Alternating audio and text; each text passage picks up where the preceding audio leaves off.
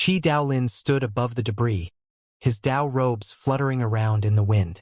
Divine splendor surged, rushing into the clouds, making the entire supreme being Dao right appear sacred, no longer desolate. Little Qi, you've grown up and become independent, saying how you are going to kill heavenly deities and how you will wipe out an emperor race. The Dao protector said with a cold voice. He wasn't a celestial, and as for what race he was exactly, it was unknown. This was especially the case with his pair of black horns. You all already slaughtered into my monastery, yet you expect me to treat you all kindly? Why don't I pay City of Heaven a trip and unleash a great slaughter? Qi Daolin said calmly, but no one treated his words as a joke. From this Dao master's way of doing things, he really could say these things, and he really had the power to make it happen. Dao Master Qi, don't cross the line. Our clan's Dao protector came himself to discuss with you, yet you have this kind of attitude. Do you really think my celestial clan is weak? That middle-aged heavenly deity spoke. He was extremely unordinary, his body covered in lightning. Bone texts interweaved into a set of armor that covered his body, releasing shocking fluctuations. It was as if there were flames throbbing in his eyes. However, right now, his identity was just a Dao child, in charge of supporting the Dao protector accompanying his side. In reality, in the past, he really was a child that stayed by the Dao protector's side. Only after the passage of endless years, he already grew up, able to look down on an area, overlooking the creatures of all clans. If I really was going to cross the line, I would have unleashed a slaughter a long time ago, not giving you all any face. Who cares if they are supreme experts, true deities, or heavenly deities? I would have killed them all without regard for their identity. Qi Daolin spoke in a casual manner, but in everyone's ears, it sounded like waves of thunder, extremely sinister, as if there were waves of heaven overflowing killing energy sweeping over. Little Qi, I am only going to ask you one thing. Can you hand this youth over? Celestial Clan's Dao protector spoke, his body supported by a walking stick. His body was stooped, but there was a type of intimidating radiance when his eyes opened and closed. Where his eyes passed, even the void lit up. It was as if lightning streaked across. Then he even cast his eyes over towards Shi Hao, staring at him unendingly. Shi Hao was inwardly shaken. This elder was terrifying after all. Just his gaze alone felt like heavenly blades that hacked down. It carried roiling killing energy, definitely enough to make a mountain peak collapse. Fortunately, Qi Daolin stood right at his side, releasing strands of holy radiance from his body, surrounding the entire monastery, preventing that killing intent from getting closer. I will not. Qi Daolin directly refused. He is a disaster my clan needs to eliminate. Dao Master Qi, are you purposely opposing us? In the past, the two of you did not have that great of a connection. In the distant mountain region, heavenly deity Mo Luo stood up. He wiped off the blood flowing out from the corners of his mouth and reconnected his broken bones. He walked over from that direction, making the mountain range begin to tremble. Let me say this clearly. Huang is my supreme being Dao Right's only inheritor. These words are not to be ignored, but instead transmitted to the rest of the world. All of you better listen closely, Qi Daolin shouted.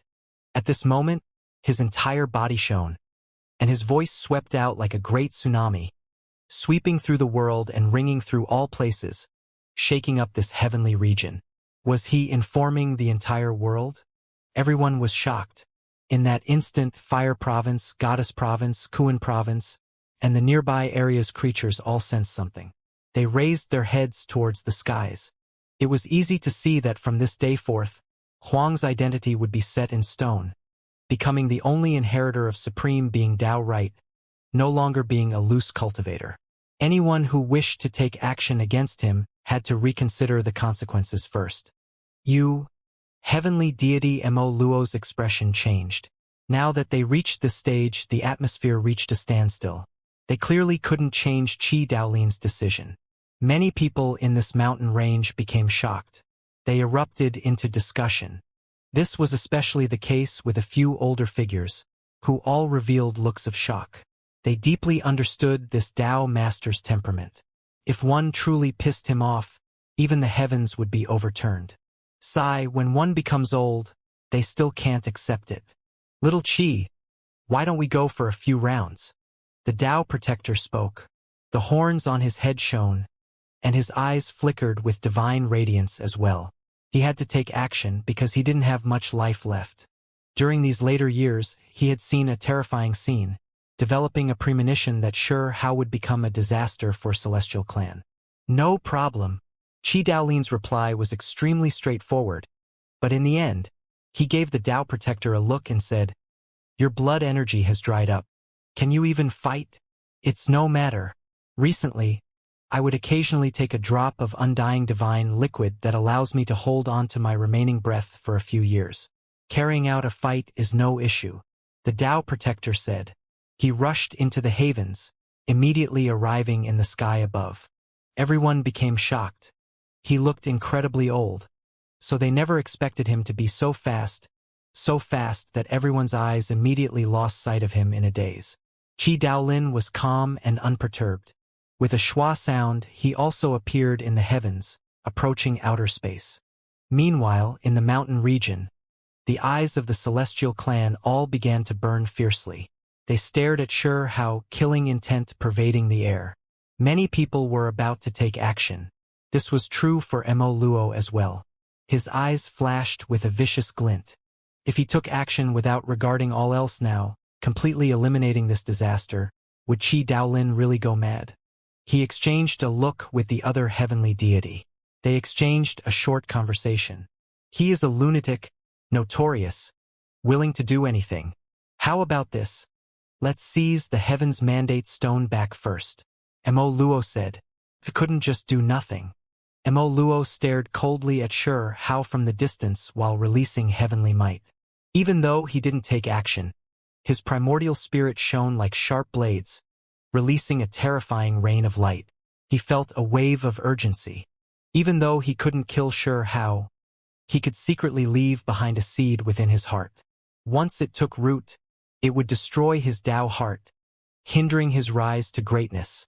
If he was careful enough, then he might be able to conceal it from Chi Daolin. That was why he wasn't in a rush to seize the Heaven's Mandate Stone, instead deciding to carry out this vicious attack. Then, the divine radiance between his brows receded, and he secretly used a method to condense a divine will seed, preparing to display this ancient method. This method was called Seed Devil Art. This type of method was the most secretive, difficult to detect. It was something he accidentally stumbled upon as well. However, as soon as the devil seed just began to fire out, before it even approached, Sure How sensed something. The bone texts recorded within the true primordial record flickered, quickly surfacing. Hong! In addition, an enormous palm descended from the heavens above, covering everything. The entire mountain range was surrounded, crushing Mo Luo below. It was difficult to avoid. What? He was shocked. Even this type of hidden method was detected. Who do you think this old one is? I've stolen from 100 clans and understand the seed devil art as well. You dare to display your skills before a real expert. Chi Daolin's voice was cold. That palm erupted with bone texts, incomparably terrifying. Even someone as powerful as Mo Luo could only scream miserably. He couldn't take on this blow. The magical artifacts he took out were all shattered. Then, his flesh also began to crumble apart inch by inch. Blood covered the heavens. Stop! The Tao Protector shouted. Resplendent radiance surged to stop Chi Daolin.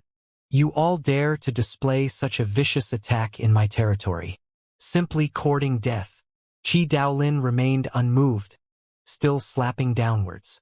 Mo Luo's entire body was covered in blood, and his powerful flesh exploded, his bones shattering. It was simply impossible for him to resist the power of this enormous hand. His blood dyed the mountain regions red. In the end, there was only a primordial spirit that hadn't disappeared. Great One, save me! Mo Luo shouted loudly. He was terrified to the extreme. It was your own sin, Chi Daolin said coldly. However, he still let him off, saying, I'll leave you with your primordial spirit, let you cultivate for several dozen years and find a suitable body. When the time comes, I'll let my disciple kill you as a type of self-improvement. The experts of every clan were ranting and raving in fear. This was too powerful. Was this Tao Master Qi?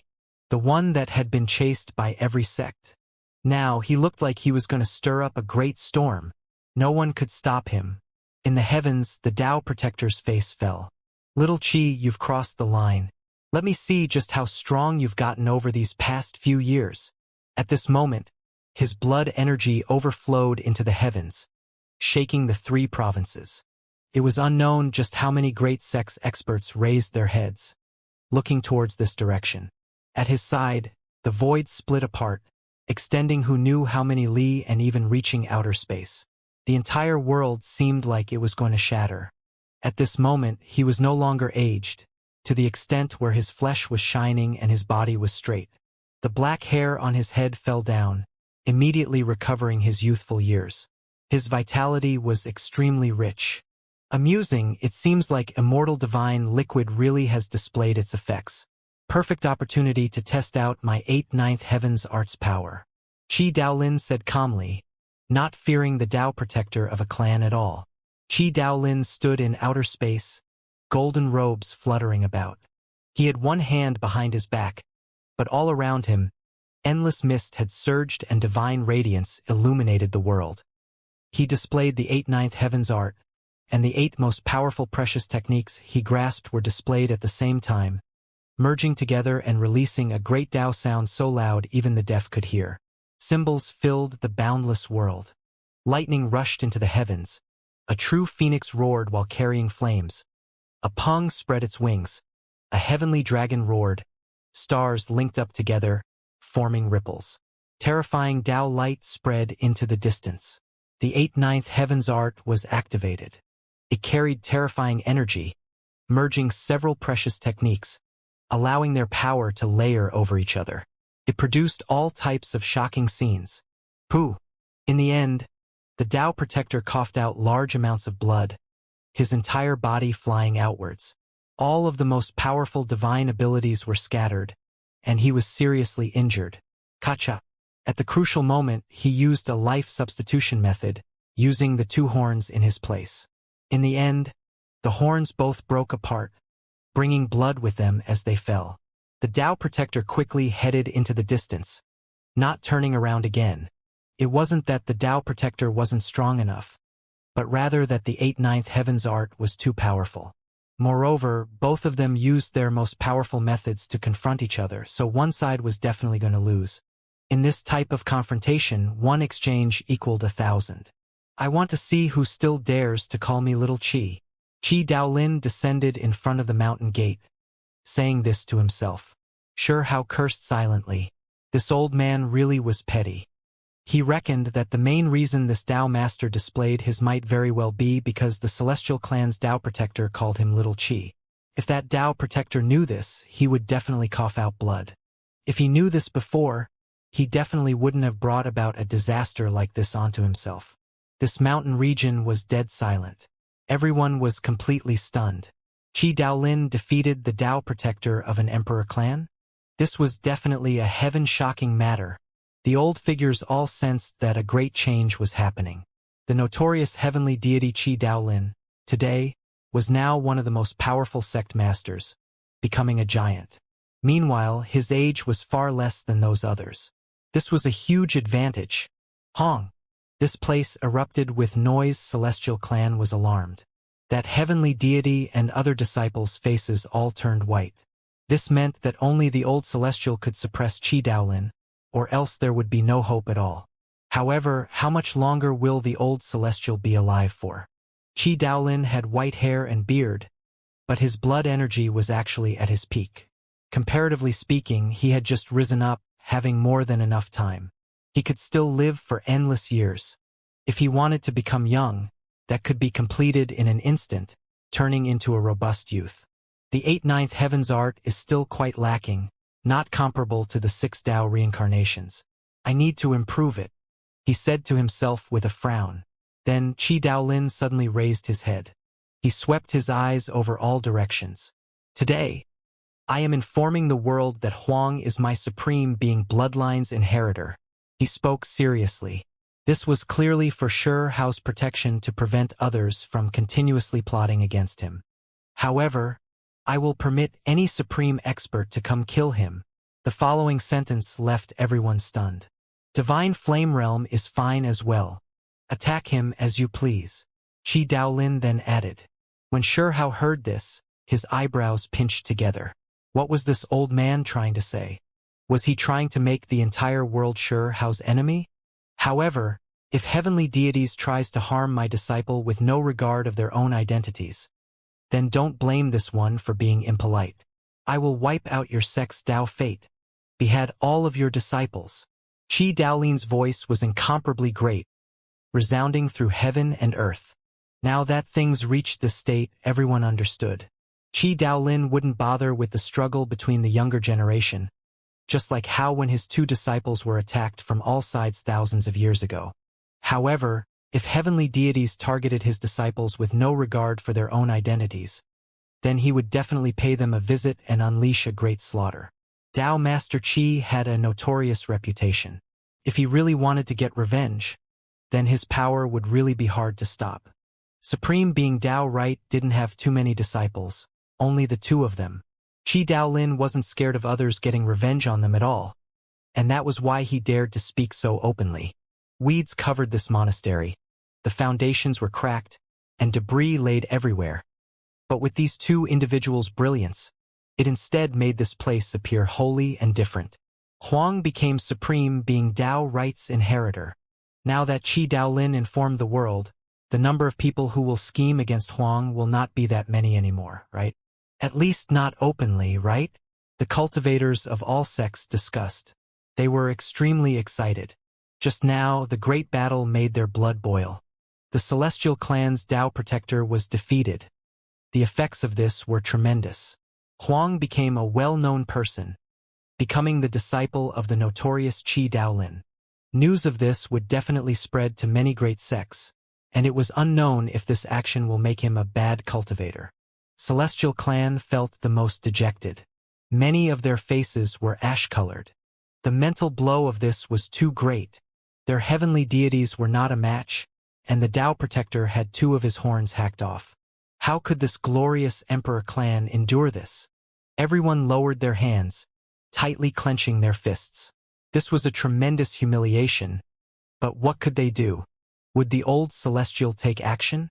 However, he was going to enter the boundless, uninhabited region soon. At the same time, a few people felt regret. Back then, if they didn't covet Shihao's precious techniques and developed a good relationship with him, that would be a completely different scene. It was too late to say anything now. Huang, a youth, made my clan's heavenly deity suffer a disaster and the Dao Protector Great One injured. Young, outstanding talents were killed. It truly is an extraordinary shame and humiliation. A few people were in grief and indignation, feeling great regret for their past deeds. This result was just too terrible. Only, no matter how much anger their eyes and heart held, they still had to lower their heads. Otherwise, that Qi Daolin definitely wouldn't act kindly. A single mishap and they might just be wiped out. She stood on top of the mountain peak, the long dress that reached the ground fluttering in the wind. Her pure white pupils were a bit sad, her eyes extremely dreamlike, as if there was a haze covering them. Her beautiful hair danced about. Her entire being was calm without any fluctuations as she stared absent-mindedly. It's not too bad. She struggled to produce a smile on her face. Today, her actions had overstepped what was acceptable. She didn't act out of consideration for the Celestial Clan, but instead siding with their enemy. Don't return to City of Heaven, Shihao said. He didn't want the Celestial Clan to make things difficult for her. She shook her head. Her grandfather and loved ones were still there, so how could she not go back? And in the end, she was still a member of the Celestial Clan, so no matter what, she still couldn't betray the clan. You don't have to worry. Nothing bad will happen. The old Celestial and others are all quite good to me, and they will understand my action. In addition, right now, the number of people with Heaven's Mandate stones isn't that great anymore. She didn't continue speaking after this. Yu was half crippled. So now, she had become the Celestial Clan's most powerful genius.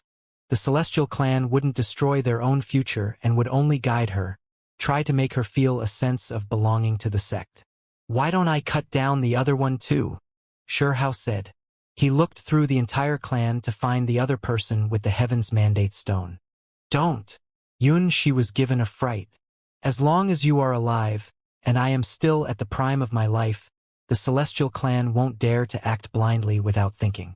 They wouldn't go over the line. Qi Daolin interrupted, saying to Xianxia. She gave him one last look, her eyes carrying disappointment. Her sparkling white and moving face felt a bit of sorrow. Her eyes were shrouded by a bit of watery mist. She really didn't want things to end up like how they did. It was just that too many things had happened. She waved her hands before quickly departing. The Celestial Clan departed, not daring to say anything else. If they did dare to say any fierce words, not a single one of them would be able to get away. Things ended like this. This great storm came to a conclusion.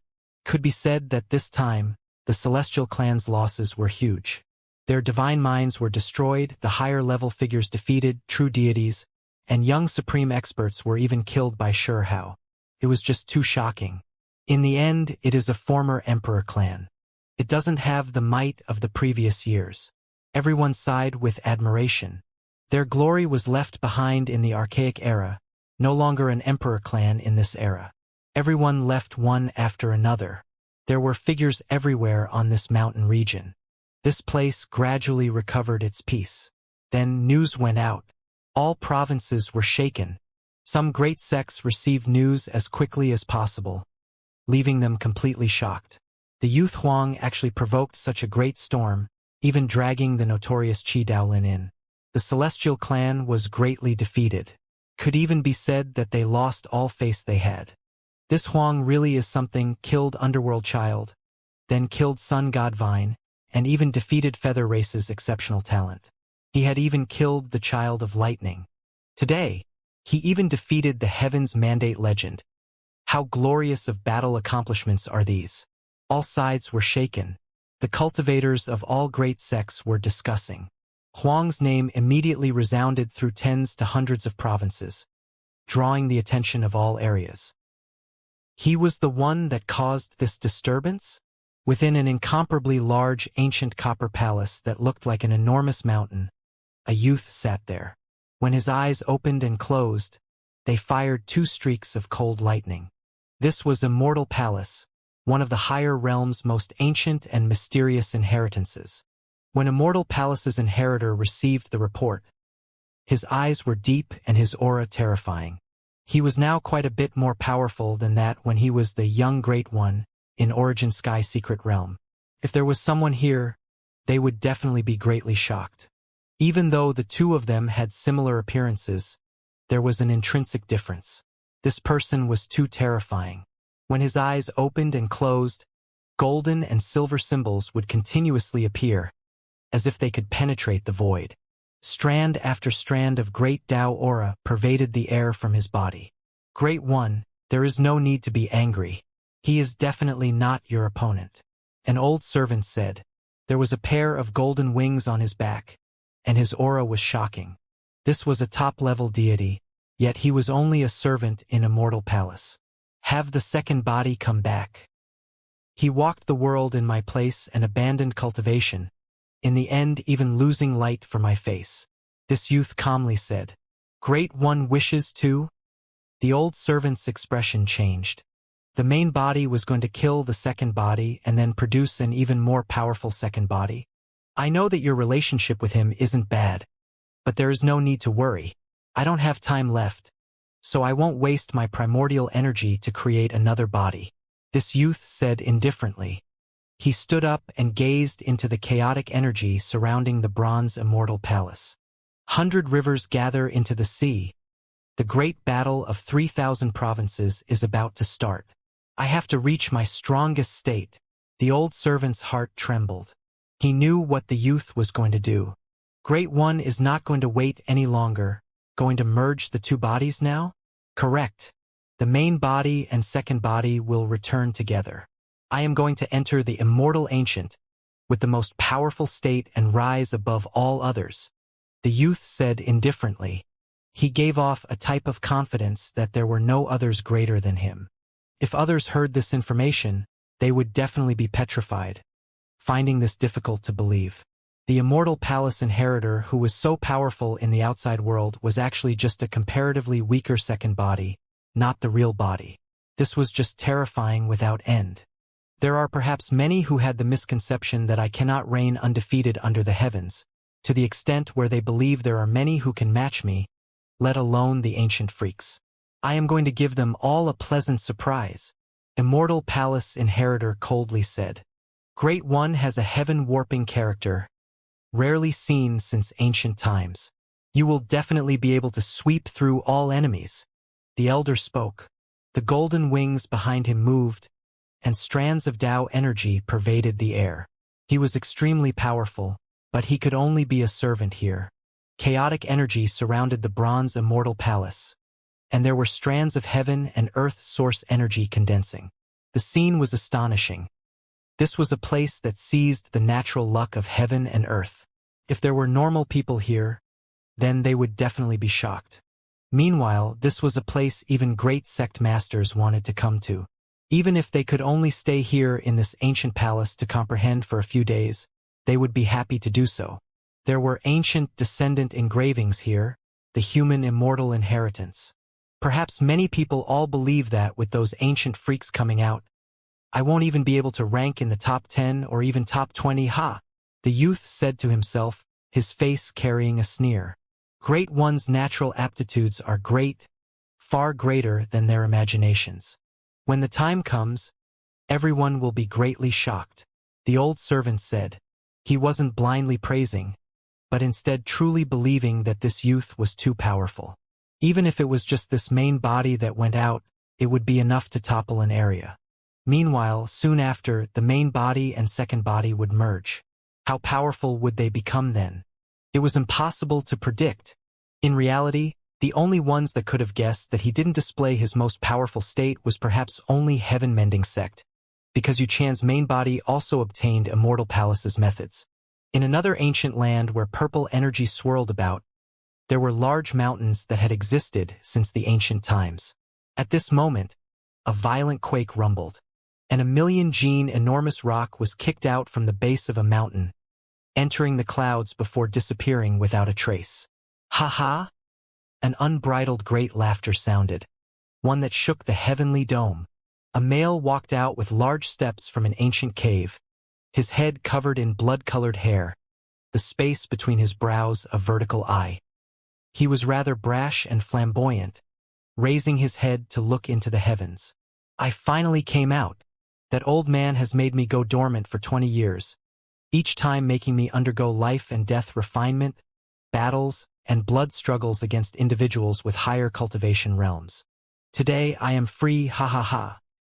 I cultivated the great heaven-burning art to a level no one at my age has ever accomplished before, the 9th great heaven stage. I can now go out to kill. Let me think, who should I slaughter? This scarlet-haired male said to himself, his eyes terrifying. There was a type of sinister aura around his body. Woo, I should remove that Immortal Palace inheritor's head, because others are too weak. Or maybe I should find a few other hibernating individuals in those hidden inheritances. At this time, an old man descended. Divine splendor illuminated the skies. However, he was quite polite to this youth. This was clearly a servant. Good timing. Tell me what fellas there are that are formidable? I have to slaughter at least 2 or 3 of them. Similar things were happening in other mysterious ancient provinces. The geniuses that were hibernating emerged, triggering great irregular scenes. A great commotion was taking place by a golden lake. Within the underwater manor, holy radiance rushed into the heavens, shaking this heavenly domain and startling many great sects in that province. Many people were stupefied, gazing over towards this place. A woman revived from within the water, soaring into the air and erupting with tens of thousands of streaks of golden light. Her head of golden hair danced about, and even her pupils were golden. She overlooked the mountains, rivers, and creatures. Her aura was extremely powerful, but she clearly hadn't ignited her divine flame yet. However, she was definitely terrifying. This inheritance hadn't produced anyone for so many tens of thousands of years. Everyone thought that they had withered away. None of us expected that this extreme water manner's primal chaos formation would open, and this golden-haired heavenly lady would appear. There were powerful individuals sighing here. They were all deeply moved. Apart from this, there were strange events taking place in other great sects as well. The great battle of 3,000 provinces is about to start. The ones that had been hibernating are starting to come out. The mountain region was extremely quiet.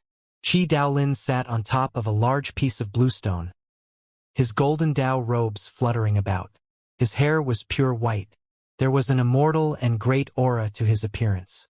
However, Xianxia knew that this old man was quite despicable at times, and even he himself was a stolen disciple. Whenever he thought about this, he would always feel like he was cheated. Dao Master, you are so powerful. You should be considered the lord of an area, right? How about you just randomly give me a few magical artifacts? My requirements aren't high. Anything you used before, anything that isn't too bad that it wouldn't make that much of a difference for you if you gave away, why don't you give me a few of those? Xianxia said. Qi Daolin revealed a kind smile. That's not a big deal at all. When Xianxia heard this, he hurriedly added, Dao Master, please don't give me any heavenly deity magical artifacts. You are already a sect master level figure, so regardless, you have to give me a sect protecting treasure, right? Qi Daolin's smile became even more friendly as he said, those magical artifacts are for the poverty-stricken. Xianxia was shocked, but he felt like something wasn't right. Would the old man be so generous? What does this look like to you? Qi Daolin unfolded his palm, his smile brilliant. Golden Dao robes shone. That hand streaked across the void, making the world release wang wang sounds. A concealment magical artifact? Xianxia was doubtful as he stared at that palm. It was because he didn't see anything. Magical artifacts are too insignificant. What I gift you is far more priceless and great. Qi Daolin said calmly. What is it? Xianxia asked. The entire world. Qi Daolin said proudly. One hand pointed at the sky, one at the earth. These are all yours. Xianxia was completely speechless. He just knew that this elder had a bad reputation, or perhaps it should be said to be a horrible reputation. With how he conducts himself, it wasn't very likely that he would give Xianxia a great treasure. Sure enough, this really did leave others feeling duped. Qi Daolin's figure was imposing as he said, such a large world, one so boundless. You can travel unhindered through the 9 heavens and 10th earth. No matter what you want, go look for it yourself. Old man, can you not be so serious? I'm getting goosebumps all over my body, Xianxia said with a soft voice. Qi Daolin immediately yelled, Idiot disciple, what kind of attitude is this? Did you not see how much thought this master has given into it? Others give rare items, secret treasures, bone books. Yet this master gives you the whole world, allowing you to enter the 9 heavens and explore the 9 underworlds. However large the world is, that should be how vast your heart is, and that will also be how great your future accomplishments will be. Xianxia was silent. This old man really knew how to talk. Moreover, with his secret method that made his body release divine radiance, it really was misleading, giving him a dignified appearance. However, he was never someone who would be misled. The true primordial record within his body swirled, and he immediately became clear-headed, not being affected at all. He muttered, Actually, I only want a single secret treasure. I can use this world to exchange with you. Idiot disciple, you are angering me to death. Back then, your 2 senior brothers immediately gained flashes of realizations after hearing my speech. Their hearts rising into the heavens, eyes brimming with tears, singing loudly how they were going to control the entire world. Fight for the top. Their heroic spirits were matchless. Look at how you are now. Your awareness is too low. Qi Daolin felt dejected. Is it really a flash of realization, or were they so angry their eyes were full of tears? Why did they never return after they were beaten up by others later on? Xianxia said softly. What are you saying? This is too unreasonable. Questioning your Tao master? Questioning your senior brothers? Are you going against the sect? Qi Daolin glared at him. Regardless, this old matter lost him quite some face. Even this notorious Tao master didn't want to bring this up. Nonsense. Tao master, where did my two senior brothers go? Did you not look for them? Xianxia put on a look of desiring to go out and look. You better close your mouth. If you bring up this matter again, I will personally kick you out of the sect. Qi Daolin glared at him. I was just a bit baffled. With Tao master's strength, how could the disciples he taught be so lacking? Back then, what kind of figures made those two senior brothers run? Abandon the sect to never return. Brat, are you looking for a beating? Qi Daolin's eyebrows stood on end. Even though he knew this mischievous disciple was purposely angering him, he still said a few things about the past. This time, you might be able to meet that person. What? Those two senior brother fellas are still alive? Tao master, you really are weak. If it was me, I would have just directly wiped them out. You disgraceful fool who shames your seniors and ancestors. I am going to oust you. Don't do that. Tao master, you have to have a generous spirit. You were just talking about how your heart needs to be as large as the world, and that's how great your future accomplishments will be. Xianxia acted cockily. I would never bully others, Qi Daolin said through clenched teeth. Soon after, Xianxia learned that even though they said that it was a group of people that came to attack Supreme Being Tao right, it was actually someone else that secretly took action, defeating those two senior brothers. That person later on joined the great decisive battle of the 3,000 provinces and became #1 under heaven. An ancient freak, he might have been sealed until this world. You are saying that I might meet him? Xianxia rubbed his chin, feeling quite startled. He felt that there were too many experts in this great decisive battle. With his current undefeated battle record, he still might encounter unimaginably powerful enemies. There would definitely be bloody struggles. Tao master, look, I even defeated the Heavens Mandate legend. You should reconsider things. How far up can I rank now? Xianxia said. Qi Daolin sighed, surprisingly becoming serious. In a deadly earnest tone, he said, I learned about a few more matters. Try to strive for the top 20. If you really can't, then do your best to enter the top 30. When Xianxia heard this, his face immediately fell. Last time, he asked him to fight for the top 10, and that if it really couldn't be helped, top 20. Now, why did this all get pushed back by another 10? Old man, what are you trying to say? Aren't you underestimating me too much? He was quite unsatisfied. Qi Daolin sighed softly, his expression serious as he said, It is because I obtained a few secret rumors. Those individuals are truly formidable. What rumors? Xianxia asked. The pile of bone books I gave you, the most stunning geniuses that were recorded, the few that tried to enter the divine flame realm through different paths. Did you read them all? Yes. Xianxia nodded. Those people were all defeated, and the results were quite miserable, dead or crippled. Those ancient, most stunning unmatched heavenly talents truly were pitiful. Recently, I learned that there are some that didn't die, living within a few forbidden ice caves. Qi Daolin said with a solemn and serious tone. This means that there are even more ancient monsters, and they are all extremely terrifying. Xianxia was stunned. When he read those bone books seriously, he still felt regret. These heavenly talents that had left a dazzling mark in history had long fallen, unable to compete in this world again. It was too regretful. However, now there were some that might still be alive. Why do I feel like the pressure has increased several times? Tao Master, you aren't purposely exaggerating things, right? Xianxia really felt that this battle was becoming more and more difficult, making him feel quite uneasy. Ever since he emerged in this world, he had yet to be defeated. For the sake of not crushing your self-confidence, I already spoke quite tactfully. You don't worry about it too much. The road of life is still long. Your experience is too shallow. After all, they are all freaks that have matured. As long as you grow up, Rising up in the future is enough. Qi Daolin said. The more Sure Hao listened, the more upset he felt. He shot the old man a sidelong glance. This was still tactful? It was simply jabbing at his nose. Stars will dazzle the skies. All of the most powerful freaks of the ancient times will emerge. Who exactly will it be that rises up to become the great golden sun, shining in the heavens alone and overlooking these stars? Qi Daolin said to himself. Me, of course. Sure Hao pointed at himself. Qi Daolin shook his head and said, I say 30, so you should forget about it and properly establish your foundation. It is enough as long as you work hard to survive. At the start, Sure Hao didn't understanding the significance of top 30, but later on he realized, and then he directly clenched his teeth.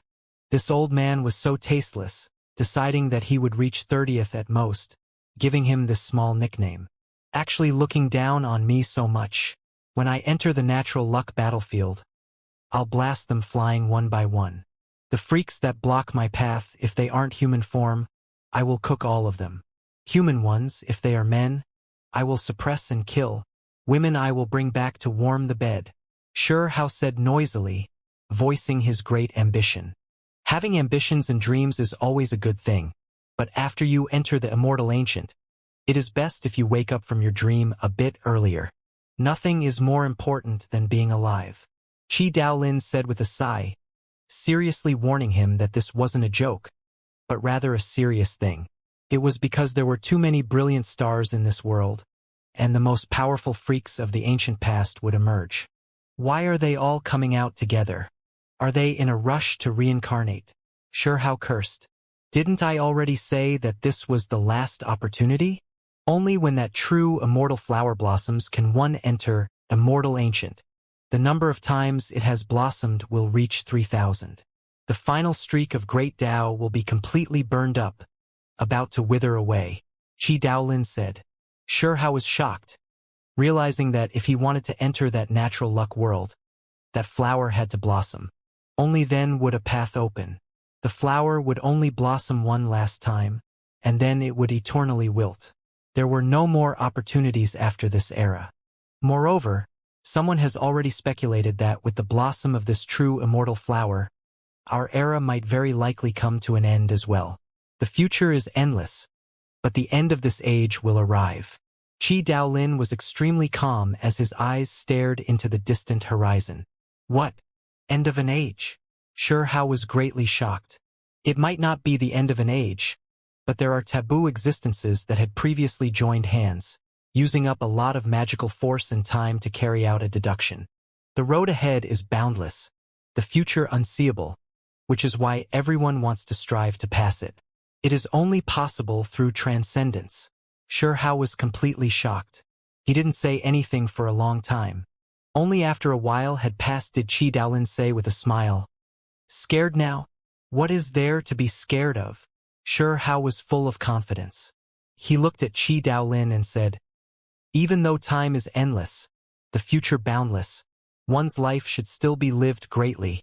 Tao Master, you are so powerful, so if I act like a devil king, seize the holy ladies of every sect and open the imperial chambers one after another, there should be no problem, right?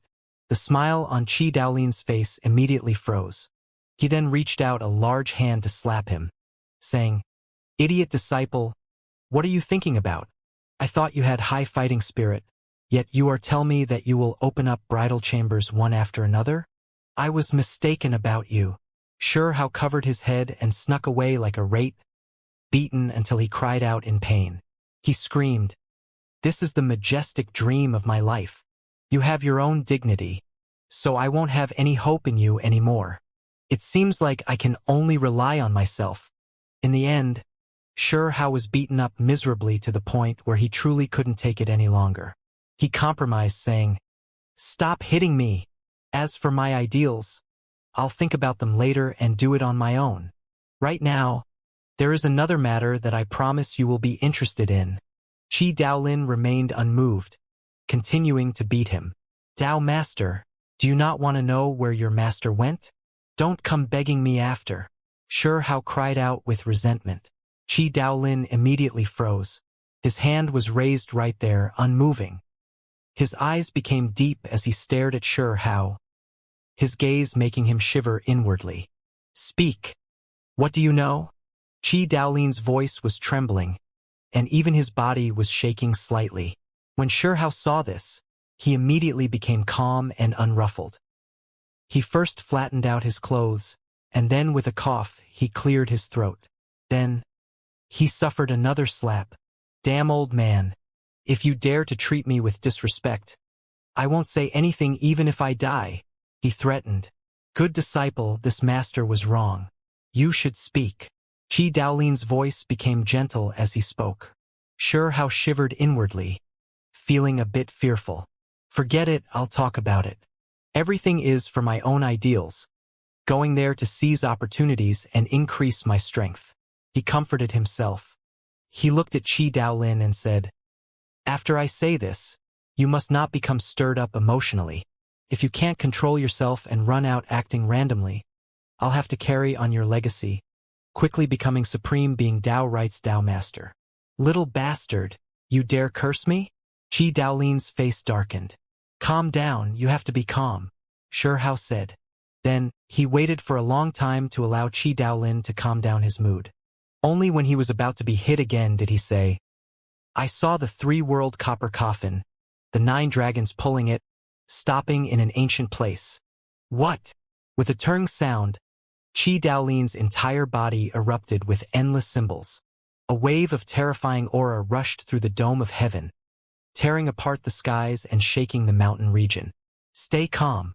You cannot act randomly," Shi Hao said. He truly feared that after this old man was agitated, he would directly run over to open the cauldron. "Hurry up and talk. What really happened?" Qi Daolin felt a sense of urgency. Shi Hao didn't hide anything, saying everything one after another. When he spoke about how he wanted to slow cook the 9 dragons' bones to cook a pot of dragon marrow soup but failed, he didn't forget to curse and express remorse. "Ayo, I'm dying of pain," Shi Hao cried out in torment. "You little bastard. You won't die from a beating. Daring to eat anything, even daring to stew them." The pitiable Shi Hao suffered another beating, leaving him utterly furious. He complained to the old man, saying he won't bring him there. In the end, after this unique pair of master and disciple quarreled noisily, they headed for Fire Province's prairie to open up the 3-world coffin. Fire Province, a place vast and boundless. Depths of the grassland, master and disciple descended from the skies. "You have to stay calm. You definitely cannot lose control." Shi Hao was still scared that he would be too agitated, directly opening up the bronze coffin. Doing this might cause great dangers. "Lead the way." Qi Daolin's words were concise, his expression serious. His golden Dao robes fluttered about, the 8/9 heaven art automatically operating. The two were like arrows that left bowstrings, entering the depths of the earth, disappearing into the boundless darkness in the blink of an eye. They displayed earth movement techniques, sinking down into the earth. It was extremely quiet underground and incomparably spacious. This was the enormous cave Shi Hao moved the 3-world coffin to, and it was unknown just how many li deep underground it was. It was so dark one couldn't even see their own fingers if they held them in front of their faces. As soon as they approached, even the fine hairs of someone as powerful as Qi Daolin stood on end, his hair and beard all moving. His Dao robes began to flutter about, and he erupted with resplendent divine radiance. There was a formless field produced in the surroundings, protecting Shi Hao and himself inside. He stared ahead. The underground world was brightly lit. There were 9 sparkling skeletons laying on the earth in disarray. There was an enormous copper coffin covered in green rust. It was quiet and still. "It truly is. 3-world coffin." Qi Daolin reached out a trembling hand, walking forward step by step to touch it. His face was full of excitement. "Calm down," Shi Hao reminded. His mind was a mess. He didn't end up harming this Dao master, right? Qi Daolin stood there, covered in layers of symbols, illuminating this underground world. Everything could be clearly seen. The 9 dragon skeletons were spotlessly white, the copper coffin ancient and filled with traces of age. The two together formed a rather strange scene. An ancient sacrificial voice could vaguely be heard, but there also seemed to be endless shouts of slaughter that rushed over like ocean waves. Xianxia was shocked. When he came before in the past, it wasn't like this. Why was there this type of irregular reaction before they even made contact with the bronze coffin? Different people produce different scenes. Qi Daolin spoke. Even though his emotions were rising and falling, he didn't lose his reasoning because of agitation.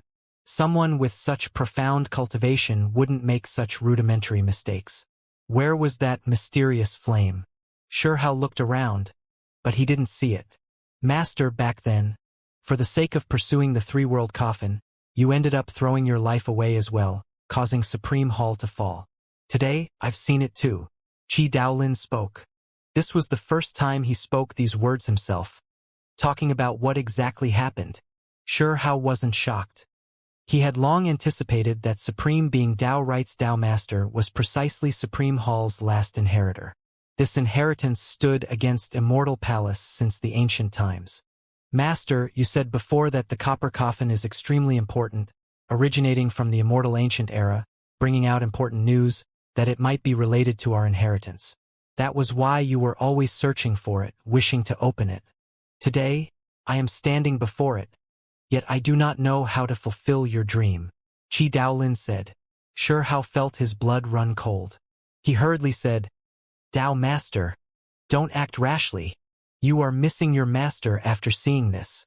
You can pay homage to the deceased and see if the coffin really has traces of the old Dao Master, but must not put yourself in danger. How powerful was Supreme Being Dao Right's Master in the past? Yet because of opening this coffin, he was greatly injured, and that was why he was later on killed after being attacked by Immortal Palace's ancient existence and some others. I naturally understand. Qi Daolin nodded. He was not going to blindly act rashly. As Qi Daolin got closer, the bronze coffin began to shine, becoming translucent like jade. It was different from before, appearing extremely mysterious, releasing an undying and powerful aura. The more powerful the one that approaches it, the greater the retaliation they face would be. Xianxia revealed a look of shock. Perhaps only by surpassing a critical point would one not fear this wave of brilliance. Qi Daolin was greatly shaken. Even someone like him began to shake as he approached the copper coffin. He felt as if his primordial spirit was approaching a heavenly blade, actually encountering the danger of being hacked open. How formidable!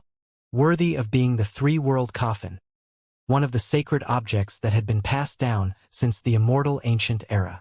Qi Daolin said. Wang. Bone texts interweaved around Qi Daolin's entire body. He displayed the 8/9 heaven art, overlaying the precious techniques, merging them. His aura immediately became incomparably great. Above his head, great stars flickered one after another, linking up into an expanse. Stellar rivers rippled outwards, as if a world was opening. In his surroundings, there were heavenly dragons rising into the sky, their bodies stretching across the dome of heaven. There were phoenix cries, creating a scarlet-red expanse, pungs spreading their wings, golden light in tens of thousand streaks. Xianxia was shaken. This type of power was indeed terrifying. Displaying these techniques like this was definitely greater than just simply adding the techniques together. However, the bronze coffin was unordinary as well. The rust all disappeared, and the entire thing became like a gemstone, sparkling and transparent, releasing an undying radiance that left Qi Daolin shaken. Am I going to suffer a disaster? I'm going to be blasted to pieces by the shock waves, Xianxia said to himself. He felt like guiding the old man here was a mistake. It was just too chaotic. Don't worry. I know what to do and won't follow the path to my own doom. Qi Daolin transmitted sound mentally. He was clearly under a tremendous amount of pressure, unexpectedly breathing deeply. The greater one's strength, the more formidable the suppression of the three-world coffin would be. He walked forward step by step. The bone texts around his entire body ignited, the 8/9 heaven art displayed to its peak, and only then could he get closer and enter the larger coffin. Then, he reached out his hand to touch the smaller coffin. Hong! Qi Daolin was greatly shaken up, coughing out a large mouthful of blood. However, he still didn't let go, stubbornly and resolutely deciding to open the coffin. Dao Master, don't force yourself. If you want to look inside, I'll help you open it. Doing this is too dangerous, Hao shouted from the back. People at different cultivation realms will see different things. Qi Daolin firmly shook his head. Only those at the peak could explore the true secrets. His body swayed as if he might fall at any moment. However, he still reached out his hand, lifting a corner. At this moment, Immortal Dao precious sound erupted, originating from that crack, shaking Qi Daolin until his entire body staggered. With a wah sound, blood sprayed out from his mouth again. Old man, hurry and stop. Do you really want me to immediately become the Dao Master? Hao shouted loudly. Pong! Qi Daolin's entire body flew outwards, repelled by a tremendous wave of pressure. He was blasted into the depths of the earth, producing a deep human-shaped hole. Hao was shocked. He quickly entered the hole to chase after him. He unexpectedly rushed out 100 li before he found Qi Daolin. The final area was collapsed, burying him under earth and stone. There was bloody foam all around his mouth. His state was quite miserable. His golden Dao robes were torn. If not for the 8/9 heavens art protecting his body, he would have most likely split into pieces. How formidable! What a terrifying three-world coffin, worthy of being a supreme treasure that has existed since the ancient times, Qi Daolin said with a sigh. Then, his eyes lit up again, unexpectedly not appearing dejected, instead excited and stirred up.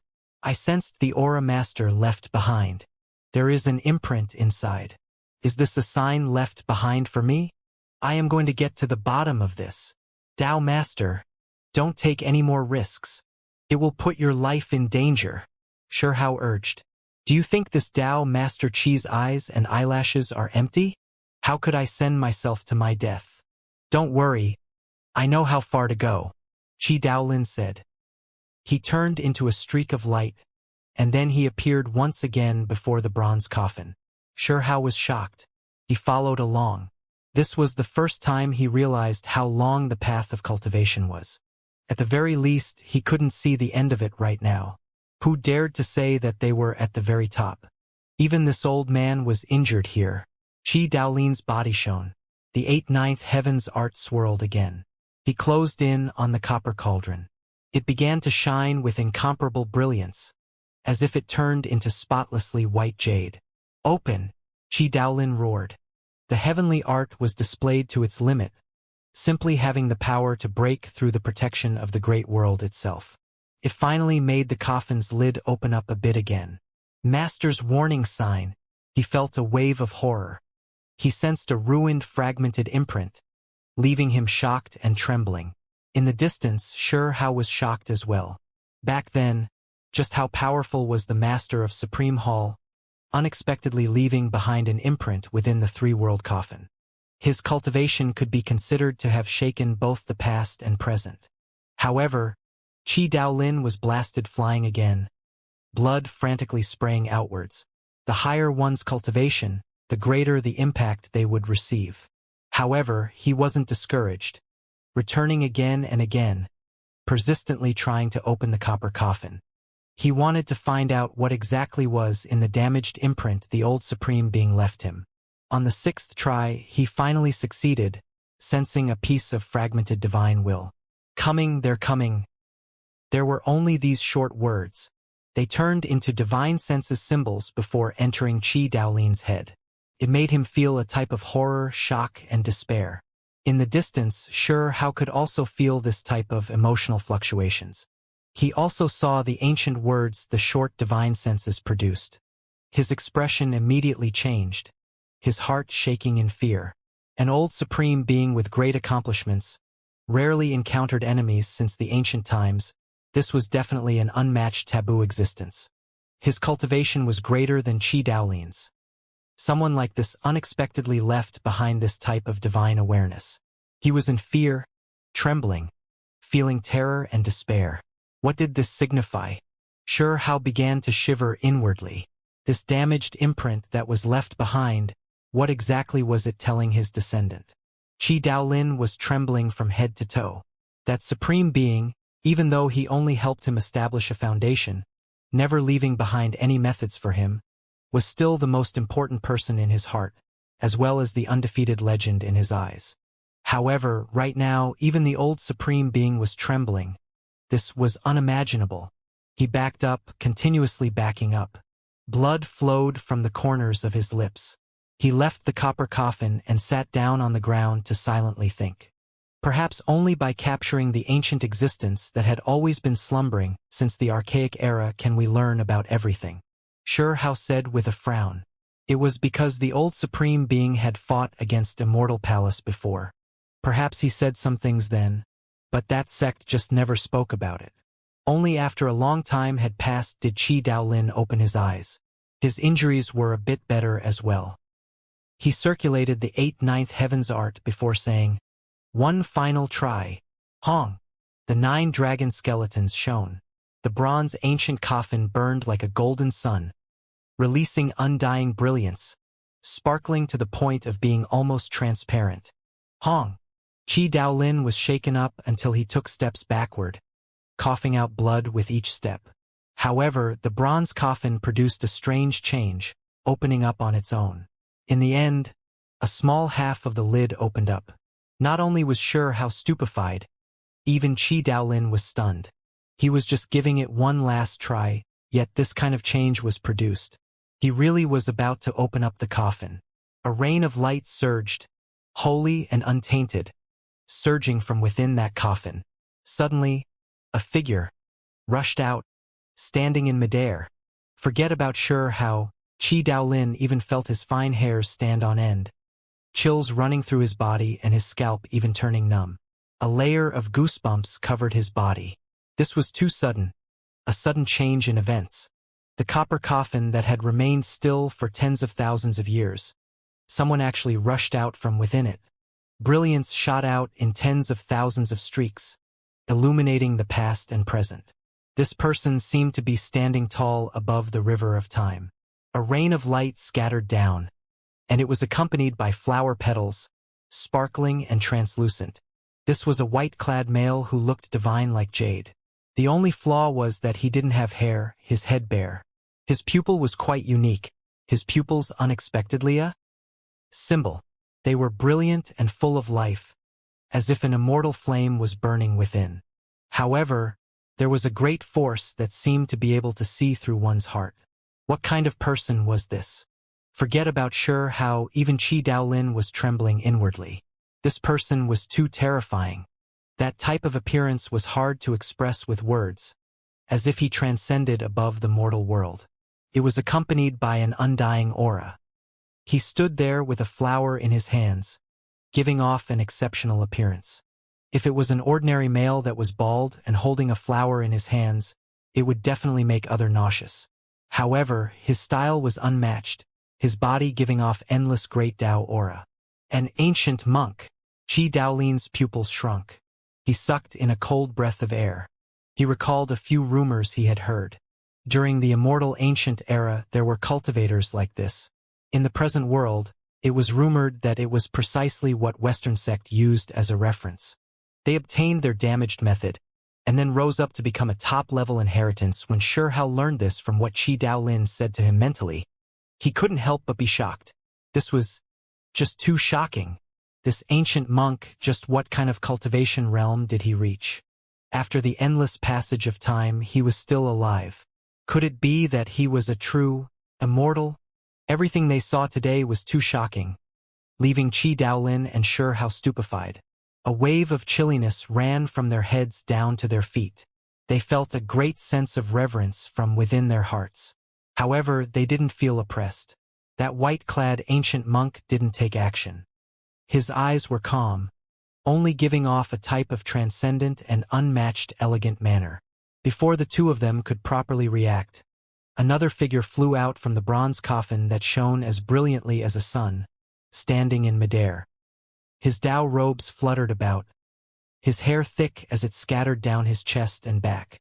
His eyes were deep, and his body was surrounded by primordial source energy.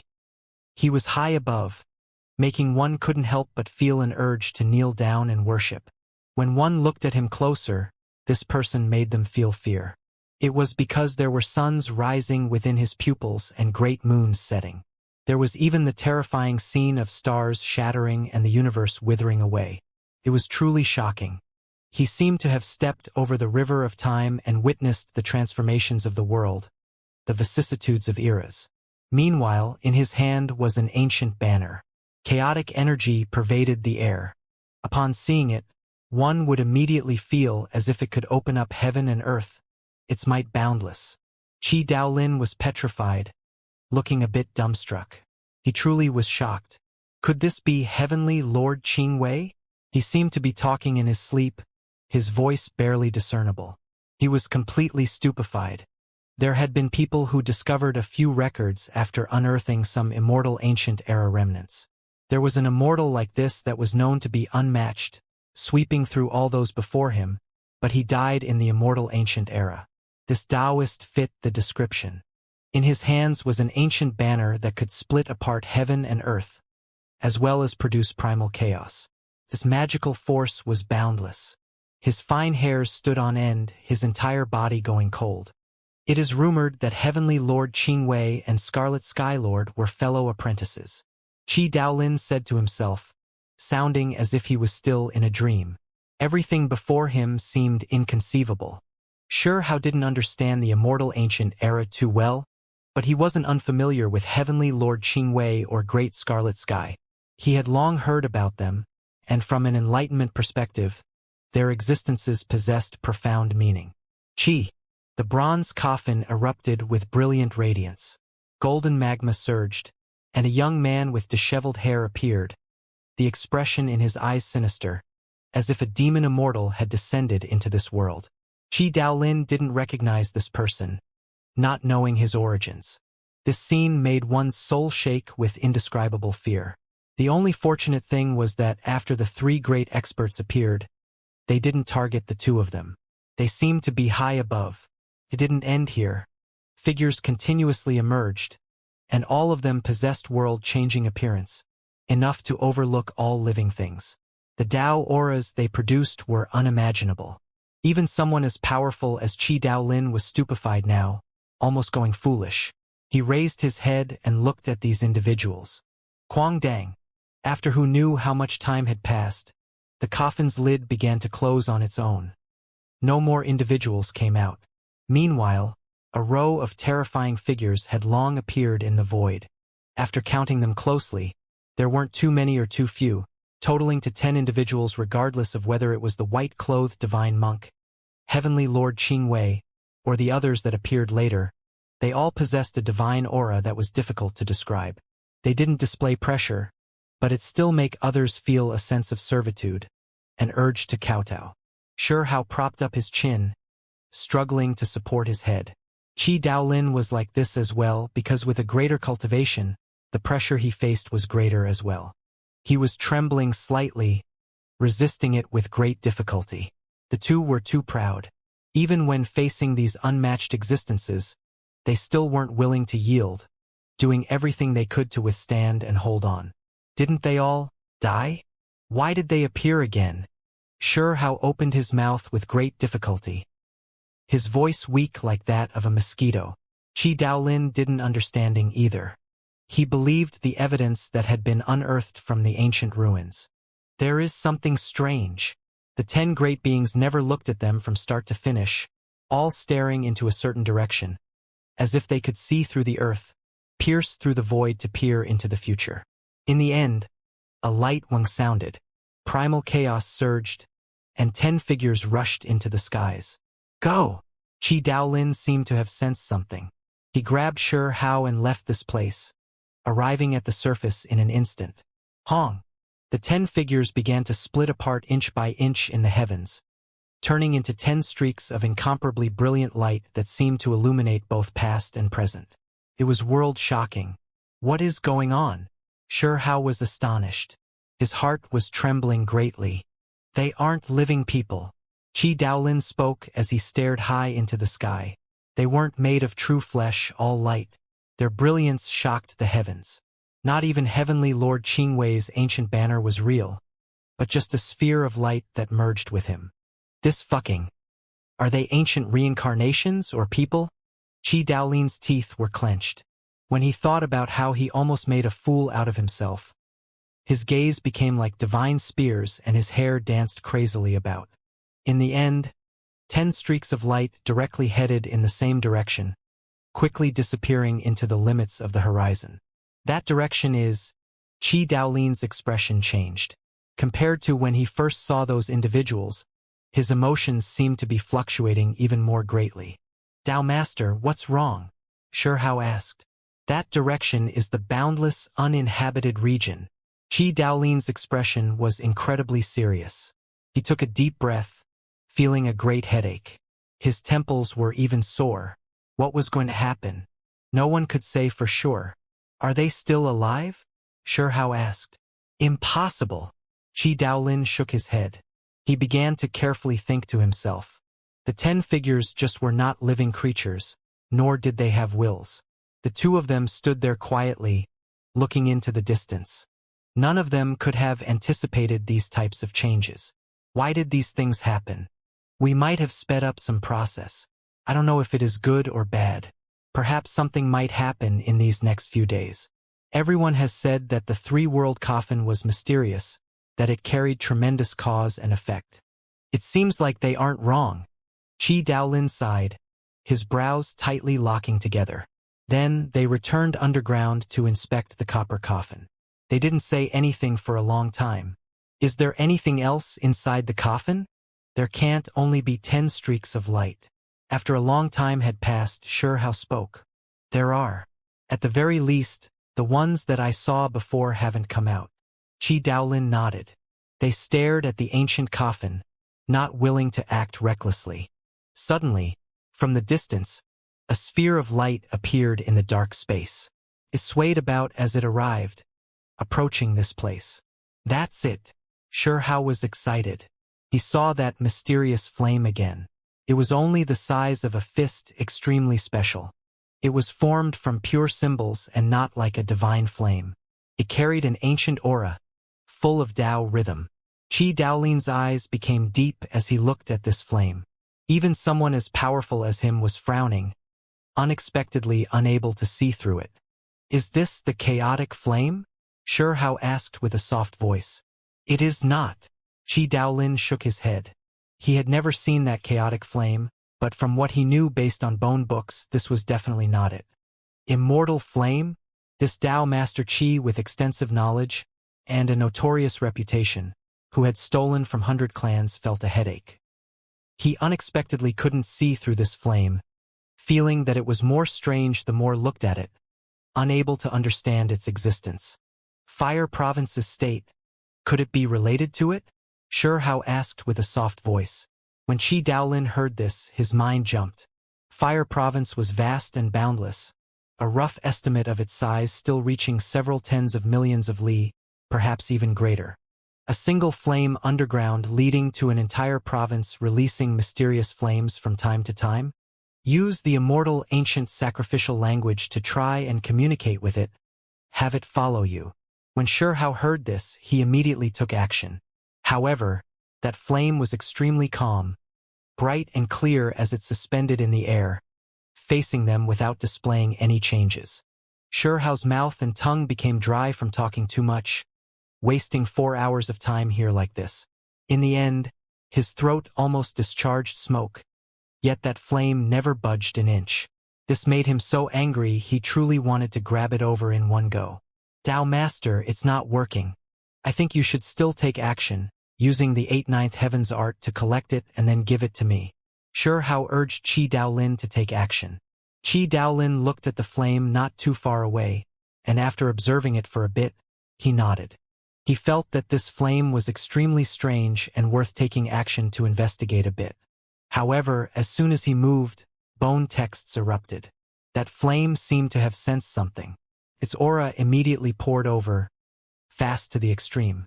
The entire world immediately became resplendent, its radiance increasing more than 10,000 times of what it was before, making others' eyes become blind. Qi Daolin was horrified. He immediately shouted that things were not good. This flame was too sinister, terrifying to the extreme, could definitely burn a giant to death. His body shone, about to bring Hao with it away.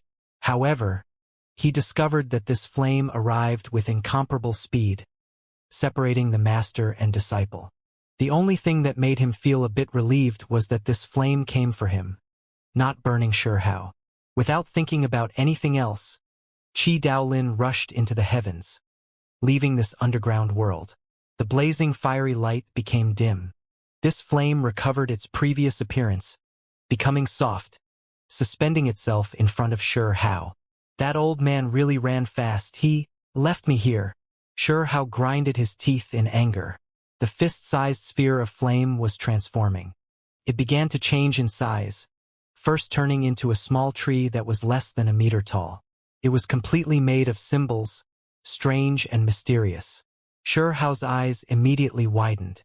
This little tree, why did it look so similar to the willow deity? In that instant, this flame changed, turning into streaks of lightning covering the void. These were also made of symbols. It is imitating the lightning emperor's technique? His mind jumped. Then, this flame changed again, forming a bird that moved its wings.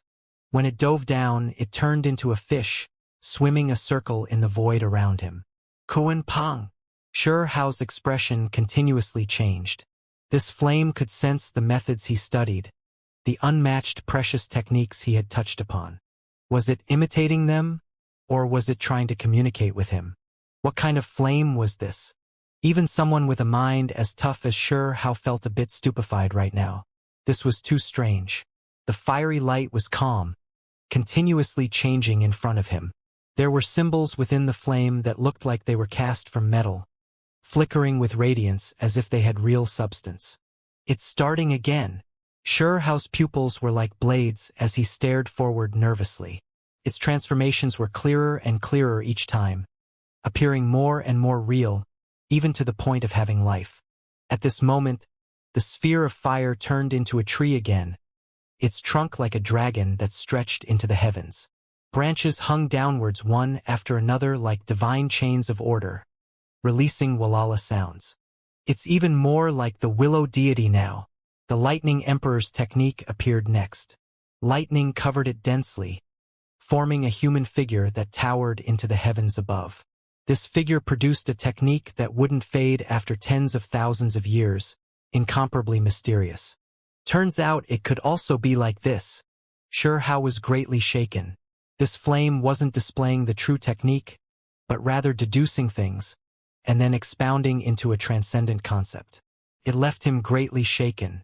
It was like a mirror, illuminating unmatched techniques.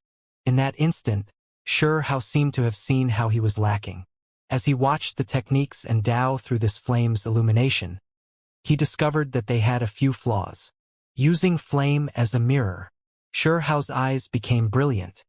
He calmed himself down, and just like that, he observed those techniques in Tao, observing the scenes produced by that flame. It produced a reflection, displaying the weaknesses of his own Tao path.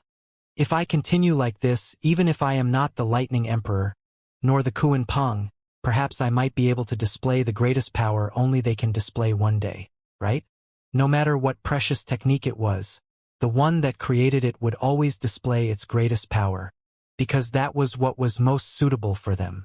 It was extremely difficult for later generation individuals to harmonize with them to a perfect state. Strong winds blew about.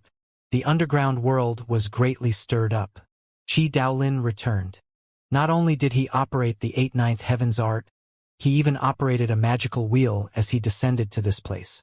A wave of unspeakable heat that made one feel pain attacked his entire body. Regardless of whether it was flesh or soul, everything was about to burn into ashes. This place flourished with brilliance. Hao's eyes were in great pain, and his divine will felt like it was cut by a heavenly blade.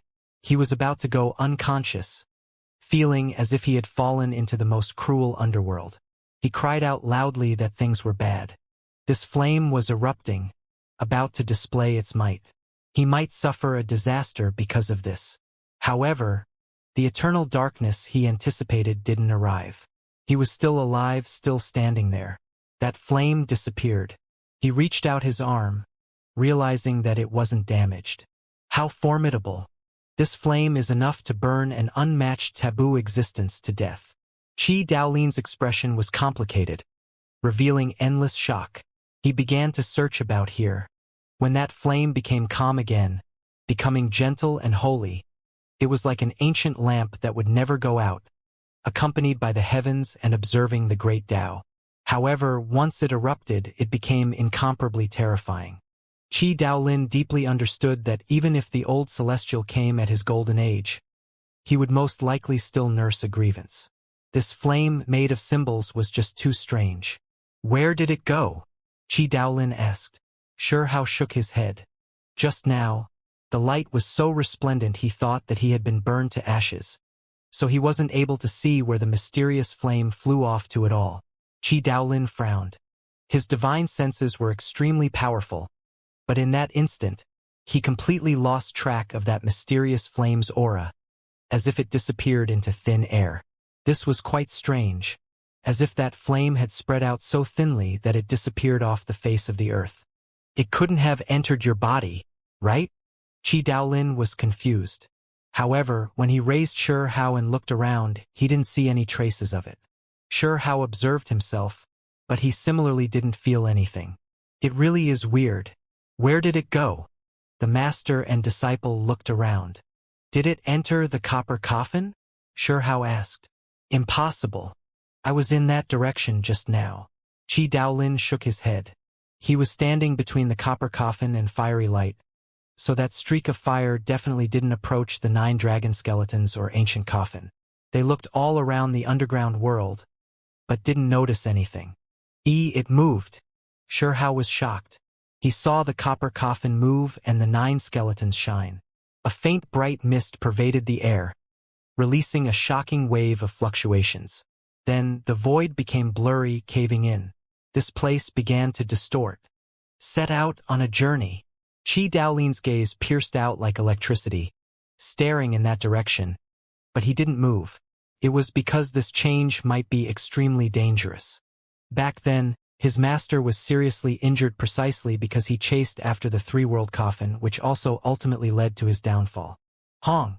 The fluctuations that were released were extremely intense. The void split apart, and like a great golden sun, it smashed apart. The 9 dragon skeletons and 3-world coffin immediately disappeared from this place. 10 streaks of immortal light appeared. It is unknown what will happen. I should return and closely observe the changes to this world. Qi Daolin said with a serious expression. It was unknown if these changes were good or bad. It was hard to predict its effects and results. Before leaving, Qi Daolin carried out another inspection on Shihao, and after ascertaining that the flame was no longer there, he left. If you can't obtain it, then I have to go seize the great scarlet sky flame. That flame was a well-known ancient flame. From what was excavated from ancient ruins, it was extremely shocking. The past great scarlet sky heavenly lord weaved through the 9 heavens and 10th earth, a figure that was terrifying to the extreme. No need. Shihao shook his head. The first reason was that he didn't want to walk the path another took, and the second was because he didn't want Qi Daolin to risk the danger. It was because that flame was what Goddess Academy was using as a bargaining chip with Divine Cliff Academy. Multicolored light flashed. They disappeared from this place and arrived at the surface. Then they returned to that quiet monastery. During the following 2 days, Qi Daolin observed the sky, but from time to time he would vanish, hurrying to various places to see if any strange things were taking place in the higher realms. He was quite nervous. It was because the 10 streaks of immortal light rushed out from the copper coffin and entered the boundless, uninhabited region's direction. There was no way this didn't change anything. Ha ha! A great laughter sounded. When Qi Daolin disappeared again, guests arrived at the mountain gate. Shihao was pleasantly surprised. He went out to greet them, finding that it was unexpectedly second Baldy Kong Choji. Of course, now, this peacock was no longer some baldy. When he moved out, his 5-colored feathers were brilliant, as if undying immortal gold moved across the sky. It was brilliant and dazzling. How come you came? After arriving in the higher realms, Xianxia missed those of the lower realms quite badly. Those that entered the higher realms and knew the inner details weren't that many. You stirred up such a great disorder, even if I didn't want to know about it, I would still find out. News of the Heavens Mandate Legends defeat, chopping you at the waist have already spread through the young disciples of many great sects. How can I not know? Second Baldy was quite handsome in appearance, wearing a set of 5-colored feather clothes. He turned into a youthful appearance, appearing much younger and with more character than before. Those that didn't know about him would think that he was the noble son of some esteemed sect. Come. We won't call it a day until we get drunk. When old friends reunited, there were naturally many things to talk about. Xianxia wanted to learn about the higher realms, while Second Baldly wanted to know about what happened in the lower realms. The two of them talked for a long time. Soon after, Xianxia sensed that there were all types of auras outside the mountain gate. They were all powerful. He discovered several hundred divine wills roaming about nearby. Who are they? Xianxia frowned. Naturally, the experts of various sections. You cut down these news stirred up a huge storm. After they learned that Huang was here, many people wanted to come here to take a look. You've already become a celebrity, Second Baldy chucked, putting on a rather vulgar appearance before adding with a soft voice. There are no lack of beauties among them. Are there beauties in the peacock race? Get lost. That's my backyard. You even dare to set your eyes on Peacock Clan's beauties? Be careful that I don't report it to the Divine Lord and have you crippled. The two spouted nonsense and randomly bickered. The outside, however, was not calm at all. Soon after, a sincere and honest-looking little fatty arrived in front of the mountain gate. He had a steam bun-like face, his large eyes pure like crystals. He had a rather bashful appearance. What family's kid is this? You can tell he's naive and feeble-minded with just a look. Wouldn't even know it if he was sold off. Second Baldy immediately became amused upon seeing him. Xianxia revealed a strange expression, and then he said, I reckon that he has the ability to even sell you off. He didn't think this little fatty as someone pure. In Origin Sky's secret realm, this fella had a black heart and black hands, directly trapping exceptional talents. However, he still gave off the feeling of being harmless. It was precisely Chao Yuxing. This fella also came. Come over and drink with us. Xianxia called him over. This fatty is extremely formidable? Second Baldy was suspicious. The little fatty laughed bashfully and said, I am just a small supreme expert, haven't even grown up yet. Less nonsense. You have the higher realm's third killing formation engraved in your body and can release chaotic sword energy, able to easily trap and kill exceptional talents. Yet you still dare to spout this kind of bullshit. Xianxia directly exposed him. This damn fatty had even conned him and Grandpa 15. Second Baldy was immediately shocked. He widened his eyes and said, Motherfucker, the third killing formation is engraved in his body? My clan doesn't even have this. Damn fatty, you are definitely one of those freaks that have been hibernating until now. Right? Right, he is precisely a freak, saying how he was going to enter some ruins to find the second killing formation and also engrave that in his body. Right at this moment, a palm-sized snow-white little rabbit jumped over, her eyes like gemstones as she cried out. In addition, its mouth had a stalk of medicine that was shining and releasing a clear fragrance. Xianxia's eyes immediately became round. He angrily said, Rabbit, you dare steal my soon-to-be holy medicine. He was so angry he ran after it. These past few days, he opened up a medicinal field in the most sacred place of this mountain gate, planting a few spiritual medicines inside. There was even a soon-to-be holy medicine in there. As a result, this rabbit had unknowingly muddled its way in, and like a radish, nibbled it a few times, almost eating it completely. Second Baldy's eyes immediately widened. This was a soon-to-be holy medicine we were talking about. When it saw Xianxia throw itself over, the snow-white little rabbit screamed out, In Origin Sky's secret realm, you were still trying to steal my stock of holy medicine. So stingy. It was precisely the lunar jade hair. She was supposedly the race's supreme being's younger sister, but many people suspected that this was the supreme being herself.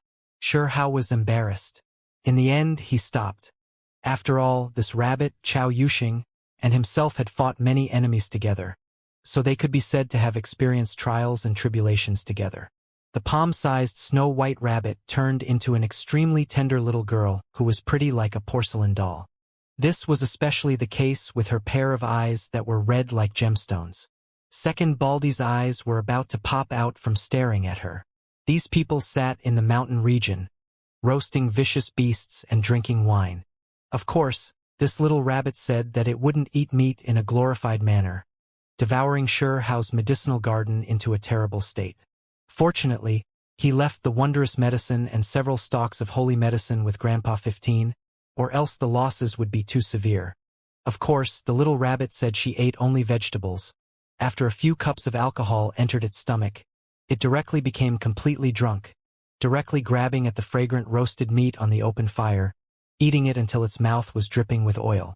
Second baldly revealed a fake smile, taking the initiative to worm his way into being friends with her, preparing a toast. In the end, with a pung sound, he was directly sent into the clouds by the little rabbit's legs. I fucking swear. This rabbit's legs are too powerful. Second baldly grinded his teeth. If not for entering the divine flame realm a long time ago, he might have directly went unconscious. Towards this, the little fatty Chao Yuxing understood deeply. He spoke out with sympathy. When she has nothing to do, she always runs to Great Pung Mountain. Other rabbits kick eagles, she kicks great golden-winged pungs every day. Towards this, Pung Lord even began to complain, personally paying Lunar Jade Rabbit's clan elder a visit. Nonsense. I only go a few months out of the year to protect the mountain and tend to the pungs. The little girl corrected. Motherfucking freaks. Second Baldy discovered that the fatty and large, ruby-eyed little girl couldn't be looked at like normal people at all. By the way, the limelight on you is too great. This isn't some good thing, especially after Tao Master Qi said that all supreme experts and divine flame realm experts can come challenge you. Quite a few people have now become restless. Who else dares to come? These individuals drank while chatting carefreely. This issue was raised. There will always be those that will hate. From what I know, someone might pay you a visit while carrying a great killing weapon. There are even various exceptional talents from the divine flame realm coming. The little fatty said. Shihao's expression changed. This world's divine flame realm exceptional talents were few in number, because almost everyone did everything they could to suppress their cultivation realms, so that they could obtain the great natural luck in the great decisive battle of 3,000 provinces. They really are shameless, Second Baldy said, revealing a serious expression. No harm. The gathering of 100 rivers is about to start. After I come back from participating in it, who knows, I might already be at the heavenly deity realm. Shihao laughed and said, be a bit more careful. Someone truly vicious might come. Is that so? Shihao was moved when he heard this. Immortal Palace's inheritor has come, and there is also the holy lady from Heaven Mending Sect. The little fatty said rather mysteriously while looking at Shihao. Shihao turned around and said, you seem to know quite a bit. I just happened to see it by chance. Recently, quite a few people arrived in Goddess Academy, all cultivators from different sects. Out of fear towards Tao Master Qi's ferocious might, none of them dares to directly barge into this place, temporarily entering Goddess Academy. Immortal Palace's inheritor and Heaven Mending Sect's holy lady Yuchan seems quite interested in a young lady named Qingyi. The little fatty said in a rather wilky manner. Damn fatty, you know quite a bit, huh? Shihao was shocked. He felt like this fatty might have seen through Yuchan's second body problem. I also heard that Immortal Palace's inheritor appeared in Goddess Academy, seemingly wishing to bring away a female disciple. Second baldly said. He had also visited that place, later on hurrying over here from the academy. Courting death. Shihao sprung to his feet. Only now did he understand why Qingyi hadn't appeared during these past few days. Turns out she was stuck inside the academy. Hey, what are you thinking of doing? Killing Immortal Palace's inheritor. The little rabbit jumped up with excitement. Going to Goddess Academy, Sherhow said. He took the initiative to fly outwards. The little rabbit ran around frantically, wishing for the world to be in chaos. It was the first one to run after Sherhow while jolting its buttocks. Second Baldy screamed from behind, saying, "Kill! Time to wipe out a demon." Huang stirred up great chaos in Fire Province, shattering the Heavens Mandate legend, cutting down Yu. This raised huge waves. A few great sects came here to investigate, sending out quite a few experts, all outstanding talents from their clans. Quite a few young heroes wanted to use this chance to personally see what Huang was like. Goddess Academy had become their place of lodging, because Qi Daolin's vicious name had traveled far. No one dared to trespass into that small shoddy monastery. Blood Sea's young master, Grassland's golden wolf, Sword Palace's holy lady, and the others hadn't left yet. A few more extremely powerful exceptional talents came as well. It truly is unexpected. Inside Goddess Academy, many students were discussing this. These past few days had been extremely lively. Not only did the elite disciples from all different sects come, there were a few young supreme beings that appeared as well. Then, Immortal Palace's inheritor graced them with his presence, triggering even greater winds. This was a well-known young supreme being in the higher realms. For many people, he was simply insurmountable. Origin Sky Secret Realms Battle. Because Immortal Palace's young Great One didn't use magical force and instead fought with Huang using physical strength, resulted in him suffering a loss. Did he come for Huang? Many people were speculating the reason for his arrival. They were incomparably excited. If these two encountered each other, that would definitely be a great struggle between dragons and tigers. Blood was splash high into the sky. It was also precisely because of Immortal Palace inheritor's arrival that Huang's reputation became even greater. However, some secret rumors went out that toppled everything they knew, different from what the great families thought. Triggered a huge commotion. The Immortal Palace inheritor that has been roaming the outside world was just a second body, not his true self. What? When news of this was leaked, this place was greatly shaken. Huge waves were stirred up.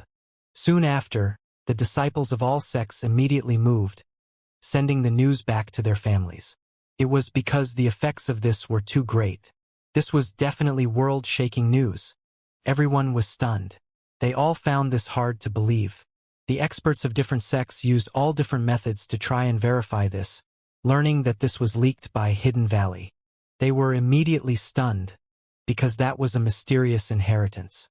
They knew about all types of secrets, and they often sold this intelligence to those that needed it most.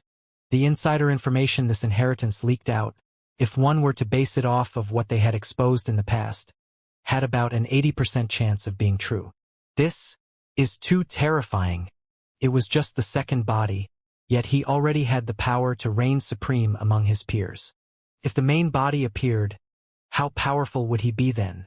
Moreover, news were released that Immortal Palace's main and second body were going to merge together.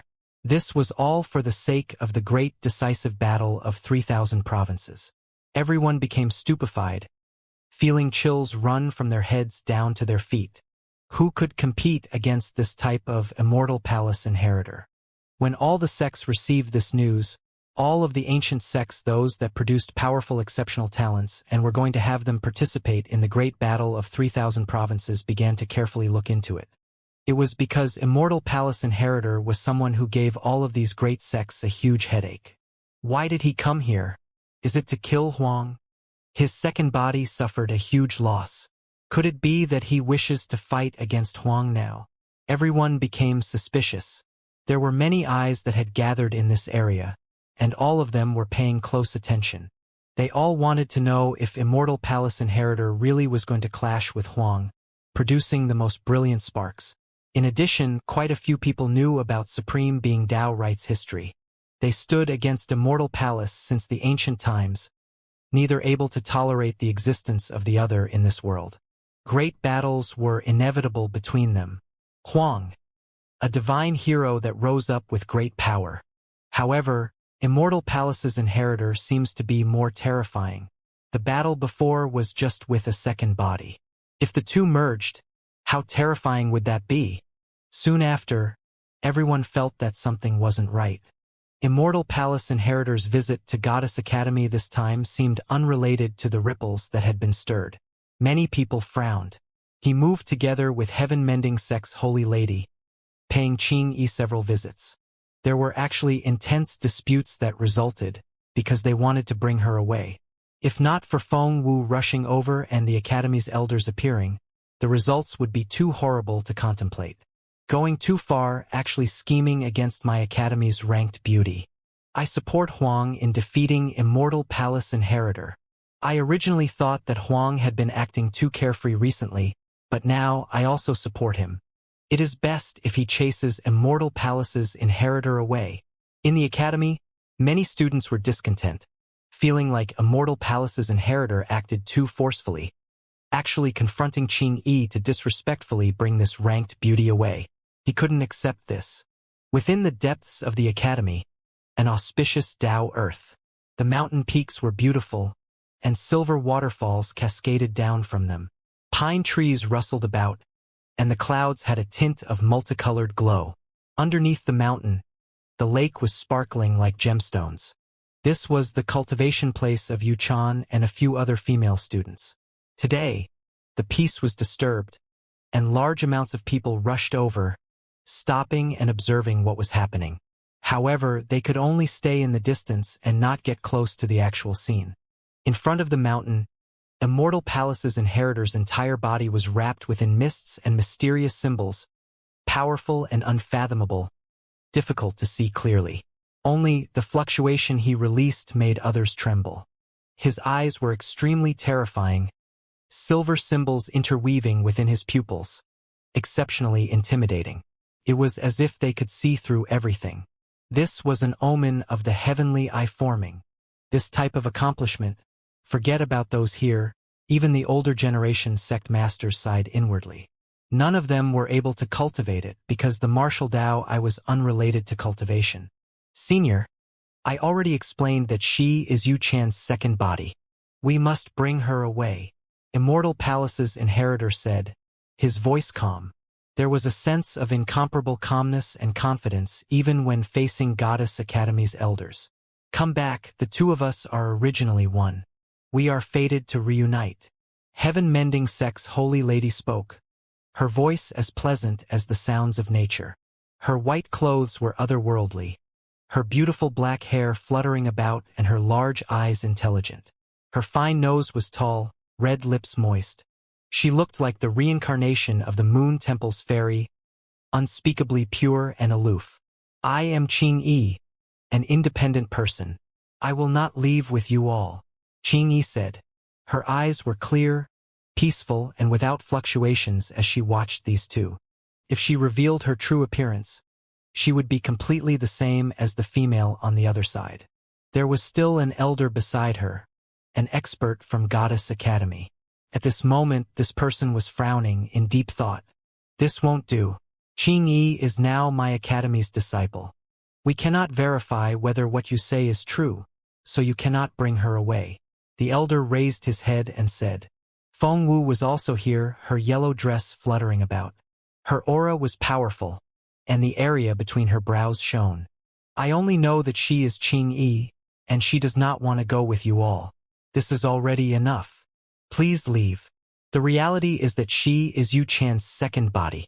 No matter what, we have to bring her away, Immortal Palace's inheritor said, his tone cold. The reason why he did this was because he didn't want the second body to defect, exposing the secret method of dividing the self, as well as its weakness. That would be unfavorable for him. This ancient method definitely couldn't spread throughout the world. There was another point, and it was the main reason. He wanted to witness the process of Yu Chan's body merging again so he could gain a bit of experience, become even stronger. Young one, this is my Goddess Academy, not the Bronze Palaces. An elder spoke with a calm tone. However, an unquestionable pressure began to diffuse outwards. It was because Qingyi was the Academy's disciple. If the higher levels couldn't even protect an exceptional disciple, how could they call themselves a glorious great sect that had towered since the ancient times, one that overlooked 3,000 provinces? Senior, she is me, I am her. I am just asking to truly become one now. Does your distinguished self have the heart to stop this? Yu Chan's main body spoke, her voice calm and expression sincere. Since you are me and I am you, why would I be against it? The strong makes things difficult for the weak. You are yourself. I am Qingyi. On this side, Qingyi was quiet and calm, her appearance otherworldly. A green-colored imprint shone between her brows, making her appear even more extraordinary. The two of us only have a few small cracks. When we merge, everything will pass. Yu Chan's main body said, Senior, we really must bring this woman away. However, considering Goddess Academy's feelings, we will offer compensation. Immortal Palace's inheritor said. The elder shook his head and said, As long as Qingyi is unwilling in my academy, it is our duty to protect our disciples. We will not allow outsiders to trouble her. Immortal Palace's inheritor was quite decisive, turning around to leave. I will return. His tone was extremely cold. Even when facing a senior expert that was close to the heavenly deity realm, he was still full of confidence, facing him calmly. It was clear that he wasn't going to let this matter go. He would definitely invite over elders of corresponding cultivation realms to demand an explanation. In the distance, many people were watching this closely. Even though they couldn't hear what these people were saying, they still received news that they wanted to bring Qingyi away. What right does he have to act so domineering? Immortal Palace really is something. Wasn't he even killed once by Huang, right? When Supreme Hall was at its most glorious, weren't you all avoiding its radiance? Now all of you are pretending you are the ruler of the world. Who do you think you are? Many people were discontent, loudly discussing this matter. Of course, there were a few cultivators outside currently lodging at Goddess Academy who were partial to Immortal Palace's inheritor. No matter what, I will bring away Qingyi. When Immortal Palace's inheritor left, he said this coldly. Many people heard these words, immediately making quite a few people in the academy angry. This place became noisy, boiling with voices. Of course, there were a few cultivators from other great sects that stood by his side, all of them nodding in admiration towards his power, not fearing anything in his way. In reality, Immortal Palace's inheritor was actually feeling quite anxious, finding it momentarily difficult to control his mood. It was because he was the second body and soon after he had to merge with the main body. It made him a bit nervous. You really think you are worth anything, bringing away whoever you want? Right at this moment, a bright and clear voice sounded. A youth descended from the skies, a pair of lightning wings behind him. He was fast to the extreme. Huang! He is Huang! Many people cried out in alarm. In the past few days, Huang's name was just too widespread, shaking all areas. He dared to challenge the Celestial Clan, drawing eyes from all directions. He was one of the most dazzling young supreme beings in the present age. Moreover, he was the only one that made Immortal Palace's second body suffer a great loss. Now that he appeared here, it triggered a huge sensation, making people excited. Supreme Being Dao Right's great senior brother has arrived. Things are going to become lively now. Even now, many people didn't forget the great senior brother events, and they also remembered that he was the freak that passed Goddess Academy's heavenly staircase. The two heavenly talents faced each other. This place immediately erupted with commotion. It's you! Immortal Palace's inheritor raised his head, looking at Hao, who floated in the air. His eyes were cold, the silver symbols in his pupils surging and interweaving terrifying radiance. It's me. Even someone like you dares to act so domineering here, talking nonsense about bringing Qingyi away, Hao shouted. His black hair was rich, his face delicate and handsome, his skin shining.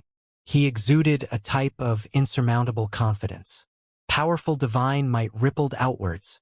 When these words left his mouth, this place completely erupted, becoming even more bustling with noise. Huang is so forceful, unexpectedly not fearing Immortal Palace's inheritor. This is an undisguised challenge, almost contempt. Many people were excited and stirred up, but there were also others that showed disdain. This place became extremely noisy. This type of greatness naturally produced a commotion. Everyone in the academy was startled, and the people staying at this academy temporarily were shocked as well, quickly hurrying over. Immortal Palace's inheritor replied with an ice-cold voice, saying, "You came at the perfect time. I was looking for you. Supreme Hall has long been wiped out. So what does the so-called Tao right want to stir up? Simply unsightly. Today I want to bring away Qingyi. What are you going to do about it?" Qingyi rose into the air, flying towards this direction. She had icy skin and jade bones. Her beautiful hair pitch black as it hung down to her waist, smooth like satin. Her long dress fluttered about. Qingyi was like a fairy that skipped on water. She arrived, her beautiful figure releasing brilliance. Dark eyebrows rested on her sparkling white face. Her eyes were intelligent, her style unmatched. She was calm and unperturbed, a faint smile resting on her lips.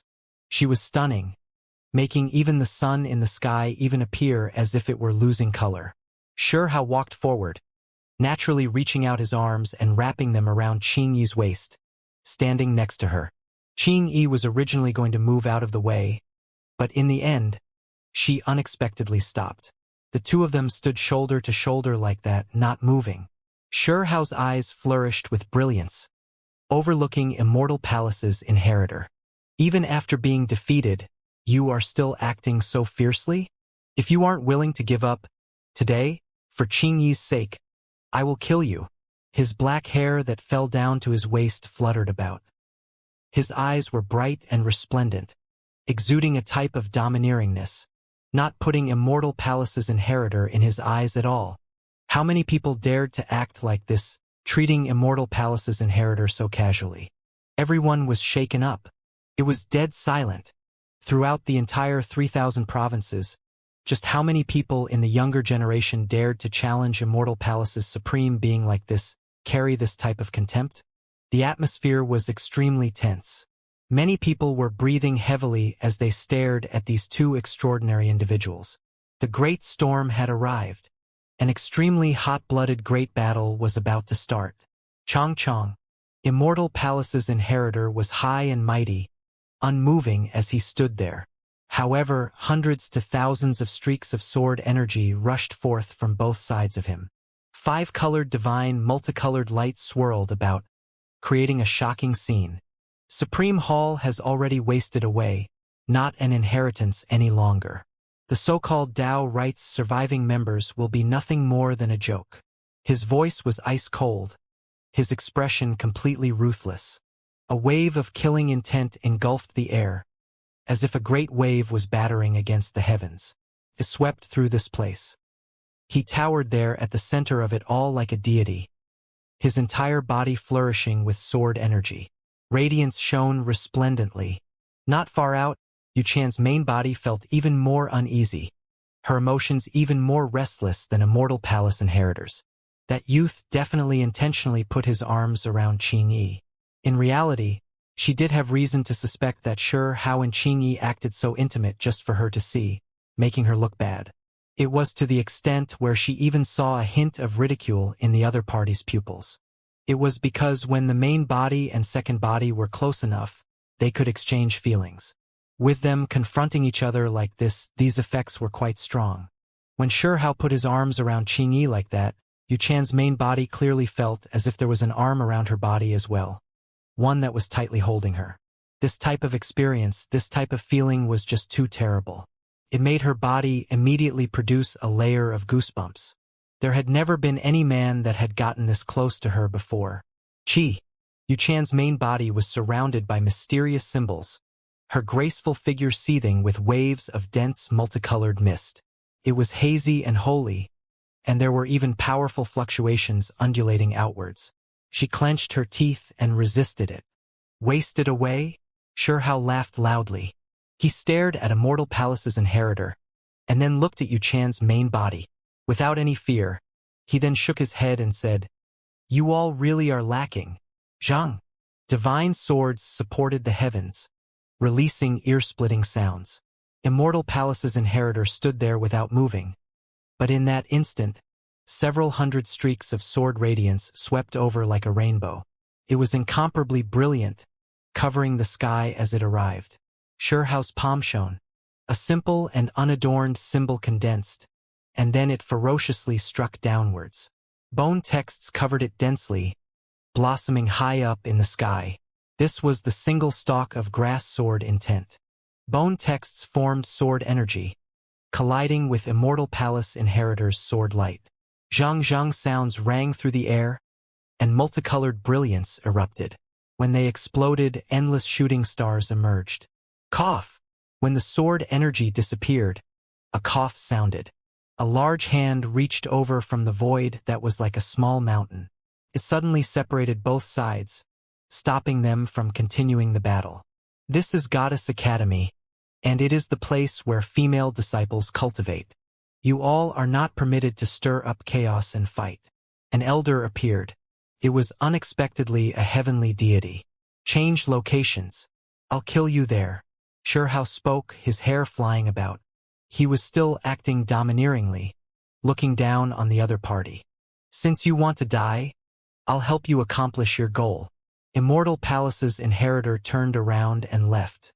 Only now did everyone release a breath of relief. Just now, too many people were holding their breaths, watching carefully. The atmosphere was just too heavy and tense. Even though the sword energy just now was far away from them, it still made quite a few people feel as if they couldn't handle the power. Those two were like dragons and phoenixes among them, their divine bravery unstoppable. This is so exciting. Two great experts are going to clash. A great storm will definitely move the 9 heavens. The two young supreme beings didn't go far, directly heading for Goddess Academy's martial arena to fight a battle on the sturdy elevated stage, to carry out a life and death battle. This triggered a huge sensation. All of the students in this academy rushed over, and there was even less of a need to talk about the guests from other clans. They all poured over. It was to the extent where a great commotion was even stirred in the open markets outside the academy. When everyone obtained news of this, they quickly hurried over to watch the battle. Who is going to win? Is the one that came Immortal Palace inheritor's main or second body? Or is it the true body after they merge? I don't know. We have just arrived as well. None of us expected that such a great blood-stirring battle would happen so suddenly. Many people were excited, but quite a few people were stupefied. It was because this all happened too suddenly. A great battle that carried extraordinary significance was about to start. Immortal Palace was facing off against Supreme Hall. This was definitely a shocking event. Its importance was too great. These two ancient inheritances had stood against each other since the ancient times, and both of them were ridiculously powerful, exceeding the imagination of the people in this world. This was a battle that had continued for countless eras. Soon after, endless people gathered around the martial arena's surroundings, figures everywhere. The ones that came later had nowhere to stand, as this place was already completely packed. Many people had no choice but to fly high into the sky or stand in the distance. Huang is extremely powerful, never suffering a defeat since emerging in this world. Is he going to continue his legend? There were people who didn't agree, saying, "You all don't know, but Immortal Palace only had his second body roam the world, yet it already established such a great reputation. Once his true body appears, who can compete against him? He will definitely rule the world and overlook all his peers."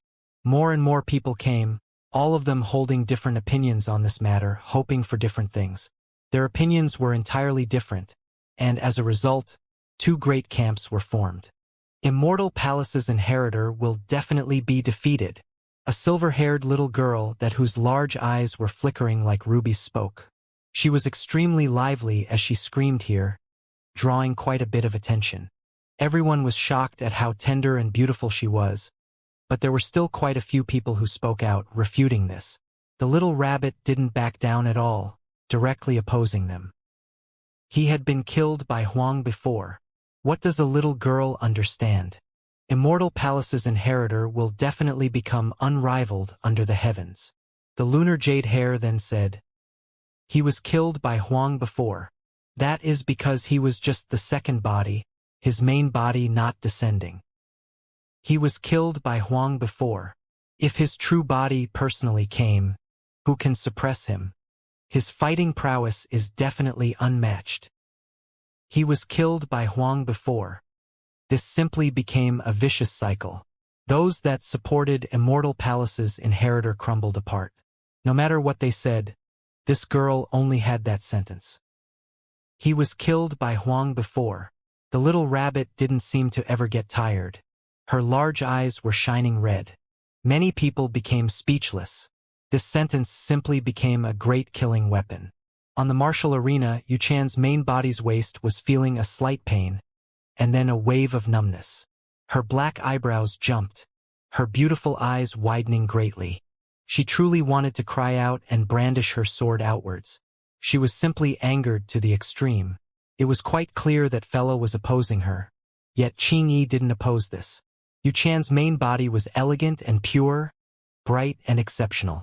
Normally, she was high up above all else, and forget about others using their arms and legs to blaspheme against her. They couldn't even come close. Those that spoke to her were refined as well. This type of embarrassing thing had never happened before. Then her body trembled. She couldn't take it anymore. Her beautiful eyes widened angrily, staring at the other party.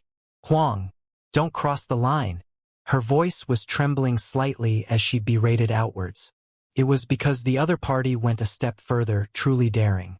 She felt the fine hairs on her snow-white neck rustle about, her entire body feeling as if there were small bugs crawling about. This scoundrel was completely unrestrained, unexpectedly using these methods to deal with her. Shihao laughed. He had Qingyi leave and watch from the side. He pointed at the two in front of him.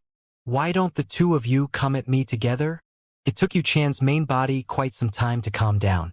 Outsiders didn't know, but she was actually extremely furious. A hint of resentment and humiliation would flash through her pupils from time to time, making her quite a bit different from her ordinarily calm and holy appearance. Those who watched attentively were shocked. Chang. Sword radiance overflowed into the heavens. Immortal Palace's inheritor rushed into the heavens, rushing murderously at Shihao. All of the sword energy at both sides of him turned entirely red. At this moment, the sword energy changed, becoming exceptionally sharp like wings. His speed became even faster.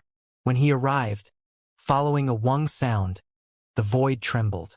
Sword radiance swept out in hundreds to thousands of streaks, rushing out together. The temperature of this place immediately plummeted. This was a biting cold killing intent, and even more an extremely powerful sword intent. Shihao's eyes widened greatly. He also erupted with sword energy. Stalk after stalk of grass appeared in the void, suspending there, appearing incomparably green. They also released unending killing intent. When one reached his level of cultivation realm, no matter what precious technique he used, they would all be substantially different. There was even less of a need to talk about this mysterious grass character sword intent. Hong! The two experts clashed. Resounding noises trembled the heavens. Apart from the zhang cries of swords, there was also an extremely powerful clash of magical force that erupted with incomparable fluctuations. When the two individuals passed by each other, both of them revealed looks of shock. In that instant, Immortal Palace's inheritor circled back around. Like a divine bird, he swooped over again. This time, everyone saw this clearly, and they couldn't help but feel shock. The sword energy at his sides turned into wings. The sword energy was extremely terrifying. Hundreds to thousands of streaks of sword energy turned into scarlet red feathers. It was as if a phoenix was spreading its wings, bright red and glistening. They shone resplendently, releasing a pressure that made others feel like they were suffocating. "Phoenix feather sword wings," someone cried out loudly. This was one of Immortal Palace's secret methods that was not leaked outwards. It was extremely difficult to cultivate and absolutely terrifying. When this type of sword wings formed, not only would one's speed be increased substantially, one's fighting strength would shoot up as well, making them difficult to withstand. The main thing was that its edge was too sharp, able to hack through everything in their way. Hao was shocked as well. It had only been a short time since they last met, yet Immortal Palace's inheritor learned another restricted precious technique. A pair of lightning wings appeared on Hao's back. They looked like they were cast from gold, absolutely resplendent. They moved as well, bringing him over. A strand of chaotic energy could vaguely be seen between the wings as well. Others couldn't see through it, but Yu Chan's main body trembled inwardly. She knew that this was Hao, and so she understood that he was using the Kuan Peng wings, hiding it within lightning. The phoenix feather sword wings were facing off against the Kuan Peng wings. This moment seemed to have frozen for eternity. The two clashed violently. The Kung Chong sounds ear-splitting. The feathered wings crossed. Sword energy surged into the heavens. Magical force swept out like an ocean. The sky was drowned out by rays of light.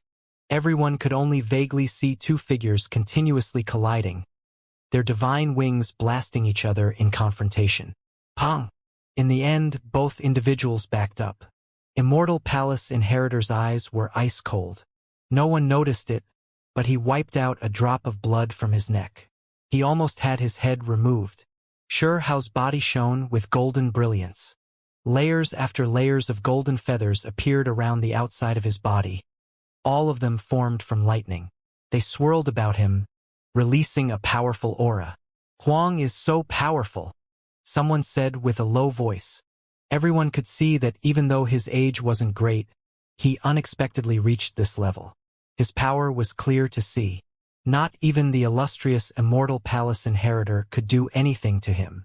Immortal Palace's Inheritor found it difficult to calm down. These phoenix feathers and sword wings, even though had only initially formed, no one was more clear than him on how terrifying they were. They were known to be able to hack through everything. Unfortunately, when these wings clashed with the other parties, not only did Hao's wings stop his, they even successfully counterattacked, almost severing his neck. This was just too terrifying, making him frown.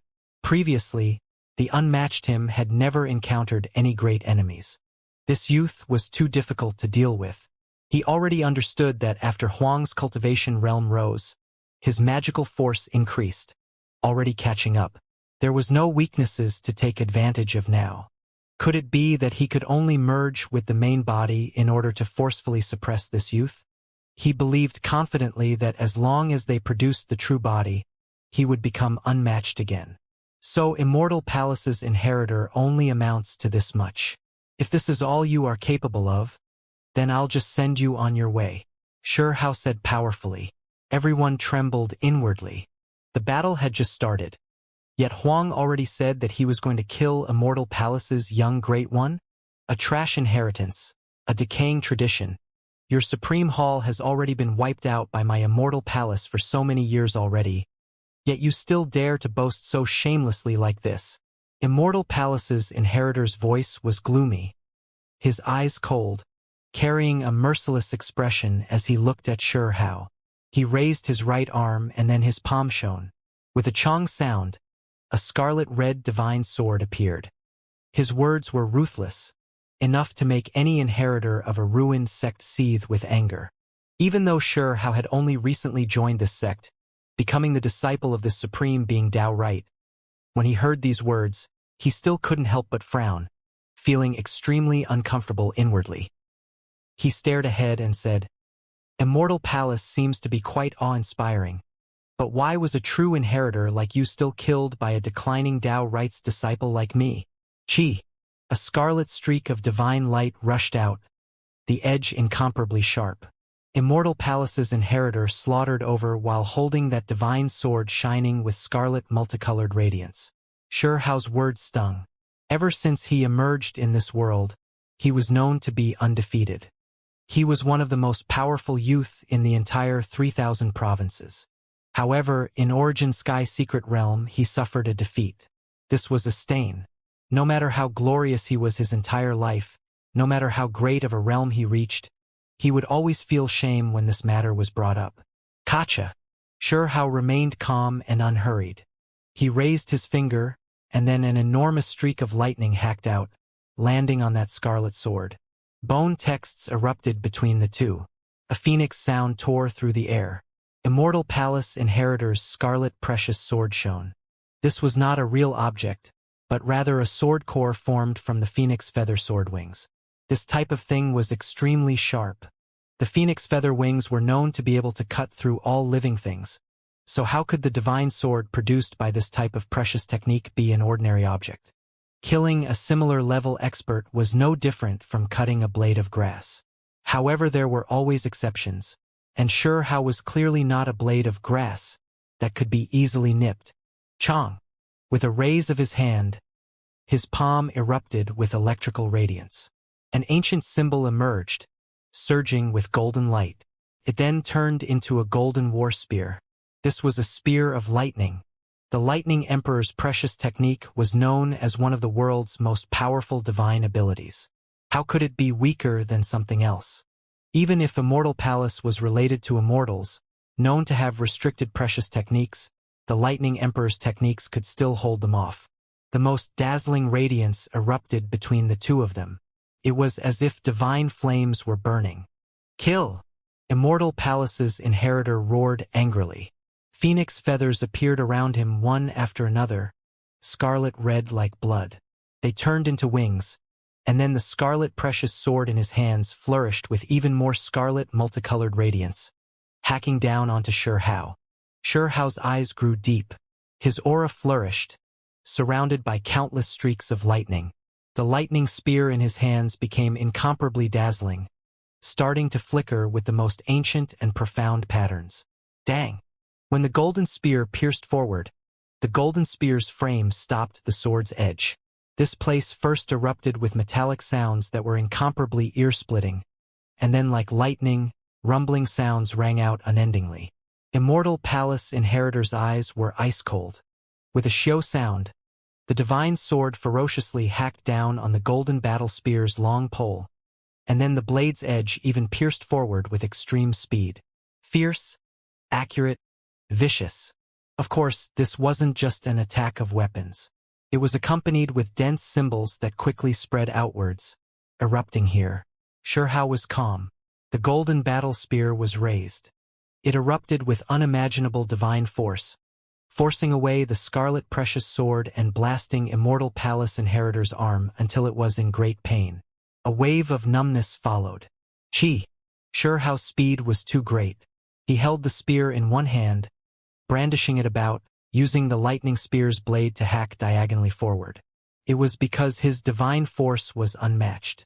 Even when using the spear like a sword, it was still enough to hack apart someone and then make them explode. When the spear descended, it carried endless lightning as well, covering the void densely.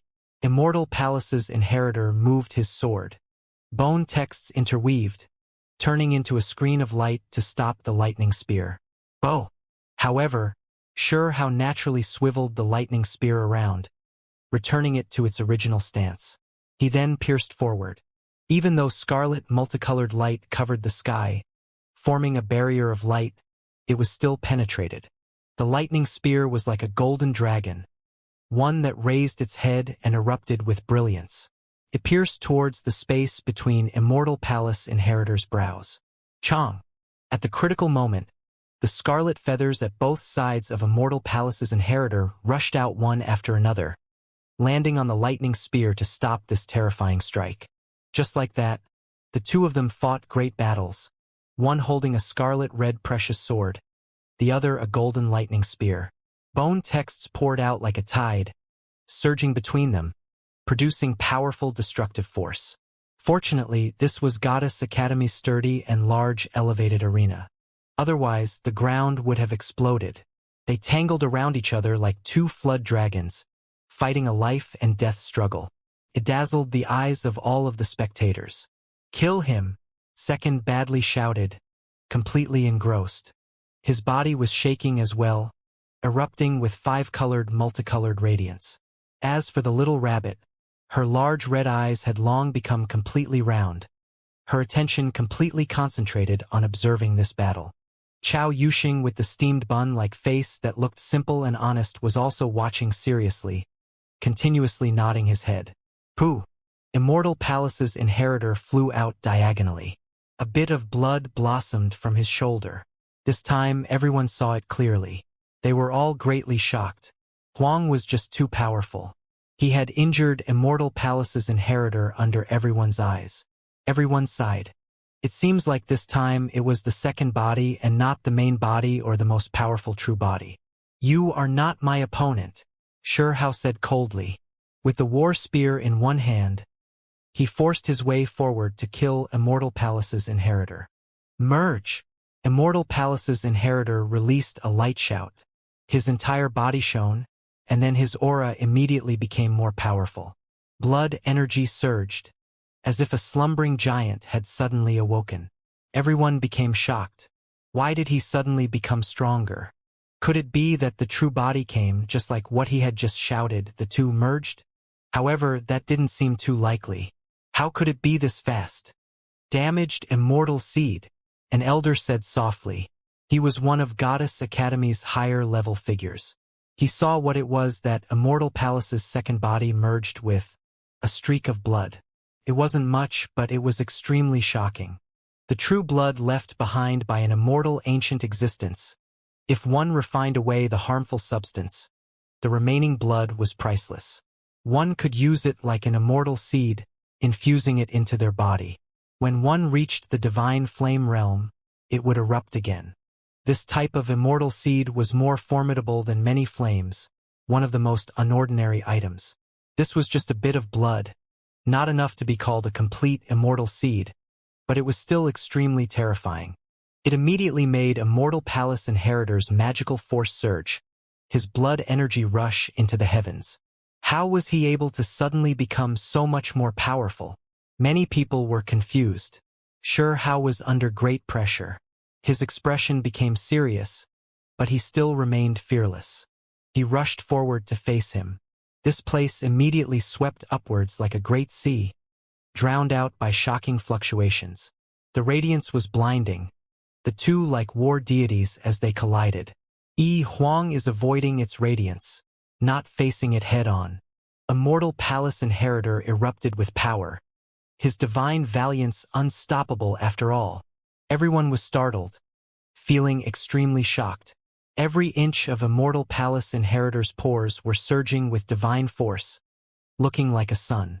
There were phoenix feather sword wings at his sides, and an imprint was also forming in his hands, producing one of his sect's greatest techniques, the human immortal imprint. After Xianxia withdrew, the radiance around his body dimmed. He was facing pressure. However, Immortal Palace inheritor still didn't dare to truly refine this damaged seed.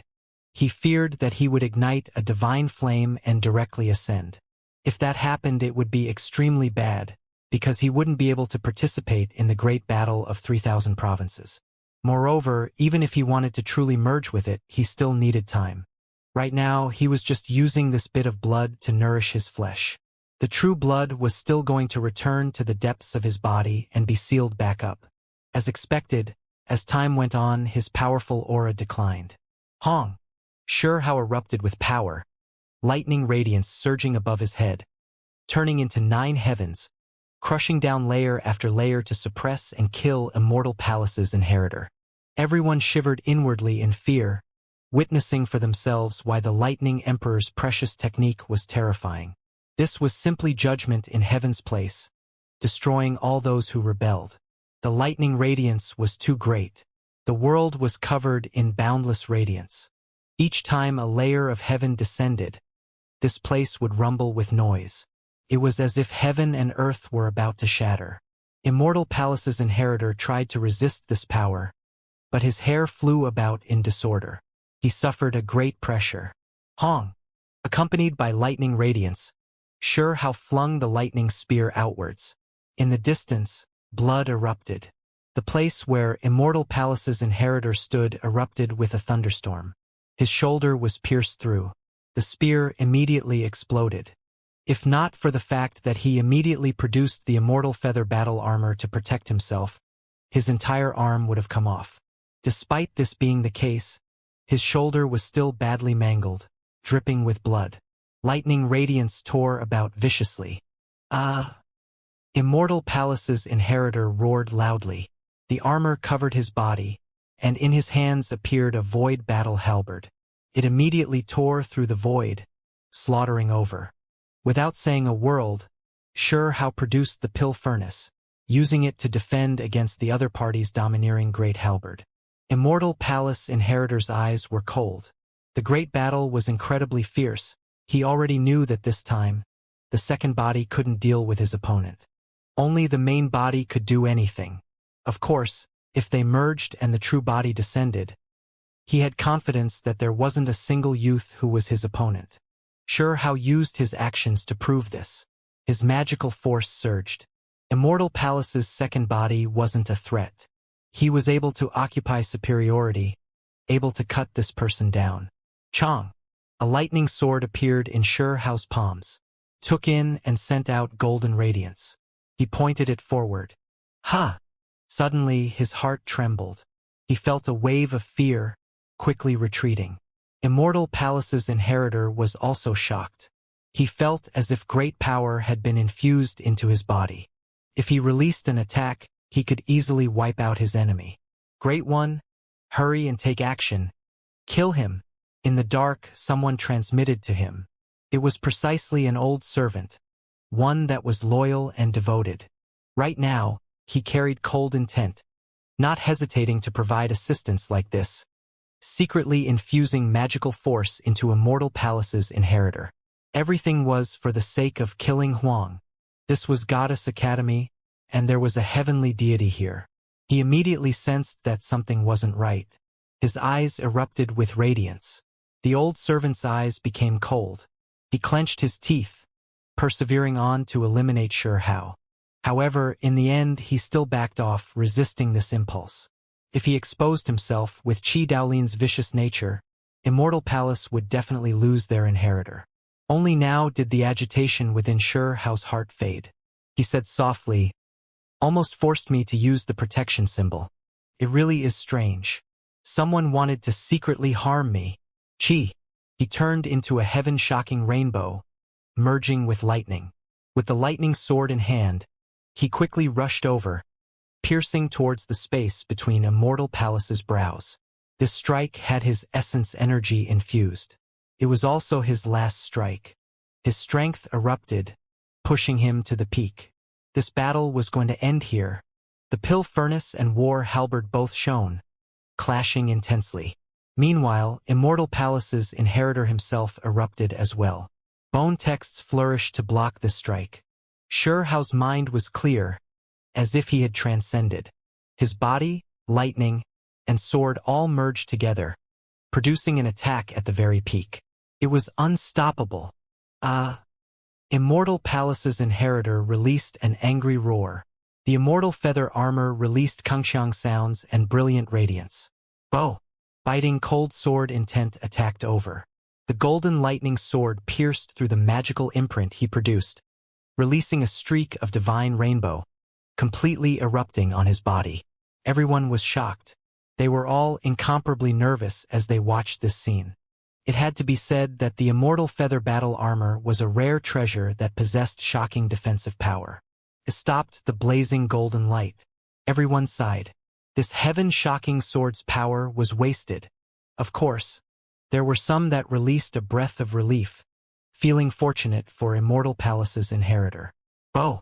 Just as everyone felt as if this sword wouldn't be able to show any effects, the space between Immortal Palace inheritor's brows split open, producing a glaring redness. His pupils shrunk. An angry roar sounded. He did everything he could to defend himself, and he quickly backed up as well. His forehead split apart, blood pouring outwards. There was no armor covering that area. A formless sword intent that was unstoppable hacked forward, leaving him seriously injured. Moreover, the sword intent was surging, about to pierce into his skull and wipe out his primordial spirit. Qi! A streak of blazing radiance wrapped around him, making Immortal Palace's inheritor shift outwards. He avoided this disaster. Xianxia was angered. Who is it that is interfering with our fight? He was about to kill his opponent, yet in the end, someone interfered, destroying the battle situation. Youngster, hot-tempered child, your anger is too great, lacking wisdom and self-cultivation. An old servant appeared. Resplendent radiance appeared in his surroundings. He stood there, looking at Xianxia coldly. Xianxia understood that the one who helped Immortal Palace's inheritor previously, the one that wanted to harm him to death before, was this old servant. He immediately berated, "Old thing, do you still have any face left? Are you going to take action in your master's place?" He didn't feel fear. If Goddess Academy's experts didn't want to involve themselves, he didn't mind using a realm-shattering symbol to leave. "You are too vigorous. This isn't good, easily cause you to die young." Immortal Palace's old servant released cold intent, his eyes chilly. "Don't you know that my family's great one is letting you display power? Yet you don't know what's good for yourself, acting so viciously. Truly don't want face. It is clearly Immortal Palace's person that lost. Yet you still refuse to admit it like this." The little rabbit cried out, her silver hair soft, large ruby-like eyes round. She was furious. "Right? What is this?" Second Baldy also cried out. "Clearly lost." The little fatty also muttered. The old servant smiled indifferently, not paying them any attention, instead looking at Xianxia and saying, "My clan's great one only let his second body come out. If the main body came, could you stop him? If the true body came, then killing you is as easy as a turn of the hand. Do you even understand this?" Not understanding how to exercise restraint, still vainly trying to make my clan's great one your enemy. Old thing with no sense of shame, do you even have any more face to lose? Have the main body drag his ass out here. I will similarly kill him. Xianxia roared angrily. You have to know that even Supreme Hall was wiped out, not being our Immortal Palace's opponent. Just a trifling Supreme being downright, it's better if you keep a lower profile. Otherwise, you all will truly wither away, forever be eliminated from this world, the old servant said indifferently. In addition, he released a formless pressure down on Xianxia, trying to make him make a fool of himself. Of course, he didn't dare kill Xianxia because he knew that Qi Daolin was a lunatic. If he acted beyond what was appropriate, in the future, Immortal Palace might lose 2 or 3 generations of people. Meanwhile, he borrowed Immortal Palace inheritor's void halberd, cutting open the void to bring him away. He didn't want to remain here, just a slave. Yet you dare act like a great one in front of my supreme being bloodline? Despicable thing with no face or sense of shame. Even secretly taking action against my disciple. Are you not scared that I will directly slaughter 3 generations of your Immortal Palace? The void split apart, and a blurry expanse emerged. A large hand reached over, and with a pung sound, it grabbed that old servant, frightening him so bad his face immediately became miserably white like snow. His body began to convulse. Everyone was shaken up. It was clear that Qi Daolin came, taking action through the void. A string of events took place in such a short period of time. No one could have predicted this, all of them shocked. Immortal Palace's old servant had profound accomplishments, about to touch upon the heavenly deity realm. But right now, he was like a little chicken, grabbed by that large earthen hand. He was so frightened by that terrifying might that his entire body was shivering. Tao Master Qi. This is a misunderstanding. I just wanted to bring my Immortal Palace's inheritor away, he cried out loudly. Misunderstanding my ass. Qi Daolin released a cold snort. That large hand slowly closed, and then with a cold voice, he continued, Even a slave like you dares to act like this? Pooh! Bloody light flashed. Everyone trembled inwardly. An expert that was close to heavenly deity level was crushed by that large hand just like that. It was just like crushing an ant to death. Just a slave from Immortal Palace, yet you dare to randomly take action and bark like a dog at my supreme being bloodline. Not understanding the difference between life and death, Qi Daolin said. His voice was incomparably loud, shaking heaven and earth. The heavens was a hazy golden, as if silt was flying everywhere within a desert. In reality, it was just the void distorting, caused by the descent of Qi Daolin's hand. He was incredibly domineering. His true body didn't come, yet a single hand was able to crush a powerful old servant from Immortal Palace to death, turning him into bloody light that burned to ashes. It was incomparably shocking. Within Goddess Academy, everyone felt their fine hairs stand on end, feeling incredibly shocked. A powerful figure that was close to the domain of heavenly deity was slaughtered so easily. Hong. As a result, this place erupted with commotion. Qi Daolin was incomparably powerful, appearing in such a tyrannical fashion, leaving everyone with too deep of an impression. Everyone now understood his decisiveness in his previous words. He had said that supreme experts and divine flame realm experts could appear as they wished to kill his disciple, that he wouldn't care about that at all. It was just like how several thousand years ago, 2 disciples were beaten up until they never appeared again.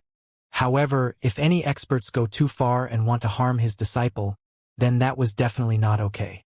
At this moment, he once again pretty much declared that even if it were Immortal Palace's people that crossed the line, he would still kill them without remorse. This was a vicious person. That sect didn't have endless disciples. Even if it was a great sect with disciples numbering in the thousands to tens of thousands, once provoked, Qi Daolin would still sweep them clean, annihilate them with overwhelming power. At this moment, everyone sensed how firmly he made up his mind, as well as how severe the consequences were. Old Qi is too formidable. Even though he has a notorious name, this type of domineering power, for his disciple, really is a type of good news, the best protective umbrella. Even Goddess Academy's higher-level figures sighed lightly.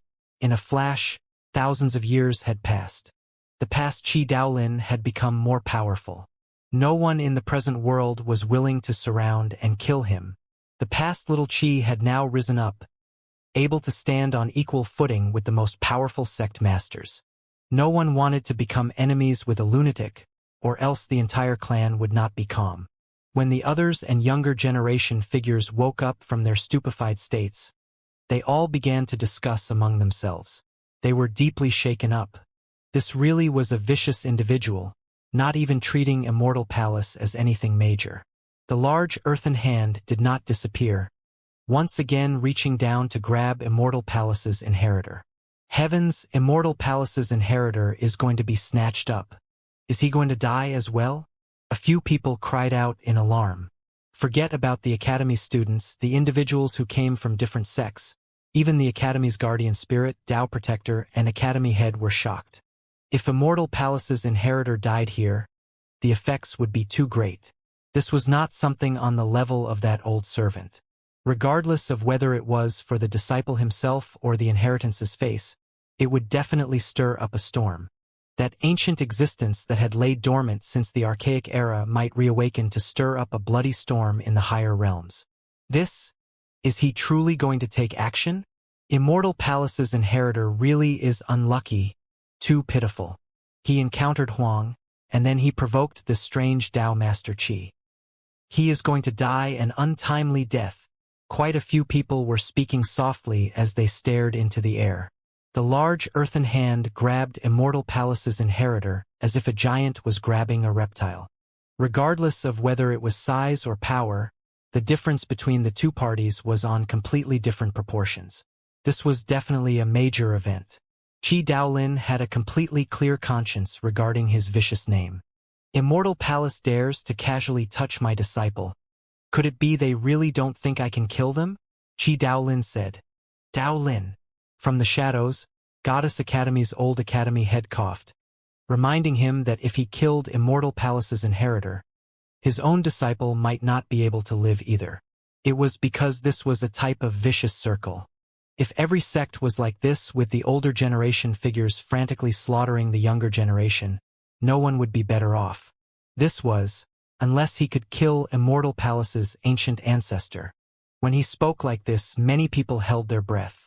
They didn't only fear that the resulting storm would be great, the consequences irremediable, it was because Immortal Palace's inheritor hadn't reached his greatest potential. If his second body was killed like this, it would leave others feeling a bit regretful. Many people wanted to see if Immortal Palace inheritor at his most powerful could oppress all of his peers, becoming number one under the heavens. However, with how powerful his second body was alone, it didn't seem like there would be much suspense at all. It would definitely be hard for his true body to meet opponents. Sinners can be forgiven, but he still has to use treasures to exchange for his life. The large hand in the void grabbed Immortal Palace's inheritor, and with a fierce shake, first, a bronze palace fell out, one that was fist-sized. This was a magical artifact made in the imitation of the sect's unmatched supreme treasure bronze Immortal Palace. Then, multicolored light erupted. The immortal feather battle armor came off, feathers condensing in the void one after another. Next, a great halberd that was curling with auspicious energy appeared. It was covered in bone texts and it was most unordinary. Apart from this, there were also various containers with priceless precious medicines within them among the treasures that came off after he was shaken. Immortal Palace's inheritor was sullen. Being grabbed by another like a reptile and shaken like this was the greatest humiliation of his entire life. No matter how powerful he became later on, it would be difficult to wash away this stain. His face was ashen, his eyes cold. He grit his teeth, enduring this humiliation. Strands of blood flowed out from his mouth. Everyone revealed looks of shock. Immortal Palace's inheritor was just too unlucky today, encountering this pair of master and disciple. He was definitely going to return with his head and face filthy with grime. Not much dignity to speak of. Youngster, this is a lesson. You humiliated my supreme being bloodline, saying it's rotting and ruined. Didn't you still lose to my disciple in the end? Qi Daolin said coldly. He grabbed the 3 secret treasures and looked at them. He tossed the immortal feather armor to Immortal Palace's inheritor, because this was his inheritor's symbolic precious clothes. If someone from the supreme being bloodline wore it, then it would be inappropriate. In addition, he knew that Xianxia had a set of seemingly tattered armor that could stand off against these divine clothes. Then he picked up the void halberd. At this moment, forget about the others. Even many older generation figures' eyes began to burn with desire. This thing was too heaven-defying. With this halberd, one could easily hack apart the void and immediately flee into the distance.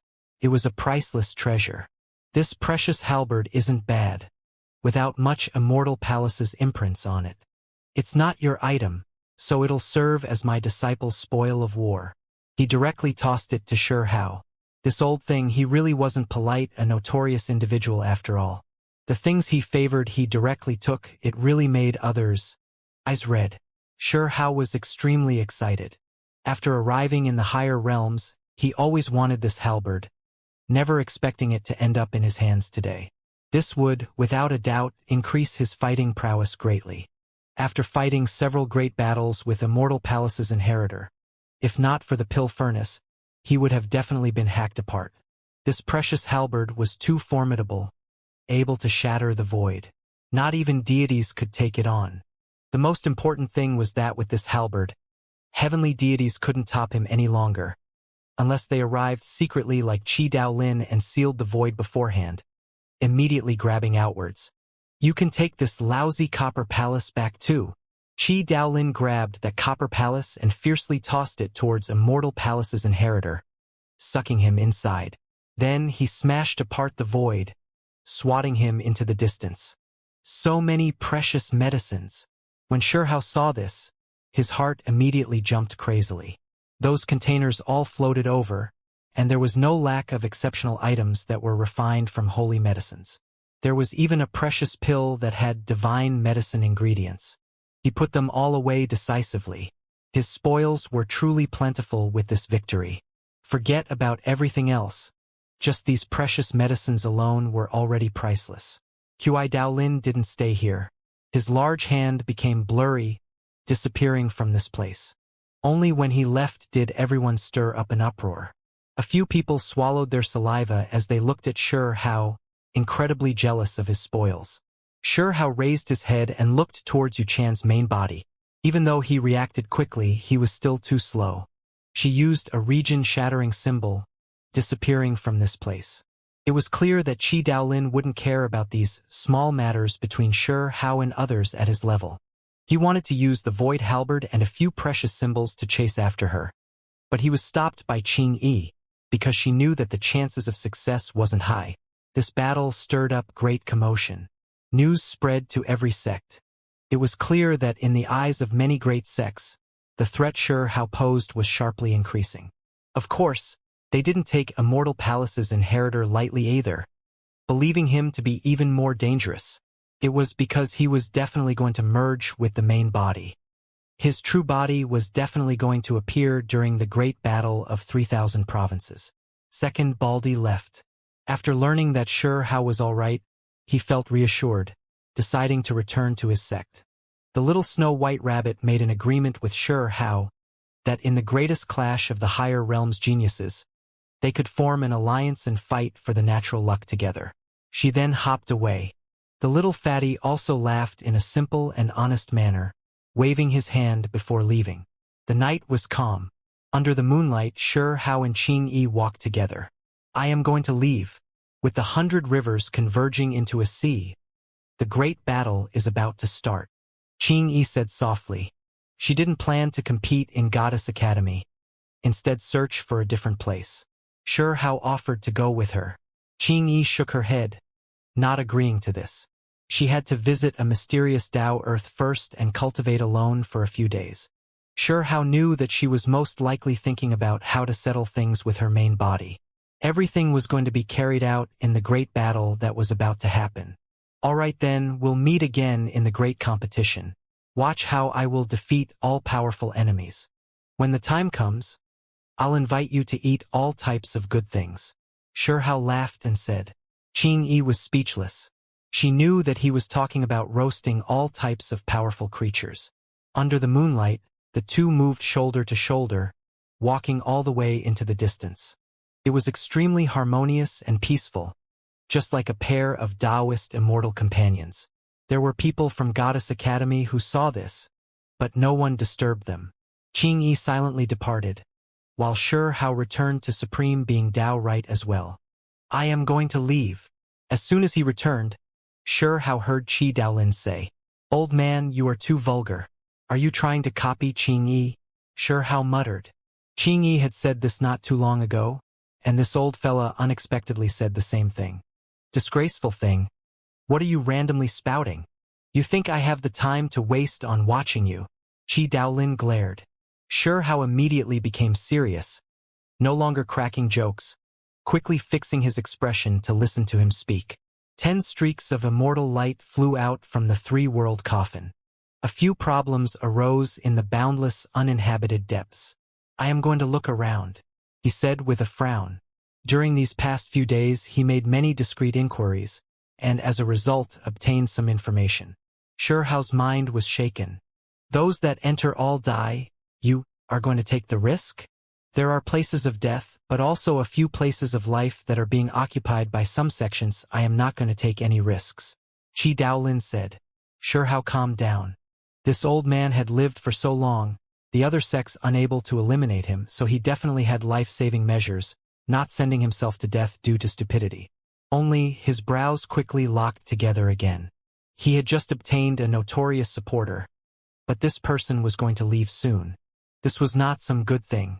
Before leaving, I have a few things I want to tell you, and then we'll pay an important place in Fire Province a visit.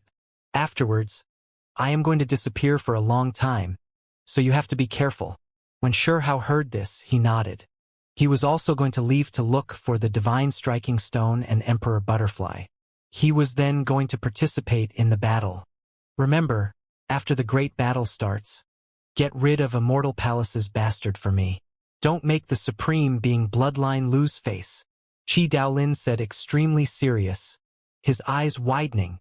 Right when Shi Hao was going to nod his head, Qi Daolin added, even though he is extremely powerful and you are likely not his opponent, you have to think of a way to kill him. Shi Hao immediately didn't feel like listening. His face fell, saying, Old thing, what are you saying? I already defeated him twice, yet you still don't think I can kill him? You shouldn't underestimate me like this. Qi Daolin sighed and said, if not for news traveling around recently, I wouldn't even have known about this. The one that is traveling the world is just a second body. We've underestimated him. This was a serious problem. He deeply understood that the main body of Immortal Palace's inheritor was definitely going to be even stronger. Once they merged, their cultivation would be hard to predict. In his opinion, Immortal Palace's inheritor even seemed to have the confidence in defeating those ancient freaks. When Shihao heard this, he was rather unwilling to accept it.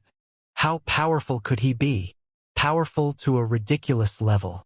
It definitely won't be something as simple as adding the two bodies together, but a sudden surge in power. Once they merge, his fighting power will erupt like a volcano.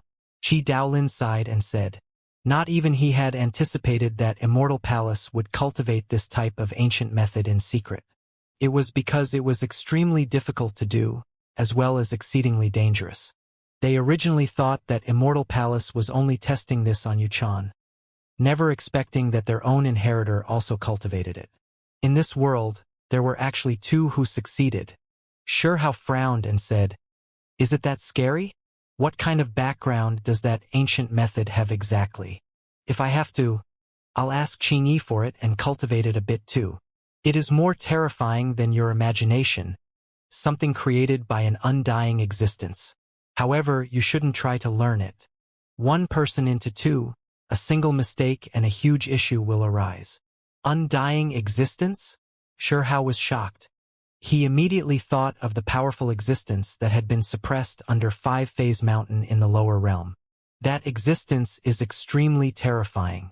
Rumor has it that this existence is the posthumous child of an unmatched creature from the most ancient era, and perhaps related to the Kuan Peng. Of course, these are all just rumors, Qi Daolin said. When Shihao heard this, great flames raged within him. He immediately asked about it. Qi Daolin shook his head. He only heard a few rumors as well. That existence had never seen the parents, and after birth, was sealed in primal chaos for millions of years before emerging. Shihao was stupefied. It was that senior that was sealed in the lower realm after all. Immortal Palace has a few matchless secret techniques, but they didn't establish them, but obtained them from other inheritances. It could even be said that their hands are covered in blood. Qi Daolin laughed coldly.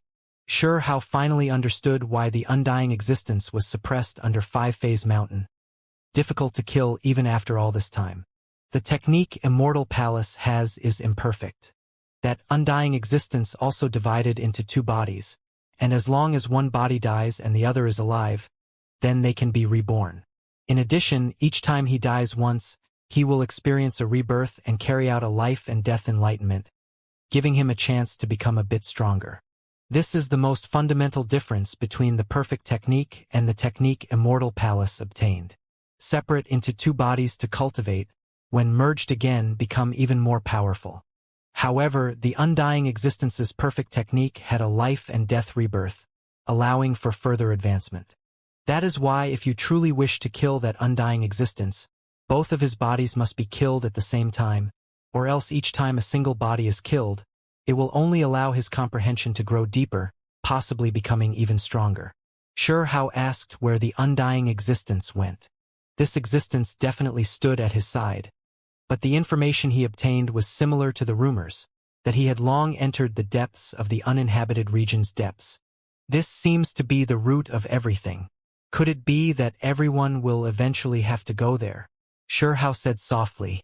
He felt that Willow Deity and Little Pagoda might be in the restricted area's depths. And now even Qi Daolin was going to go. You have to be careful about Celestial Clan's resolution. You have to know how to protect yourself when I am not here, Qi Daolin warned. He especially warned that with that Dao Protector's life nearing its end, the reason he directly fled after his defeat last time was likely so that he could truly use up the last of his energy. He might take extreme action. Of course, if the Celestial Clan's Dao Protector took action, they definitely wouldn't hold back, going as far as needed. I have my own ways of protecting myself, said Shihao. He had two realm-shattering symbols now, so he didn't have to worry. He just had to calmly wait for the great competition to start. When he came out again, it might be a completely different scene.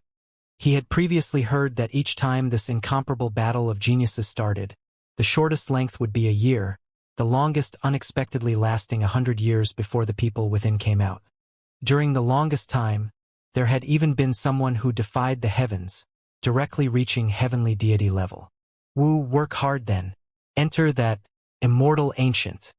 Aside from the greatest natural luck, there are exceptional divine fruits, immortal treasures, and other things. Any one of them will be greatly beneficial for the rest of your life. For example, the heavenly deity fruit. Once you eat it, Qi Daolin's eyes were brilliant, but he felt quite regretful as well that he couldn't go inside himself. Otherwise, he would definitely clean out those saint wood, heavenly deity fruits, immortal core, and other things. There were too many divine objects inside, things that all large sects longed after. This was also why they were so focused on nurturing and encouraging disciples to participate.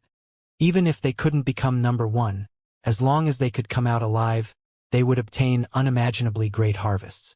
What do I have to be mindful of, for example, the various dangers? Shihao asked, seeking guidance. There are many dangers, and it is different each time, Qi Daolin said. Then, he reminded that even though the celestial clan was defeated, he couldn't look down on them. Shihao muttered to himself about how that clan had declined. Their so-called exceptional talent Yu, if not for merging with the Heaven's Mandate Stone recently, there was no way he would become so powerful, fighting with him for such a long time. I knew you were being careless. The Celestial Clan is not simple. Previously in history, there was a youngster who merged with 3 Heaven's Mandate Stones, known as 3-Stone Heavenly Monarch. Qi Daolin shook his head. What? Merged with 3 pieces of Heaven's Mandate Stone? Did his natural aptitude defy the heavens? Shihao was shocked. There were 6 great celestials in the Archaic era, but that was still only 6 Heaven's Mandate Stones. There was someone who unexpectedly merged with 3 pieces of Heaven's Mandate Stone alone. His aptitude was only normal, not an exceptional talent.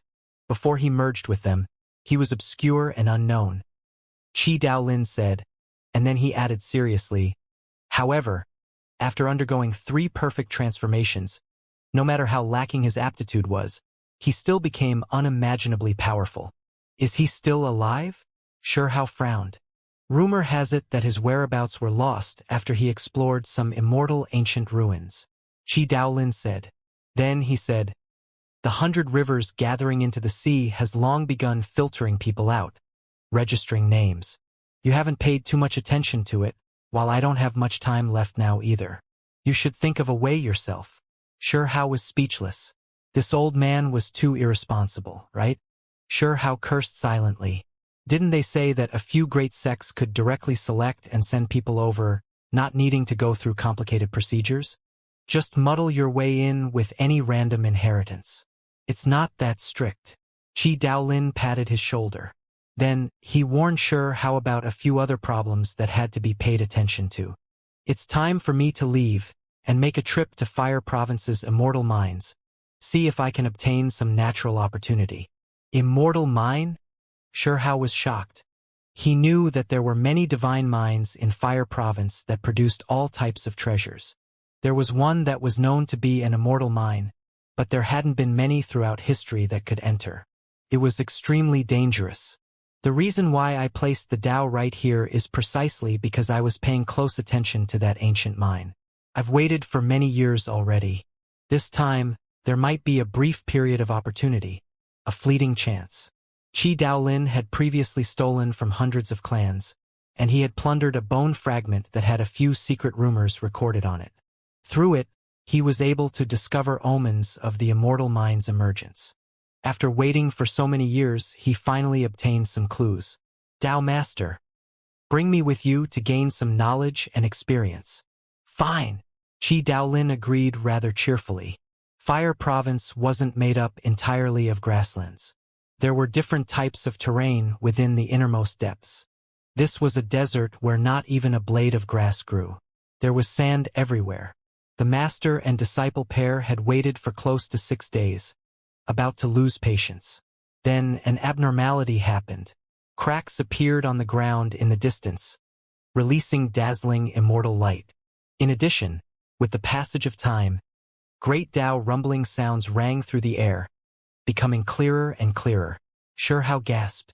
Meanwhile, Qi Daolin had long took action staring in that area with brilliant eyes. It was as if they were blazing torches. His entire body was covered in bone texts. Hong! The ground surface split apart. A large mountain rose from the earth, surrounded by primal chaos mists. It was incomparably massive and imposing.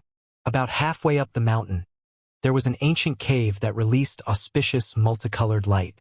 Immortal mists pervaded the air, creating a shocking scenery. Deafening great Tao sounds rumbled, pouring out like a sea. Waited for such a long time, but the day has really come. Qi Daolin no longer remained calm. He looked extremely moved, releasing dazzling symbols. He brought Shi Hao with him, directly rushing over. This was an ancient mine. As soon as they entered, there was a wave of holy aura that made Qi Daolin tremble greatly. Immortal Dao aura? If this was the case, he might as well just make this place into an immortal cave no matter the cost. However, soon after, his hopes were crushed. He sensed a wave of frightening aura. This was not some good place. There were unknown dangers. This is not natural. It was created by someone, Shi Hao said. They called it an ancient mine, but it was more correct to call it a cave dwelling. When they walked inside, it was unexpectedly like a palace hall. Moreover, there were hatchet carvings and sword traces. It was quite clear that these were man-made. Something doesn't seem right. These sword traces, blade marks, were left behind by exceptional experts. Qi Daolin was alarmed. Someone as powerful as him, at his cultivation realm, who didn't feel moved by the things of the outside world, even changed his expression after arriving here. These were left behind by an unmatched forbidden existence. His pupils rapidly shrunk. He stared at the cave walls, becoming more shocked the longer he looked at it. It was because there were indescribable great Tao auras within every trace, incomparably profound and mysterious.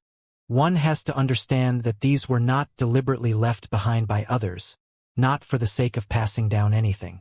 They were just ordinary blade marks, sword traces, left behind from opening up this cave dwelling.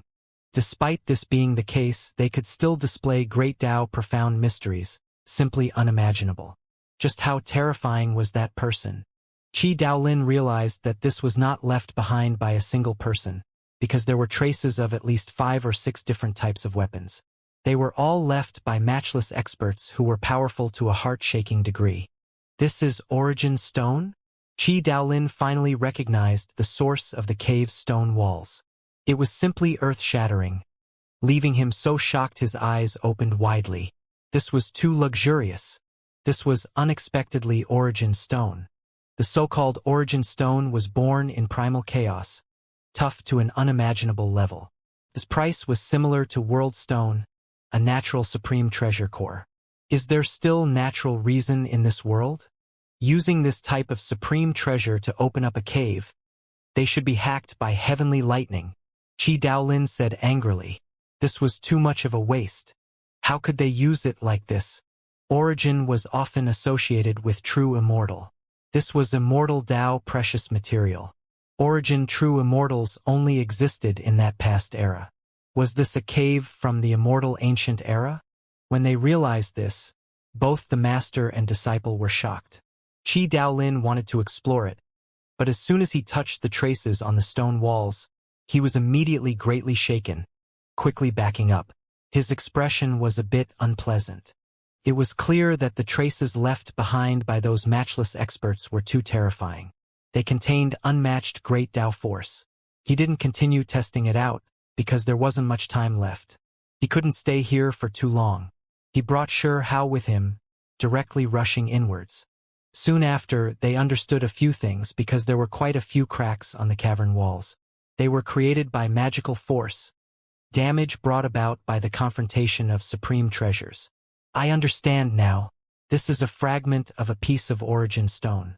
It was originally a supreme treasure, but after others fought intensely, it was shattered, and as a result used to refine a cave. Qi Daolin said. Otherwise, no one would be so extravagant. Despite this being the case, it also displayed how extraordinary this place was. Several matchless experts carved their way in, turning it into an ancient mine. This place left others hopeful, surrounded by a haze of mystery. It really is Origin Stone that had suffered damage after a great battle. Qi Daolin stared forward, his expression becoming more and more serious. The immortal mine was extremely spacious. There was an extremely large piece of Origin Stone material that came off from the cavern walls. There were many cracks along its surface. This made one's imagination roam. What kind of collision happened exactly? Even the supreme treasure made from Origin Stone was destroyed. This seemed a bit unreal. Origin True Immortal exists simultaneously with the world, not decaying for tens of thousands of years, yet in the end, this top-grade immortal material still broke apart. It made their imaginations roam, but at the same time, they felt fear. Collect it. Even though it's cracked, it is still a divine precious material in the outside world. When refining secret treasures, even if a small piece is added, its quality will increase substantially. Qi Daolin said, if this large piece that was 9 feet in length was auctioned outside, it would definitely leave others completely shocked. Since the ancient times, not many pieces of Origin Stone had appeared. Of course, there was no way this piece could be refined into a supreme treasure, because the cracks inside were more dense than a spiderweb. It had previously suffered an extremely powerful attack, leaving behind serious damage. Sure how directly put it into the heaven and earth pouch with any trace of politeness. I have a bad feeling the resistance is becoming stronger. Qi Daolin frowned. Following their advance, the various blade traces and sword scars on the immortal material became gradually clearer. There was an enormous pressure that made even space appear blurry. Sure how sighed inwardly. This place left him feeling a bit frightened. Just what kind of forbidden existence was it that caused such changes? Just an ordinary cave they opened up was already like this. It truly was something else. Then, a few ancient engravings appeared on the cavern walls. They were extremely mysterious, releasing mists. There were ancient natives, and there were even all types of strange creatures they had never seen before. Not good. The great Tao profound mysteries contained within these patterns are even stronger. Qi Daolin slowed down his footsteps, his face becoming serious, sweat even appearing on his forehead. Brilliant light appeared from his pupils. He circulated the 8/9 heavens art to resist it with all his strength. Qi. There was one sculpture where a native held a sword, and at this moment, it unexpectedly erupted with sword energy that hacked outwards. The sword light was like a rainbow as it pierced through the void. Sure how was stupefied. This was too unusual, simply unimaginable. How powerful was the person that created this place? Even the sculptures that were etched were this terrifying. Even Qi Daolin cold only dodge it, not deciding to take it head on. It's good that it is just a native holding a sword. Qi Daolin wiped at his sweat. Sure how was speechless. If it was a true immortal that was holding a magical sword, would it release immortal light? This wasn't completely impossible, since these sculptures possessed great Tao true meaning. Soon after, Tao Master Qi's expression became ugly, because the sword in the sculpture was broken. The carved stone had long been damaged. This is simply a war immortal sculpture. If one cultivates here, completely understand the sword traces, blade scars, and various ancient creature sculptures, it would definitely be beneficial for them throughout their life. Sure how said to himself quietly.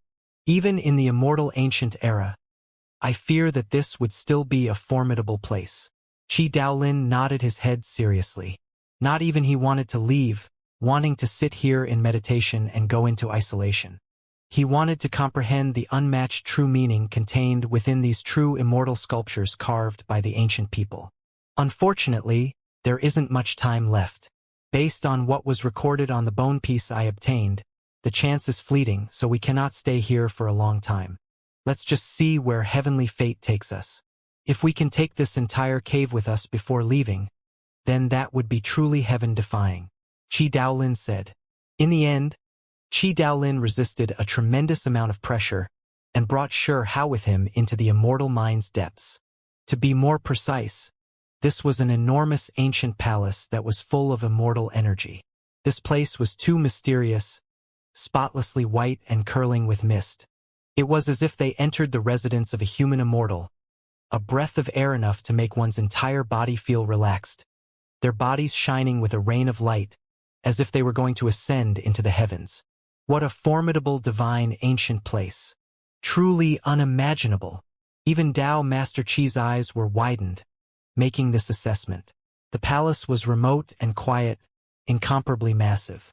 Through the mists, one could see many deities consecrated above that were swirling with mysterious power. Meanwhile, the four walls were extremely unordinary. There were a large amount of engravings etched from birds, flowers, fish, and insects to ancient sacrifices, and then to early natives, the sun and moon, various existences, immortal materials, and other things. This place was a bit special. All of the pressure disappeared, restrained within these engravings. It is temporarily safe, Qi Daolin said. Tao Master, you should hurry and look for the supreme treasure material you need. I will sit here for a bit to see if I can gain some type of insights, Shi Hao said. All right, be careful. Don't stay too far from me, Qi Daolin said. Shi Hao immediately sat down. There were many etchings in the stone walls, all of them having their great Tao auras restrained. He cleared his mind, preparing himself as if he was going to enter large worlds one after another. Soon after, something Shi Hao was completely unaware of happened that left Qi Daolin shocked. He turned around to look at Shi Hao, revealing a look of surprise. Behind Shi Hao's head appeared a ring of light. It then condensed, becoming auspicious and brilliant like a mirror.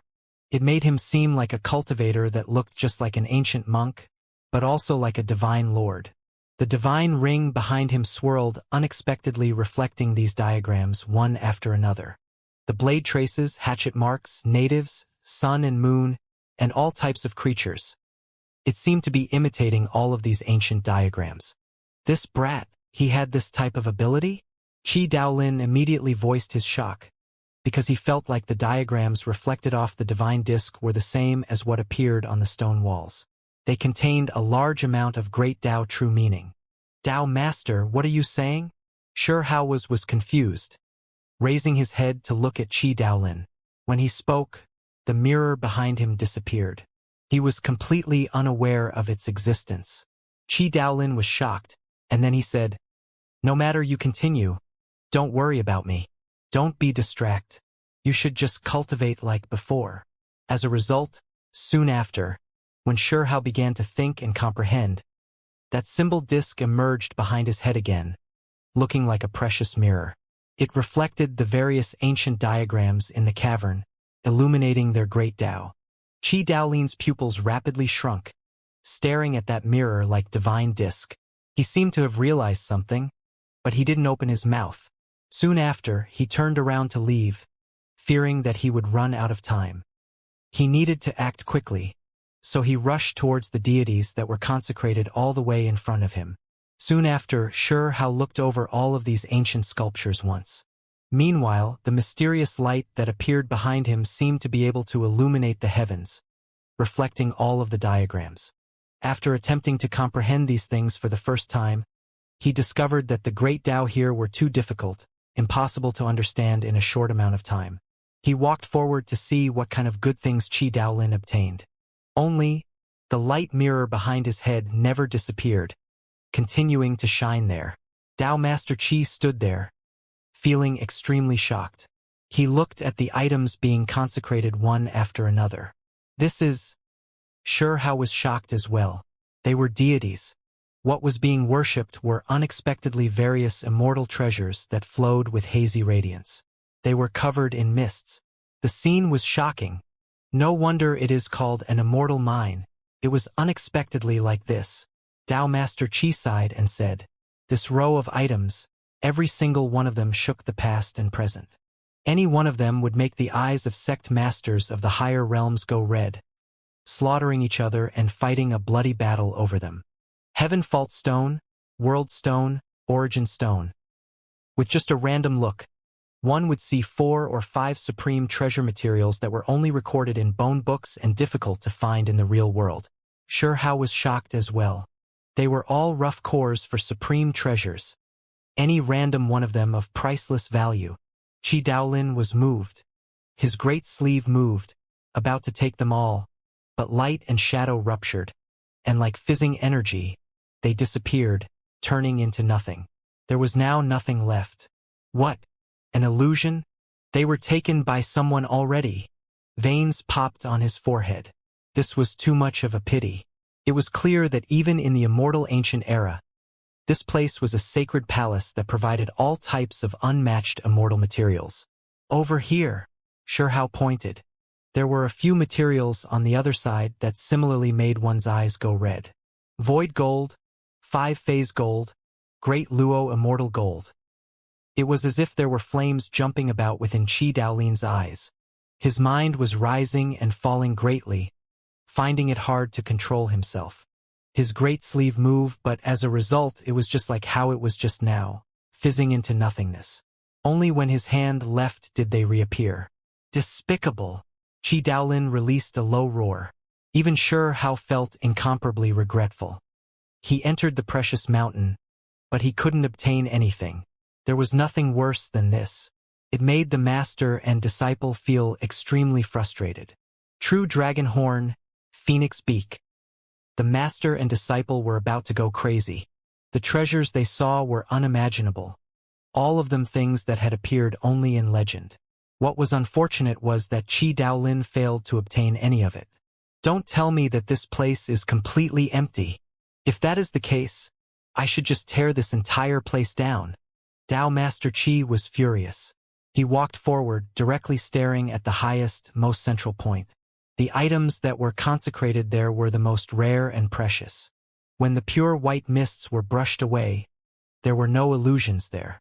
It was quite different from other places. There is a stone. Xianxia was pleasantly surprised. Qi Daolin was moved as well. There was unexpectedly something at the highest point. Would they be able to obtain it? He quickly flung his sleeve out to collect it. Soon after, his face fell. He obtained it, but after studying it, he deduced that it wasn't any supreme treasure, just a fist-sized black stone material. This is a rocky covering. A precious material was previously wrapped around by this black rock and worshipped at the highest central point. But it disappeared. Qi Daolin was furious. He roared towards the sky. They weren't even able to see what it was that was consecrated at the highest point, only leaving behind a stone skin. It left one feeling regretful. It was likely used up by an immortal ancient individual. This place is clearly a sacred precious palace, Xianxia said. Qi Daolin quickly took action, continuously waving his sleeves towards the illusions. With a hong sound, there were finally 3 or 4 precious materials that produced some type of reaction, releasing great Dao rumbling sound. Only these divine materials were all sealed. Even though the power had declined after the passage endless time, the seals cracked, it was still difficult to move them. This truly left them shocked. Oh! Suddenly, a strange cry sounded that made one's soul tremble. There was a powerful wave of threat approaching, one that had woken up from within the ancient palace. Break open for me! Qi Daolin roared, using the 8/9 heaven's art. A spray of blood was released from his mouth as well, burning into light. Together with his own unmatched technique, he gathered the greatest strength to attack the seal of a precious material. Hong! He reached out his hand, and then he grabbed Xianxia before quickly rushing out from this palace, not even turning his head around. Hong Long! The sound rang out unendingly, the roar utterly terrifying. Following a Qi sound, the master and disciple rushed out from the immortal mine, escaping danger by a hair's breadth. The ancient mine surged with auspicious energy, erupting with immortal light that was incomparably divine. When everyone turned around, they discovered that the great mountain the immortal mine was located at began to sink, on the verge of entering the great earth. In addition, a single human figure appeared by the cave entrance, unexpectedly flickering with 7-colored multicolored brilliance, currently staring at them. A piece of 7-colored immortal gold! Qi Daolin cried out with shock. It was too late for regrets. He truly shouldn't have ran.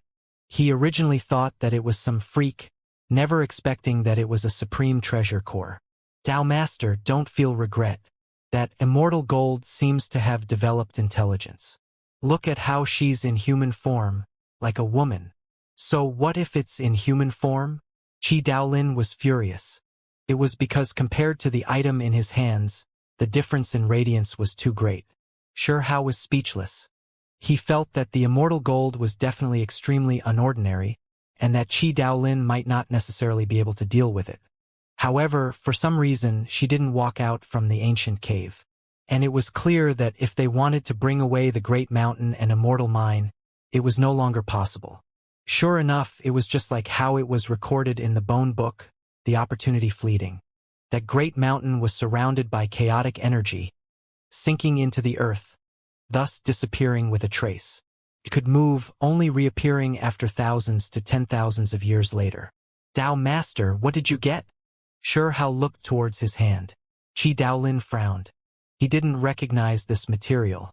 It was grayish without much radiance. If it was tossed into a mound of dirt, others probably would ignore it. However, soon after, he no longer felt dejected, instead revealing pleasant surprise. It was because no matter how much force he exerted, he couldn't damage this material in the slightest. Immortal material. He daringly came to this conclusion. This material was a heavenly material that wasn't exactly metal or stone. It was incredibly sturdy, the size of a person's heads. It was enough to create a secret treasure. Dao Master, our harvest this time was great. Shi Hao was envious. The immortal mine had existed since the ancient times. How many people wanted to go inside to obtain supreme treasures, but failed? The reason why Qi Daolin could succeed was because he had already waited for several thousand years to seize this short opportunity. That was why he successfully obtained the precious material. Despite this being the case, if news got out, it would still be enough to shake the higher realms. It was immortal material. It would make the eyes of all great sects red. How many pieces had appeared since the ancient times? Youngster, your benefits aren't less than mine. Qi Daolin revealed a look of shock and spoke after giving him a look. What kind of benefits did I obtain? Shi Hao grumbled. Don't worry, it might show itself soon after. Also, let me remind you now that in the future, if you ever encounter any places with great Dao profound mysteries, you have to stop and carefully study it. Even if you can't immediately comprehend it, you still have to take the time to study it meticulously. Qi Daolin warned repeatedly. It was finally time for them to separate. Shi Hao seemed to have thought of something. Dao Master, Supreme Hall might be carried on the back of a large tortoise, coming up from the lower realm. Wu, I know. A silver phoenix was the first one to see it. But in the end, Immortal Palace's inheritor and a few other old servants began to chase after it. Qi Daolin nodded. Shi Hao was stunned, but he felt relieved again. These were things even a few exceptional talents knew about. Back then, they chased after the silver-haired women together, so how could Qi Daolin not be aware? He definitely looked into this matter more closely than anyone else. I will definitely make the inheritance reappear. Qi Daolin's entire body shone, his eyes resolute, burning with incomparable passion. Then he tore apart the void and directly left. Shi Hao then went on his way as well, departing from Fire Province, Goddess Province, this area. He also continued his journey. Shi Hao left from an enormous city, using a large-scale transport formation that could travel over dozens of provinces. Otherwise, if he relied on flight alone, only heaven knew how many years it would take.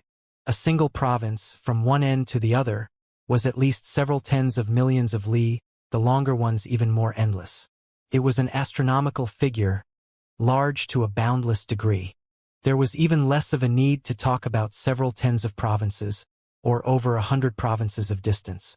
Demon Province, a place where demons had emerged from since the ancient times, shaking heaven and earth. Every few years there would be a great battle. It was also a place of crime and blood. The plant species sect Demonic Sunflower Garden, whose reputation shook the higher realms, was precisely in this province, and it also bordered Heaven Province, which hosted the Celestial Clan on the far side. Shi Hao arrived in Demon Province, naturally not to provoke those great powers. Even if the relationship between those clans and himself were like water and fire, now was still not the time to pay them a visit. He came only to see his grandfather. They had already been separated for a period of time, and soon after, he was going to participate in the great battle of 3,000 provinces. He came to say his goodbyes. This was a desolate region. Rarely were there signs of human life. Vegetation was sparse. At the innermost region was even more a group of volcanoes.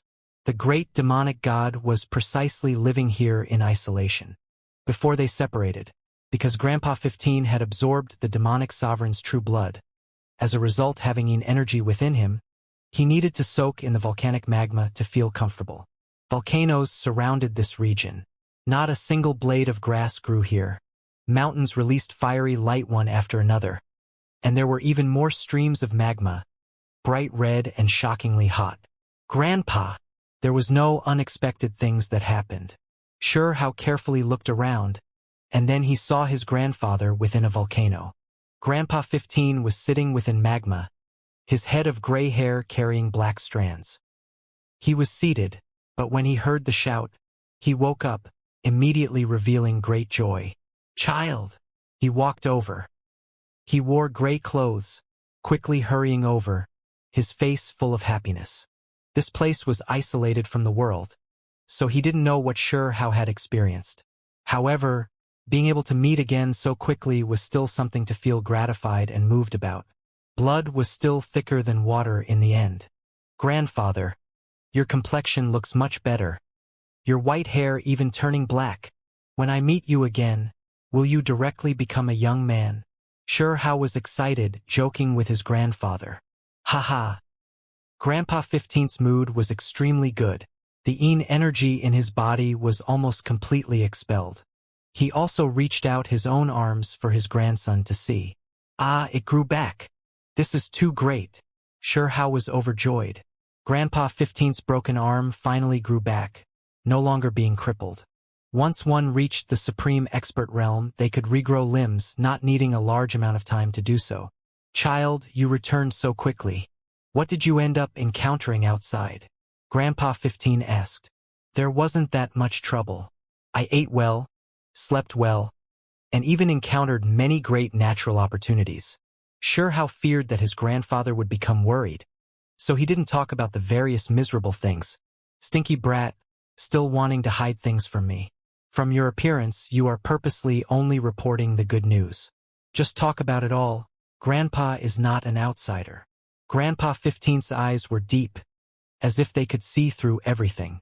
When Sure How honestly spoke about everything he experienced during this period of time, Grandpa 15 became furious. Celestial clan has gone too far. At the same time, he was also grateful. His grandson obtained a formidable master. The grandfather and grandson had many things to talk about, a single chat taking them late into the night. Sure How told his grandfather that he was going to join the great battle of geniuses soon, and that he might be gone for many years this time. Howard, you definitely have to be careful. We don't need rankings, just need to be alive. Grandpa 15 grabbed him. He was a man of steel, but in that instant old tears almost flowed down. Sure How also felt his nose becoming sore. He hugged his grandfather and said, Grandfather, don't worry. I will definitely come back alive. No one can deal with me, even if it was not for anyone else, just for his grandfather alone. He would keep himself safe and return alive. Bring this. Grandpa 15 took out the true primordial record and 10,000 spirit diagram, having him bring them with him. After repeatedly studying it, he felt that this palm-sized sparkling white bone was quite unordinary. It might be able to display some use. Sure How nodded, bringing it with him. It was because in the wasteland region's western tomb Beast Mountain, this diagram had displayed some changes, displaying some exceptional qualities. Grandfather, this is the Heaven's Mandate Stone. He wanted to give this to his grandfather. If this thing could still be merged with, then that would have allowed you to improve a step further. What a pity. Grandpa 15 shook his head, saying he didn't want it. After the Heaven's Mandate Stone chose someone, even if it was taken out, it wouldn't choose another person to merge with. Could not display a perfect evolution. Gotcha.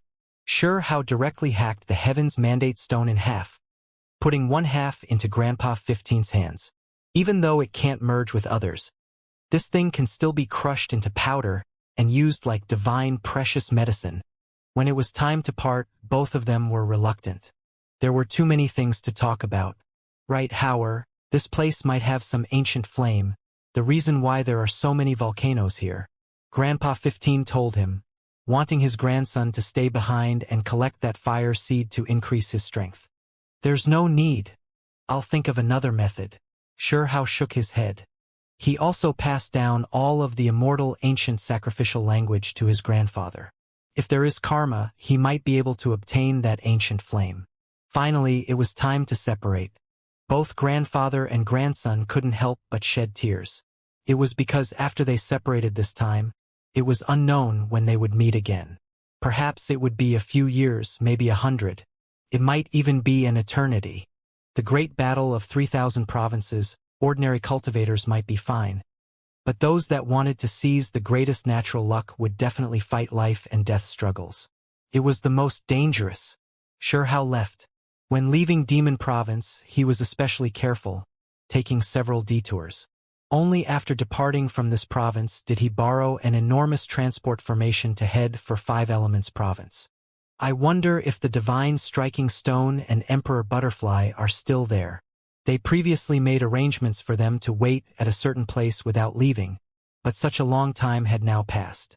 Were those two fellas still there? Verdant and lush ancient trees towered along the bluestone path. This was a small town that had quite a few ancient trees planted. How stopped here for a short period of time. After ascertaining the direction, he then flew to a nearby mountain range and descended on a short mountain. Chi! A streak of divine rainbow flew over, smashing towards Hao's head. It was fast to the extreme. He was alarmed, quickly avoiding. However, that thing followed him relentlessly, smashing at him again. Dang! These mountains were opened by me. These trees planted by me. If you want to pass, pay the troll's toll. That divine rainbow released a strange cry. Without batting an eyelid, he brought out the pill furnace and opened the lid to collect that divine rainbow. Youngster, you are too evil. Wanting to use the immortal tomb's curse to deal with me, it was precisely the divine striking stone. With a chi sound, it fell out, appearing in front of Hao. Then, the Emperor Butterfly appeared, moving like a golden streak through the air and descending into Hao's hair. Hao was extremely happy. These fellas had waited here this entire time, not leaving after all. It saved him the trouble of looking for them.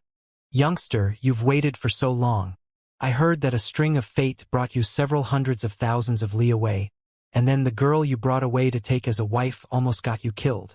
The divine striking stone roared with laughter, looking like it deserved a good spanking. Rotten thing, you are putting salt on wounds as soon as we meet. Hao grabbed him, his right hand shining and fiercely pinching down. Ah, stop, bastard. Why is your hand so hard? The divine striking stone cried out strangely. Of course, it was still exaggerating to some extent. Its magical force wasn't all that, but the material it was made of was top-level, incomparably sturdy. You are too unreasonable, leaving for so long at a time. What are we even supposed to do while waiting here? Getting into trouble everywhere on your own. Experiencing such stimulating events. You didn't even bring us. This lowly divine striking stone was always wishing to see the whole world in chaos. And then it pompously asked Hao for gifts as compensation. Hao slapped it outwards and said, "Don't try to distract me," immediately trying to argue with me. Some kind of disaster definitely happened. Tell me, where did Silver go? The so-called Silver was precisely that sleeping silver phoenix. Now, Hao was naturally sure that that was definitely the silver-haired girl. When Origin Sky Secret Realm opened, it had strict rules that forbade other creatures from following him in, so he could only enter alone. The silver phoenix was sleeping, so Hao had the divine striking stone take care of it. That stupid bird was frightened off by me. The divine striking stone put on an arrogant look. Nonsense. Hao knew that it was lying through its teeth right off the bat. He hurriedly looked towards the Emperor Butterfly, asking it, It was because the silver-haired girl knew where Supreme Hall had appeared before. As a result, the Emperor Butterfly transmitted a bit of divine senses, telling him that the Silver Phoenix woke up, turned into a beautiful and outstanding silver-haired woman, and then it crazily beat up the divine striking stone, chasing it for several tens of thousands of li and fiercely venting its resentment before leaving in the end. "Didn't you say that she was chased off by you?" How asked the divine stone. "Fuck that damn bird. She is the descendant of a phoenix, almost returning to her roots. Once she turned into a silver phoenix, reawakening from serious injuries after bathing in divine flames. It became even stronger, angering me to death. What you laughing at, brat? You cut off the other party's silver feathers, doing an absolutely terrible job, making her look like a pigeon. But in the end, she vented all of her resentment on me. Those phoenix flames truly are intolerable. I am so fucking unlucky." The divine striking stone was so angry it was hopping in fury, cursing continuously. This time it was humiliated again, making it feel incomparably downcast. If not for it running fast enough, it would have been caught. Back then, How feared that the silver phoenix would be recognized by others, so he directly gave her a complete makeover, cutting her precious feathers that were flickering with silver radiance all uneven and scraggly. That silver-haired woman was immediately so angry she almost fainted. When she revived, he knew without even thinking about it that she was definitely driven mad. "You were in charge of looking after someone else's girl, so if you weren't the one to take anger on, who else would be?"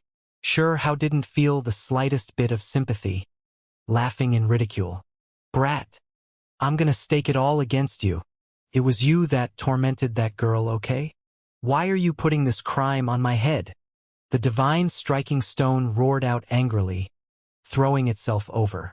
However, immediately after, its eyes immediately went straight, saliva flowing out. He stared at the strange stone, that dazzling strange stone that surged with immortal multicolored radiance. That thing was too strange, dyed with the bright colors of the heavens. It was incomparably divine and auspicious. It immediately began to drool. "Heaven's mandate stone," How said calmly while weighing it in his hand. "Ow, give it to me." It directly threw itself over, opening its mouth to bite down. Shwa! How shifted outwards, dodging to the side. Big bro.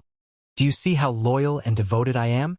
I followed you bravely with no thought of personal safety, risking life and limb. You have to give it to me." The divine striking stone was so sickeningly corny that it gave others goosebumps.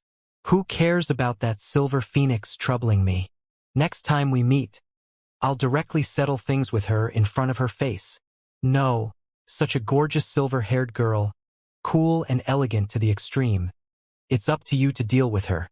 If it's too troublesome, I'll carry her back." You even helped her trim her silver feathers, personally doing the work. "This kind of thing I promise I will tell the entire world. Let everyone under heaven know. Leave her with no choice but to marry you. What mess are you spouting? Absolute nonsense. Can you not bring me more trouble?" How glared at it. This fella was clearly trying to curry favor through threats. How divided the heaven's mandate stone in half, giving half to his grandfather. The remaining half was precisely for the divine striking stone. "Big bro, you are too awesome. Unfortunately, I am male, or else I would completely devote myself to you." The divine striking stone shamelessly cried out, devouring the heaven's mandate stone in one gulp. In that instant, its entire body shone, turning scarlet red. Then purple energy came from the east, then becoming pure white like jade. It continuously changed, appearing incomparably divine. "You can merge with it?" How was shocked. "Of course. It's a rock. I'm a rock. We'll merge sooner or later. The so-called selecting masters, that is just for other creatures." The divine striking stone spoke proudly. When How heard this, his heart beat crazily. There was something like this? Hee. I am going to rise up soon, undergo a perfect transformation, becoming the #1 stone under the heavens. Youngster, hurry up and praise me a bit. In the future, big bro, I'll cover for you. After devouring the heaven's mandate stone, it began to act cocky again. You scoundrel! Abandoning your benefactor after achieving your goal. Sure how glared. I'll help you take on a disaster. That silver-haired girl chased after me for tens of thousands of li, almost taking me down. So this is only natural. It acted boldly and confidently as if justice was on its side. Then, it declared loudly, "From today forth, I want to change my name to Stone of Fate." However, soon after, his eyes went straight. He stared at Shurhao's palm. There was piece of stone there was unadorned and without radiance. However, there was a type of great Tao aura. What is this? The divine striking stone trembled. Origin stone. Shurhao said in a carefree manner. Big bro, you are my dear big bro. Give it to me, you have to give it to me. The divine striking stone threw itself over, saliva flowing everywhere. It unexpectedly produced a pair of stone arms, grabbing Shurhao's legs, not letting go even if it died. Shurhao shot it a look of disdain, ignoring it. Big bro, give me the origin stone. Once I successfully merge with it, I will definitely be the #1 stone. In the future, you don't even have to take action, just leave it all to me. The divine striking stone wiped away its saliva while promising fanatically. Shurhao weighed the stone material in his hand. This was just a small piece. There was still much more in the spatial magical artifact. Dear big bro, as long as you have any orders, I promise I will smoothly take care of it. It rolled about on the ground there while hugging Shurhao's leg, not letting go no matter what. Big bro, I will warm the bed. In the end, it seemed like it would stoop to any level, saying something like this. Get lost. Shurhao flung his leg out, feeling all the fine hairs on his body stand on end. I didn't mean that. What I wanted to say was that I will bring back people who will warm the bed. Isn't that cool and elegant noble silver-haired girl insufferably arrogant? Watch me capture her and have her warm big bro's bed. The divine striking stone patted its own chest while saying this. He also boasted that once he merged with the origin stone, it could go capture the holy ladies of any sect. Where is your integrity? Shurhao looked at it speechlessly. For the sake of the origin stone, anything is okay. I can do anything. The divine striking stone's skin was exceptionally thick as it cried out. Take it, stop shouting already. Shurhao truly couldn't handle him, tossing it several pieces, leaving the divine striking stone dumbstruck. Then, it began to cry out unendingly. Dear big bro, see how I will serve you in the future. It finally no longer dared to destroy the bridge after crossing the river, because it felt that Shurhao definitely had quite a bit more origin stone on him. Shurhao didn't pay it any more attention. He turned to the Emperor Butterfly and said, I don't have much gifts for you this time, but we are about to enter the Immortal Ancient. There are heavenly deity fruits and all types of precious medicines.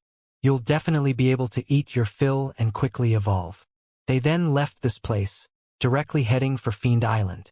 Shurhao felt that with the great battle of 3,000 provinces happening soon, the disciples of all sects would definitely have terrifying trump cards. He had to prepare seriously as well. This time he was more scared than hurt. He walked to the heavenly river path, using up several days, blasting himself within an inch of his life. He collected a large amount of the river water with the pill furnace. He similarly collected quite a bit of Immortal Tomb Earth. Fortunately, he studied the Lightning Emperor's precious technique, and he understood the curse of this place as well. Otherwise, it would be like last time, using up half a month just to get a bit. Let's go. We should set off. The great competition is about to start. Shurhao said. Where are we going? The divine striking stone asked. Sin Province. Shurhao said. It was rumored that this was where the creatures of the lower realm gathered. Fire Province also set their foundation there, so Hualinger might be there as well. Sin Province, this kind of name made Shurhao feel extremely angry inside. He also hoped that this province would rise up and create a bright world through slaughter, shine brilliantly through the great world, ascend to the peak. Great battle of 3,000 provinces. I'm coming. What present world geniuses, what ancient sealed freaks. They will all be put down. The divine striking stone cried out. Xin province, east to west 230 million li, north to south 80 million li. It wasn't that large, nor could it be considered small. In the higher realms it was a lower mid-sized province. Sure how used up several days of time, borrowing various large-scale transport formations to return back to this side of the world, traveling several hundred provinces before finally arriving in Xin province's lands. Sure how walked out from an altar together with some travelers. The void gate behind him closed. He sized up the surrounding scenery, wishing to understand a bit about this place. He was already able to obtain some clues from a city. Mulberry City, a place with sparse spiritual essence. The entire city was primarily grayish-brown in color and made of enormous rocks. It looked rather primitive. Dong! The ground trembled. Several elephant-headed individuals walked past, their enormous bodies making the streets shake. Their skin was a bluish-green color and full of bloodstains. There were manacles and leg irons on their hands and feet. These were slaves. They had just been bought and were currently being escorted away. While in midair, great winds stirred about. Several dozen demonic bats took to the air like pterosaurs, exuding a type of baleful aura. They were all mounts, currently bringing people into the distance. This was all just what Sure How saw from the altar, a random scene he saw immediately. Mulberry City carried a type of primitive aura. Compared to the large cities of other great provinces, it seemed to be falling behind in development, severely lacking in spiritual essence. This place isn't too suitable for long-term residence. Someone frowned and said, because it allowed passage over provinces, these great transport formations would already send at least several thousand people with each delivery, or else it wouldn't be worth it. When the large group of people walked out, they felt rather disappointed in this large city. Don't feel so disappointed. This is Sin City after all, a previously cursed ground. What were you hoping for? Some grand place full of spiritual mountains and clear waters. Just be content with how it is. Someone said. When Sure How heard this, he frowned. The living environment of this place wasn't all that great after all. Why did it become a cursed land? Sure How wanted to know how this came to be. It was because this was where the descendants of creatures from the lower realm gathered. A long time ago, a few powerful prisoners, as well as the descendants of great vicious existences from the lower realms were exiled here. They had the blood of sinners flowing through them, causing this province to be cursed. An elder said. Sure How clenched his fists, and then he loosened them. He asked a few more questions, being careful not to raise any doubt. It was because the higher realms was too vast, and aside from the province they resided in themselves, it was normal for them to not know too much about other places. Curse. It is definitely something only exceptional individuals who are powerful to the extreme can display, right? The others were interested. This question is something we best avoid. Rumor has it that it is a curse from the heavens. The elder said. See, quite a few people couldn't help but gasp, feeling great restraining fear. They weren't willing to ask more about his. However, there were a few youngsters that were more curious, asking those beside them why this was the case. At the same time, they didn't seem to really believe these skeptical sayings. What heavens! They were all created by creatures. Nothing more than a joke that ended up becoming a bit more scary. Someone muttered, not really believing this legend. Correct. There were a few rumors that it is related to some ancient sects that have disappeared or hid themselves in this world. Back then, a few forbidden existences from these inheritances joined hands to create this curse. This is a rumor. A few people argued and discussed among themselves. I say, everyone, now that we've arrived in this place, it is still better if we stop chatting about these taboo topics. Otherwise, if something bad happens, we might provoke a huge disaster. A rather calm, middle-aged man warned. Mulberry City was extremely massive. It was made of rocks, and even the ground surface was made of rock material, giving the city a rather ancient and savage feeling. After walking out from the transport formation and entering the city, most people dispersed, no longer moving together. Sure How already knew that there were quite a few people who wanted to participate in the great battle of 3,000 geniuses in Xin province. wishing to obtain a good ranking in this primitive and lagging place. It was because the number of entrants into the Immortal Ancient was limited. The cultivators of various sects were all thinking of ways to enter, trying to enter through comparatively weaker provinces to obtain the qualifications. Xin Province was the goal of many supreme experts. Large amounts of people gathered here. Mulberry City was just a small part of this effect. The other cities of this province were already swarmed with outsiders, so it was difficult for this province to become peaceful again. This place was quite restless. With so many people participating, is there any point? Xianxia asked someone next to him. It was because the people who came to participate from other provinces were endless, not hesitating to cross provinces all for the sake of the final qualification rights. However, only a single person could become number one under the heavens.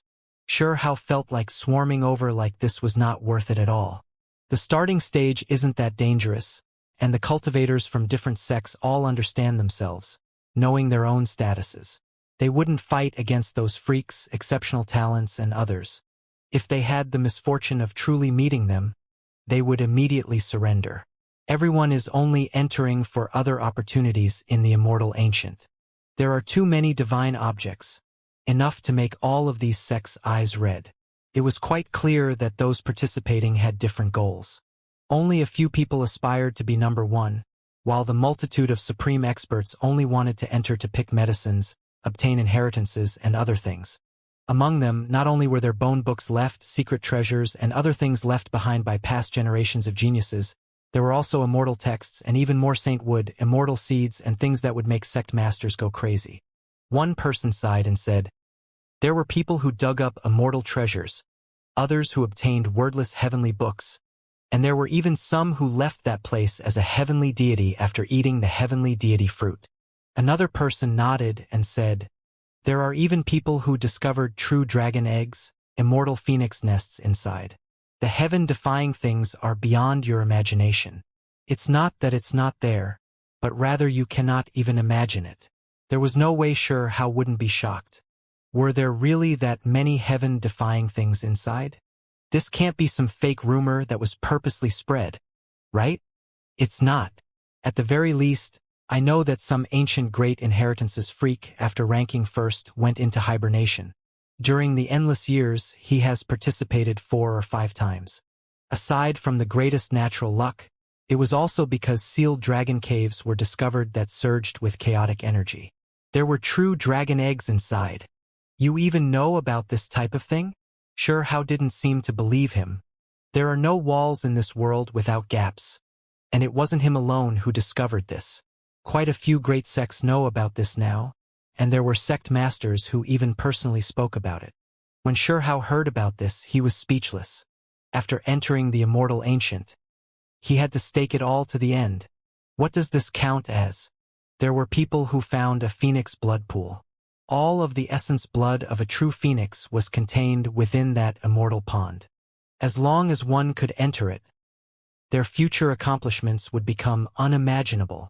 It was because a single drop of phoenix true blood would allow one to undergo rebirth, while that ancient immortal pond contained all its precious blood. Even if cultivators like the ancient monk appeared, their mortal hearts would be stirred, let alone Xianxia. He parted ways with that person. He was a foodie to begin with, and the Immortal Ancient had so many things. At this moment, he was already extremely impatient, wishing to immediately go inside. So many great natural opportunities. Me, the Stone of Fate, will definitely rise up after entering and illuminate the 1,000 ancients. The divine striking stone drooled within Xianxia's hair. Mulberry City was an extremely large city. Meanwhile, Xianxia discovered that all of the inns were full, with most of them occupied by cultivators from other provinces that wanted to seize one of the entrance spots from this province. Soon after, he revealed an expression of discontent. It was because the supreme experts of other provinces treated those from Xin province with great disrespect. This was a cursed land, so in their eyes, they were all descendants of vicious prisoners. Many of them looked down on these people, treating this province with contempt. Descendants with the blood of sinners were placed here, cursing the entire great province. One can imagine what kind of heaven-overflowing crime these prisoners committed. Back then, they should have directly slaughtered all of these people. What is the point of leaving them alive? These were the opinions of a few extremists. It made Xiao's face fall. Regardless, quite a few of these were descendants of people who came from the lower realm. They were actually being looked upon like this. No wonder this province had the word sin as part of its name, making him feel extremely uncomfortable inwardly. In these past years, there hasn't been many outstanding individuals from this province. The entrance spots will likely all be seized by outsiders. A cursed place, an area with sparse spiritual essence. After the ancient battle, they were slaughtered until all of them were terrified. What kind of experts can they still produce? The ones that came from other provinces are all elites, coming here to seize the participation slots from the hands of these sinners. So it's only right and to be expected. The strong will prevail over the weak. It should precisely be like this. Xiao's face became more and more unpleasant to look at. A flame was burning within him. In the lower realm, he had heard the saying, descendants of great vicious, and now that he came to the higher realms, there was actually this kind of province treated as a land of exile and cursed. This province had people from the lower realm, as well as the descendants of the higher realm's ancient vicious disciples. He felt extremely uncomfortable. How many generations had passed? Even if their ancestors truly did do something wrong, the sin shouldn't fall on the shoulders of the descendants, right? Xiao felt that he should understand the situation in more detail. Soon after, he learned that Fire Clan was considered a large power in this province, the ancient country of an area. They would not tolerate contempt. In addition, the other news he received left him deeply shaken. There was a stone country, but it was wiped out in the ancient times? Xiao's expression changed. This was absolutely terrible news. If his predictions weren't wrong, it should be the ancient country established by the ancestors of his stone clan. Why did this happen? He asked around. The blood of sinners was too strong, startling all areas. It was cursed by the heavens, causing this ancient country to vanish into thin air. Someone replied, "How is that possible?" Xiao definitely didn't believe this saying. Shush, lower your voice a bit. Stone country flourished in the ancient era, producing a few formidable individuals that were quite stunning. Someone saw a large hand reach down from the heavens, flattening this ancient country and burying that clan. One person said mysteriously. Xiao left for the distance. For him, these news were quite bad, making him almost erupt with anger. After searching around, he successfully arrived at Stone Clan's remains. There wasn't a single blade of grass that grew here, a place completely desolate. There were ruins everywhere with broken walls remains. This was an enormous area of ruins. An enormous country's capital city had previously towered here. Xiao paced about here for 2 days, feeling angry inwardly. This ancient country was unexpectedly wiped out so ruthlessly, being completely destroyed. It was too cruel and merciless. Finally, at the border of these ancient country remains, he found a tattered village. Upon closer inspection, he discovered that these individuals could be considered Stone Country's descendants. Actually declined to this state. He looked at the old and weak as well as the ordinary youth. They had long become mortals, not understanding cultivation. They could have properly survived before like other clans, but only because Stone Clan's ancestors learned of some truth. They provoked a disaster of destruction. When he found another tattered stone village, Xiao unexpectedly heard this shocking information from the mouth of a muddle-eyed elder. Even though there are many sinning clans, they are still divided into primary and secondary sinners. Since the ancient times, it had long been accepted that Stone Clan, Fire Clan, and others, a total of 30 clans, were the main descendants of sinners. This was the secret this elder spoke about. Stone Clan was just one of them, a clan that could not be forgiven. There seemed to be a pair of eyes staring at it. They always say blood of sinners. Could it be that they can tell somehow? Xiao asked. He had heard about this term quite a while ago, and it had always left him feeling a bit uneasy. He voiced his doubt. How was this defined? This small stone village was extremely barren, only having 100 or 200 residents. They wore old and tattered beast skin clothes that were quite primitive, not like the descendants of an ancient country at all. The old man sighed deeply and said, "It truly can be verified through a few sacred objects. When tested, these people's foreheads would display specks of light. The blood of sinners gathers in the foreheads of powerful individuals, sacred light blazing like a torch. Meanwhile, those with the greatest sinner's blood would even display some patterns on their foreheads, their radiance surging into the sky." When Shurhao heard this, he was quite shocked. "Where can these sacred objects be found?" he asked. He wanted to personally experience what it was like. "It really isn't some sacred object, something all clans have. After Stone Clan was wiped out, there is an enormous rock within the ancient country capital ruins alone. It is right in front of that capital city, and one can test themselves through it. It shouldn't have been taken away by anyone," the elder said. "It was because for most people it wasn't some secret treasure, not useful in any way." When the old man was talking about these things, his eyes seemed to become absent-minded, lost in sorrow. Shurhao stopped in this village for some time, earnestly asking quite a few questions. He left behind a pile of precious items before ultimately leaving, directly heading for those ruins. "Is he my Stone Clan's youth? How much I wish for a star to rise again. A powerful expert that illuminates past and present, intimidates all those under the heavens. One who can wash away my clan's humiliation," the old man muttered. His eyes were full of tears, and in the end, he cried with grief as he thought back to the ancient country's past glory. Soon after, Shurhao returned to those ruins. Sure enough, there was an enormous rock at the front of the city. It was clearly different, giving off an ancient feeling. There were mottled bloody streaks along its surface. They were not scattered on this rock, but rather a type of innate bloody spots. Shurhao was a bit skeptical. He reached his hand over. He did just as the elder said, stirring on his blood energy slightly before calmly waiting. In that instant, the blood within his body surged, rumbling like lightning. It surged like a great river. Then, his forehead bone immediately condensed an ancient and mysterious symbol that shone with incomparable brilliance. This was not the patterns the elder spoke of, but rather a symbol. It was as if stellar streams were swirling, complex, strange, mysterious, and absolutely dazzling. Moreover, that radiance continued to increase, as if it would never exhaust. In the end, with a chi sound, it rushed into the heavens, illuminating the sky, scattering the clouds. Heavens! What is that? In the distance, people cried out in shock as they stared into the heavens with disbelief. A streak of light tore through the domain of heaven, illuminating this entire region. It was strange and unfathomable, abnormal and mysterious.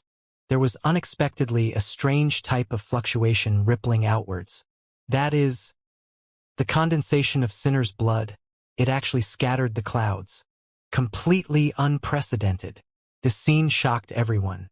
Many great sects in Xin province immediately noticed it. How can there be a sinner's blood symbol so powerful? The beam of light piercing the heavens. This had never happened before. Cries of alarm sounded from all different places. Meanwhile, Shurhao was stupefied as well. He heard a desolate sound from beside his ears, unknown if it came from that enormous stone or the symbol on his forehead. "We are not the descendants of sinners. Our ancestors' accomplishments were matchless. They have always been fighting at the very forefront, still continuing to this day, creating glory through the price of blood and bones." This voice was sorrowful, mournful, and ancient.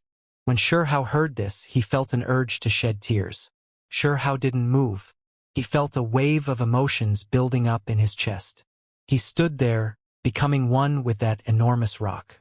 The symbol on his forehead became even more resplendent. "We are not sinners. The blood that flows within us not impure. That is glory, a record of our accomplishments."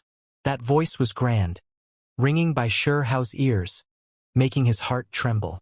In the distance, many people were startled. This light beam of sinner's blood was too resplendent, leaving them with a feeling of disbelief. What kind of person is it to have such rich sinner's blood? Did a true ancient great vicious being return? Someone muttered softly, narrowing their eyes. Light shot out from their pupils. This will definitely startle all sects and spread to every province. In the heavens, a symbol was illuminated. There was someone who, through countless distance away, through their sect's clan guarding mirror, saw that it was the character Sin. A complete Sin character appeared, making the existence who was holding the mirror suck in a cold breath of air. Sinner's blood into character. We have to find this person. There were immediately ancient existences that released a shout, coming to this conclusion. Sin Province, the inheritances adjacent to Stone Country's ruins could see it with their own eyes. There was an ancient symbol in the skies that released brilliant radiance. It shone like a sun. Many people were shocked. They began to discuss among themselves, but they didn't dare approach out of fear of bringing a disaster upon themselves. At the ends of the great earth, a pair of grandfather and grandson were passing by. They sensed something, gazing over towards this side. Grandfather, is that the character Sin? It is. There is actually someone like this, Sinner's blood condensing and illuminating the skies, producing this character. In the past, even those great vicious individuals only produced some Tao patterns.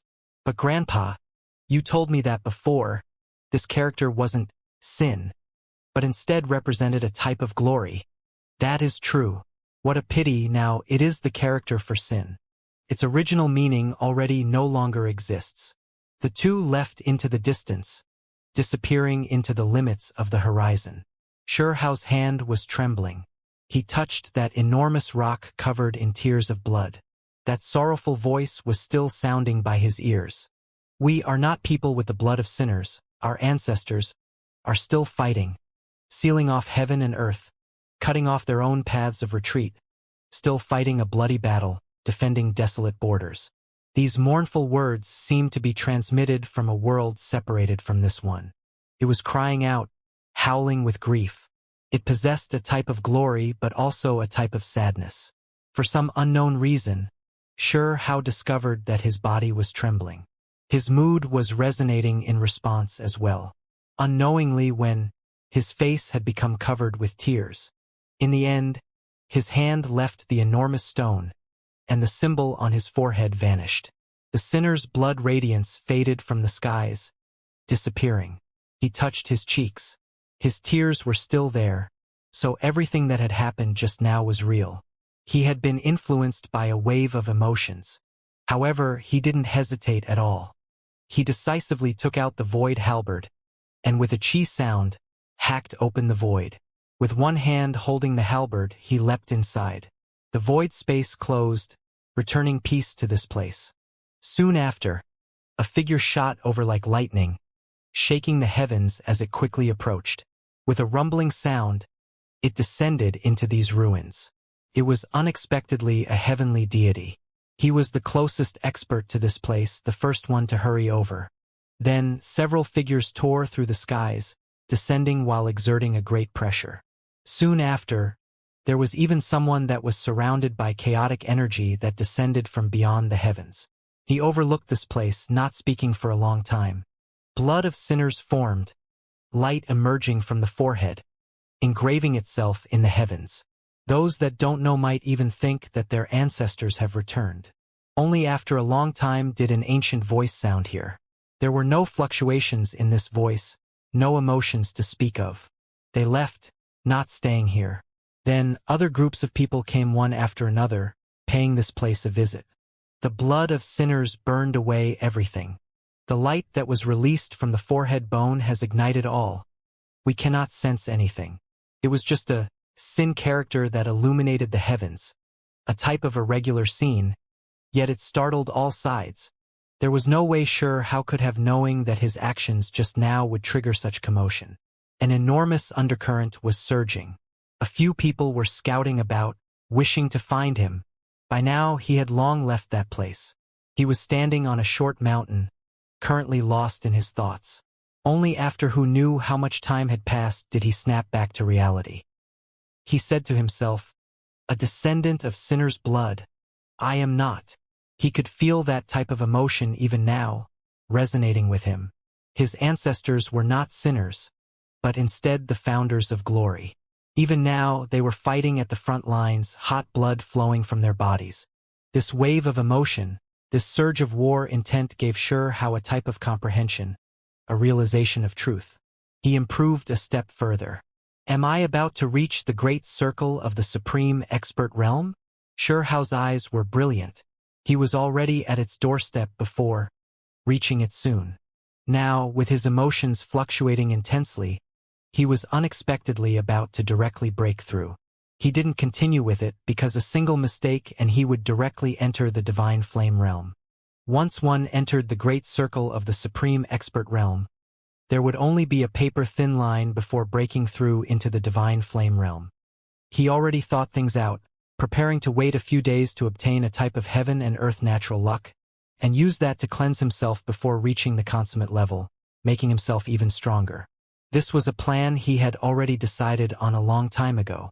He didn't deviate from its course just because of this flash of realization. Regardless, before entering the immortal ancient, he had to reach the consummate level of the supreme expert realm, increasing his strength by another level. Only then can he calmly face all of his opponents.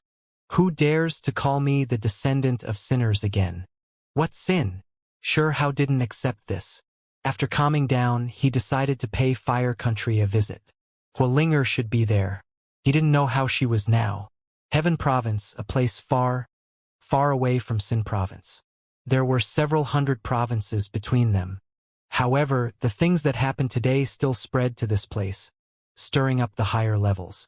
In reality, the appearance of the condensed Sin character that illuminated the skies startled many great sections. It wasn't just them. However, only this clan had a feeling that they knew who this person was. Stone Clan ruins, it should be that youngster, right? A heavenly deity said with ice-cold eyes. Recently, they had been tossed and turned about by a small supreme expert, losing all face. Yu was cut down, the Tao protector defeated, treated by great inheritances as a laughingstock. Even under these circumstances, they still didn't leak out Xianxia's true identity, because they were still unwilling, wishing to capture him to obtain the Kuan-Peng technique and others for themselves. Let me make a divination to see where he is. The Tao protector appeared. A small part of the broken horns on his head had just regrown, not completely recovered yet. His withered face was even more pale. Great One! There were heavenly deities that cried out, feeling incomparably worried. If this elder did this, then he would likely use up the last of his life. Great One, you must not. Qi Daolin is a lunatic. Even if we can find that youngster, the gains would still not make up for the losses. Heavenly deity Mo Luo advised. Qi Daolin entered the boundless, uninhabited region. The things I am going to do will not leave any traces. It is heaven's will to end this youngster's life prematurely. The Tao protector said calmly. Everyone became shocked. They looked at each other in dismay. Prepare a quiet room. I am going to carry out the plan. The Kuan-Peng technique and others will be seized, and the disaster will be sent on his way. The Tao protector's eyes were cold, his broken horns flickering with cold light. Soon after, this place became quiet.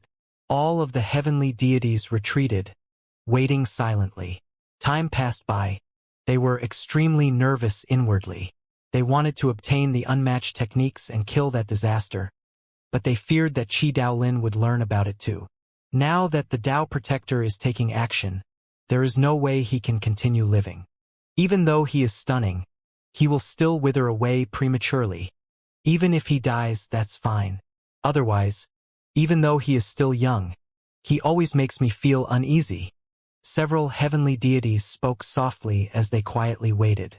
Suddenly, they felt the void split apart and a passage open up. Then, it was as if a heavy object fell out. Did the Great One succeed? Did he capture that little monster? They simply couldn't believe it.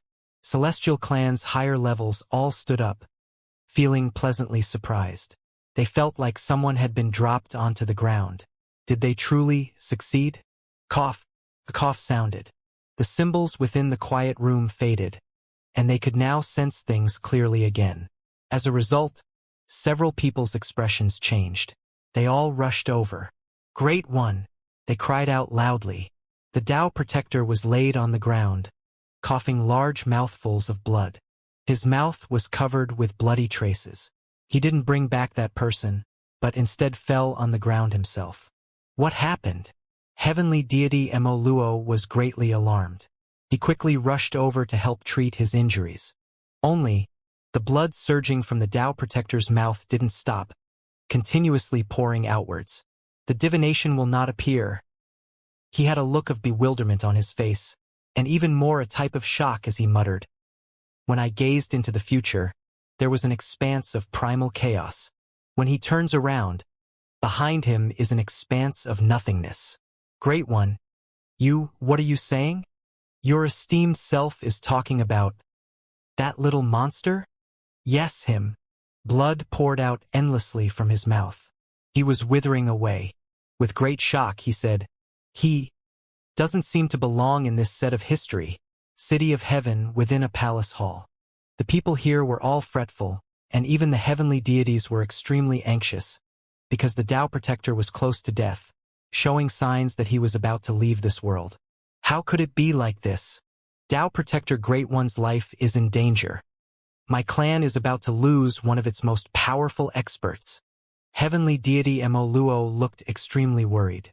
This result was too terrible. It's all because of that little bastard.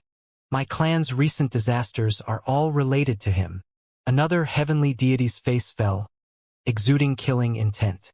They all felt uneasy. The Tao Protector didn't have much life left to being with, and now that he attempted a divination, wishing to capture Hao, who was countless distance away, and eliminate this disaster. However, the results were too terrible. Those that were not naturally in tune with the spiritual, normally speaking, would not dare to rashly attempt it even if they were powerful themselves, or else they would suffer the wrath of heaven. Just a trifling supreme expert, yet stirring up such great chaos in our clan. This is definitely unforgivable. Heavenly deity Chi Tuo roared with a low voice. "Cough?" The Tao Protector coughed out blood, his face ashen. He was lacking life force, his old body's condition becoming worse and worse. He probably wouldn't last much longer. "I am truly unwilling to accept this." Not even able to find a young supreme expert. His eyes were ice cold. At this moment he felt endless hatred. At the same time, he felt a great fear inside, because that divinatory scene was too terrifying, leaving others feeling incredibly uneasy. In reality, the others' hearts were also trembling. Even someone as powerful as the Tao Protector, because of a youth, cut his own life short. He is in Sin Province. He must be killed. Heavenly deity Luo roared. Think of a way to preserve Tao Protector Great One's life. We cannot allow him to fall. Someone said with great worry. It was because the old celestial left, entering the boundless restricted area to fulfill the archaic contract, unknown if he would ever return again. So this clan needed a powerful expert overseeing it. Tao Protector Great One wasn't able to divinate where that little monster was, and as a result couldn't bring him back. This means that he shouldn't have suffered the wrath of heaven. So perhaps he can still be saved. They began to use all types of methods, all for the sake of preserving the Tao Protector's life. A dark shadow covered the city of heaven. A great pressure weighed down, making many people feel nervous and uneasy. Sin Province, a place with sparse spiritual essence. Hao was not aware that a terrifying expert that had risen up in the archaic era almost lost his life from trying to capture him. If he knew about this, he would have definitely roared with laughter. It was because the Tao Protector had no one to blame but himself. Is this fire country? Hao had traveled quite some distance, approaching an ancient country. This place was established by Fire Clan and had existed for an extremely long time. Today, it was a power that could not be ignored. At the very least, in Sin Province, Fire Country played a crucial role. It was an inheritance that couldn't be considered small. There were heavenly deities overseeing this place, to the extent where there were 1 or 2 sect master-level figures.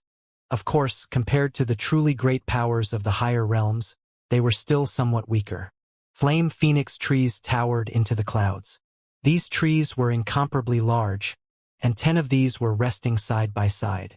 All of them were releasing brilliant scarlet multicolored radiance. They towered within Fire Country capital city, raging with vicious flames. Fire Clan, a sect founded on flames. Fire served as their insignia as well. Fire City was a flourishing city. Many people came and went, the streets full of traffic. Meanwhile, the enormous city was quite special as well. When observed from the distance, one would see a red expanse that flowed with scarlet radiance. This was a massive city created from fire crystal stone. There were creatures from all different clans on the streets, especially during this period of time where large amounts of cultivators gathered. Foreigners occupied almost all of the great inns. Everyone knew why they came, but it was hard to chase them away. These people came from great Tao inheritances, so no one was willing to completely offend them. Fire Country is so large. With a city so massive, will I be able to find Hualinger? Shihao said softly. He wanted to meet this old friend from the lower realm quite badly. However, he felt that after the Fire Emperor of the lower realm came up, there was no way he would enter the main Fire Country Imperial Palace. No matter how stunning he was, it would still be difficult for him to display any brilliance in the higher realms. It was to the extent where he was worried whether Fire Emperor and Hualinger even safely arrived here. Hualinger? Never heard of her. As expected, when Shihao asked around, he was disappointed. No one knew about them, never hearing about this name. Youngster, you already asked several times already. I can tell you with certainty that I know about all of the most stunning and powerful girls in this imperial capital. There is no such person. An elder became impatient. He wasn't someone of the cultivation world, just a businessman, but he understood quite a bit about Fire Capital. Shihao didn't want to draw attention to himself because of his inquiries, which was why he could only ask these types of people. He sighed. Originally, he thought that he would be able to meet an old friend if he came here. But in the end, he was disappointed. He was truly worried for that father and daughter pair, wishing that nothing unexpected happened to them. Shihao remained in Fire Country capital, not leaving, instead taking the time to understand more about this place. He was hoping to find some other clues, not willing to miss out on this chance. He didn't obtain any news regarding the father and daughter pair, but he found out that this city had a few exceptional experts. They were supreme experts that came from different provinces, and there were even some exceptional talents that had shown themselves. Shihao frowned. Why did even young supreme beings come to Xin province? Moreover, he learned that there would be genius gatherings from time to time, and they seemed to be waiting for an extremely formidable person. This made him surprised. Exceptional talents even came, all for the sake of seeing that person. He trembled inwardly, wondering what kind of person would appear. Could it be that this person was going to pay Fire Country a visit and appear here? I should go take a look as well to see just how powerful and heaven-defying that person is. Unfortunately, he was disappointed. There really was someone who might appear, but it wasn't 100% certain, and no one knew when this person was going to appear either. However, despite this being the case, the young supreme experts of Fire Country capital city were all moved, waiting expectantly. Recently, no one left, all of them waiting here. It was as if they were birds looking up to the phoenix, 100 beasts welcoming a beast emperor. Quite a few genius gatherings were held during this period. Many people conversed with each other, exchanging pointers. Woo! There will be a distinguished meeting tonight. Sixth Princess is entertaining guests. When the time comes, there will be quite a few geniuses that will appear. The qualifications are quite high. Those invited all top-level figures from different provinces. There were people discussing this. This wasn't some secret, long spreading around. Of course, for sure how this was a piece of information he could only find out through listening to these types of conversations. That was why he carefully listened in on their discussions to understand that place. This was pretty much all to lead that phoenix here, the emperor worshipped by 100 birds that triggered the great commotion. This type of gathering was going to held because of this. I should go take a look. Shihao came to this conclusion.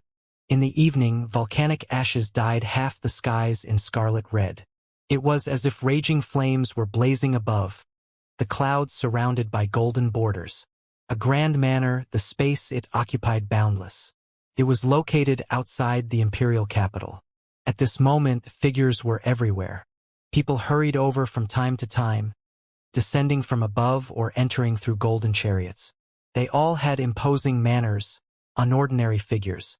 "Out of the way!" someone shouted from the distance. A purple golden carriage was pulled over by auspicious beasts. Even the void was rumbling under their feet. The identities of those invited were not ordinary, all powerful individuals from different provinces. However, when this carriage appeared, those in front still moved out of the way, especially one golden war chariot that even stopped to the side, yielding to this carriage.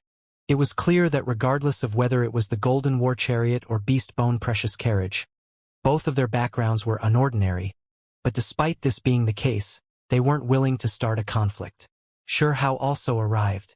Even though he never lowered his head, he wouldn't rudely and impetuously start fights for no reason. He similarly moved to the side with a few others. Only a single green ancient war chariot didn't leave, continuing to head forward. As a result, roars sounded from the rear, and several auspicious beasts leapt into the air, carrying mists with it as it directly leapt over this carriage. Hong! Smoke and dust rose into the air. Several auspicious beasts pulled the purple golden carriage, descending onto the ground and stirring up a lot of smoke and dust. And smashed into that green war carriage as well, and only after doing this did it head for that manor. A laughter like the sound of silver bells sounded from within the purple golden carriage, extremely brash and ostentatious. The people within the green war carriage were furious, wishing to take action, but they were stopped by someone, advised with a low voice, "Brother, do not be quick to anger. Do you know who she is? You cannot provoke her.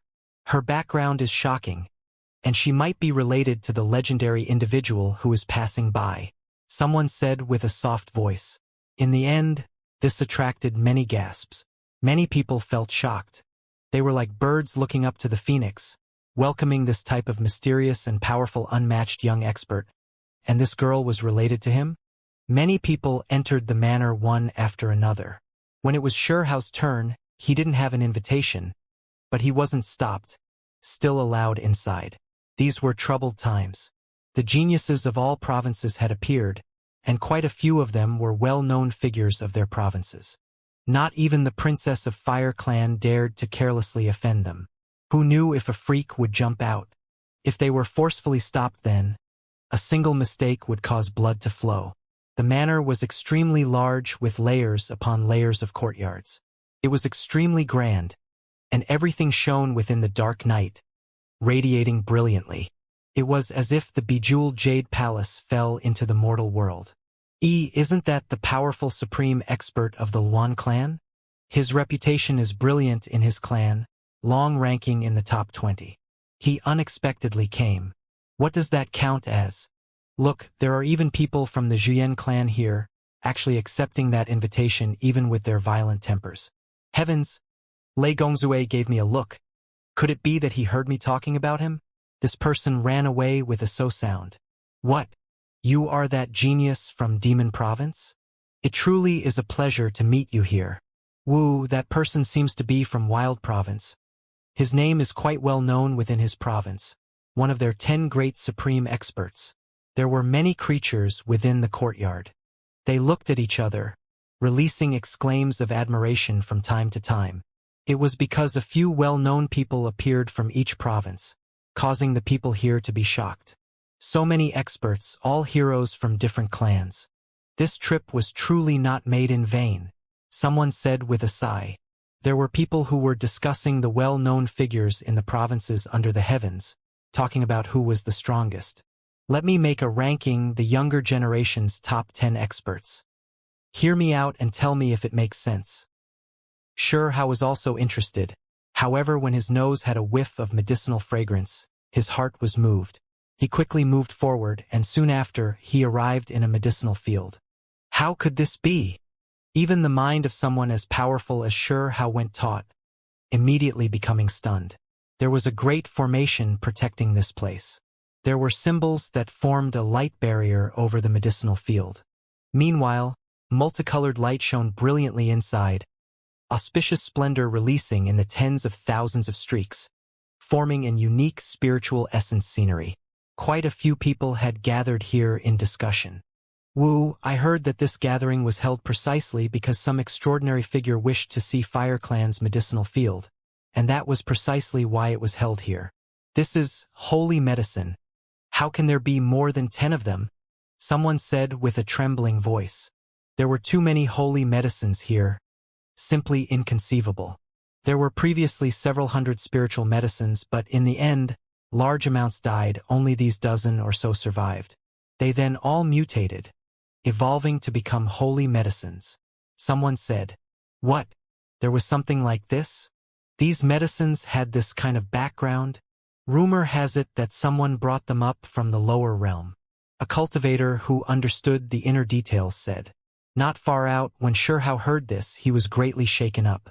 He knew that he had obtained clues regarding Fire Emperor and Hualinger. These were most likely brought up by them. The medicine fields were extremely large. The 5-colored earth inside shone, ensuring enough nutrients for these holy medicines' growth. Hound leaf vine, a plant entirely black, leaves looking like mastiffs, flowing with dark light. Scarlet orchid, shining like blood diamonds, entire body sparkling and surging with scarlet radiance. Golden grass, moving about like a sun, golden light surging. This place was truly dazzling, drawing many eyes. More than 10 stalks of holy medicines were displayed together, producing a scene that was rare to see even within a secret realm. Every single stalk of holy medicine was enough to make exceptional talent's eyes go red, because they were just too rare. They were usually planted alone and grew within a dangerous spot. Rarely did so many of them rest side by side like this. Why was this the case? Someone asked, feeling that this was inconceivable. They were all originally spiritual medicines, yet in the end, they all transformed into holy medicines. It is because the lower realm's natural laws are incomplete. When they were brought up, after being irrigated with heaven and earth Tao, most of them couldn't endure the pressure and withered up. These were the only dozen or so stalks that were different, sticking through and undergoing a transformation. Everyone became stupefied. They were unexpectedly like creatures. When cultivators came from small worlds and refined their bodies, able to pass the trials, their fundamental characteristics would improve substantially. Of course, this was too difficult for most people. Shihao asked earnestly for guidance, wishing to see just who it was exactly that brought these up from the lower realm. In the end, he learned that it was a father and daughter pair. He was now sure that it was Fire Emperor and Hualinger. Only when he wanted to learn more about this and inquire further, the experts that tended to this medicinal field didn't know. His mood became much better, but then, Shihao's face suddenly changed. He released a miserable scream. This gave those around him a fright. Someone was howling so miserably next to such an auspicious medicinal field, making others' eardrums about to split. "Are you okay?" a young lady asked out of concern. A few others looked over. "Apologies. I've been possessed by the devil. I'll be fine," after screaming a few more times. Shihao scowled miserably and said. Many people rolled their eyes. Shihao left on his own, found a corner where there weren't any others, and then cried out a few more times miserably. He grieved and lamented, truly regretting things. It was because he thought about how when he arrived in the higher realms, he had also brought several hundred stalks of spiritual medicines, but he immediately used them, eating them all. How could he have known that if he had properly taken care of them, some of them would turn into holy medicines? This truly was a severe loss. Ao, Shihao wailed in pain. Then, a silver divine wolf leapt over. When it saw him, it cursed outwards, originally thinking that it was its own clansman. In the end, it was an idiot human. Soon after, Shihao returned to that brilliant place and entered the crowd to listen to everyone's discussions. In a distinguished meeting on this type of scale, the ones that came were all experts, coming from great clans. That was why they brought a lot of valuable and shocking information. What kind of background does Huang have exactly? so formidable, even defeating Immortal Palace inheritor. When I heard this, I didn't even dare believe it. Some people mention sure how triggering a heated debate. He is someone from Supreme being Dao right, so he was destined to stand against Immortal Palace. However, his situation isn't looking good. The one he defeated was Immortal Palace inheritor's second body. If the true body came, that would be unimaginable. Immortal Palace's inheritor unexpectedly divided himself into two. Recently, news has been going around everywhere that he was going to become one again. When that time came, he would be unmatched under the heavens, having no opponents among his peers. This gave all sects headaches. This was a terrifying figure that blocked the paths of exceptional talents from all clans. I support Huang. Believe that he can win over Immortal Palace's person. A girl who wore purple clothes said. She was young and pretty, and on her forehead were some black patterns. This didn't ruin her beauty, but instead added a bit of bewitching style, mysterious and beautiful. Sure Hao was shocked. When he heard her voice, he knew that this was the girl that was acting ostentatiously within that purple golden carriage before, speeding along and making other supreme experts move out of the way. Who is she? She was acting so brash. What kind of background does she have exactly? Someone asked softly, feeling quite curious about her identity. Hellbrand Clan's Pearl, their clan's most powerful young genius at present, named Xianxia. The unmatched young expert that will appear is related to her. Everyone became shocked. Hellbrand Clan was definitely a well-known great clan. They specialized in symbols, engraving all types of patterns on their bodies. Their magical techniques were world-shocking. There were many legendary individuals who emerged from this clan. Young Miss Xianxia, are you that sure that Huang will win? But from our perspective, he doesn't even have a 10% chance of winning. There were those who shook their heads. It was just a passing thought because I think Immortal Palace is unsightly, always thinking themselves as the rulers of the world. Everyone knows that there are quite a few inheritances that can suppress them in this world, let alone back then when Supreme Hall was still in this world.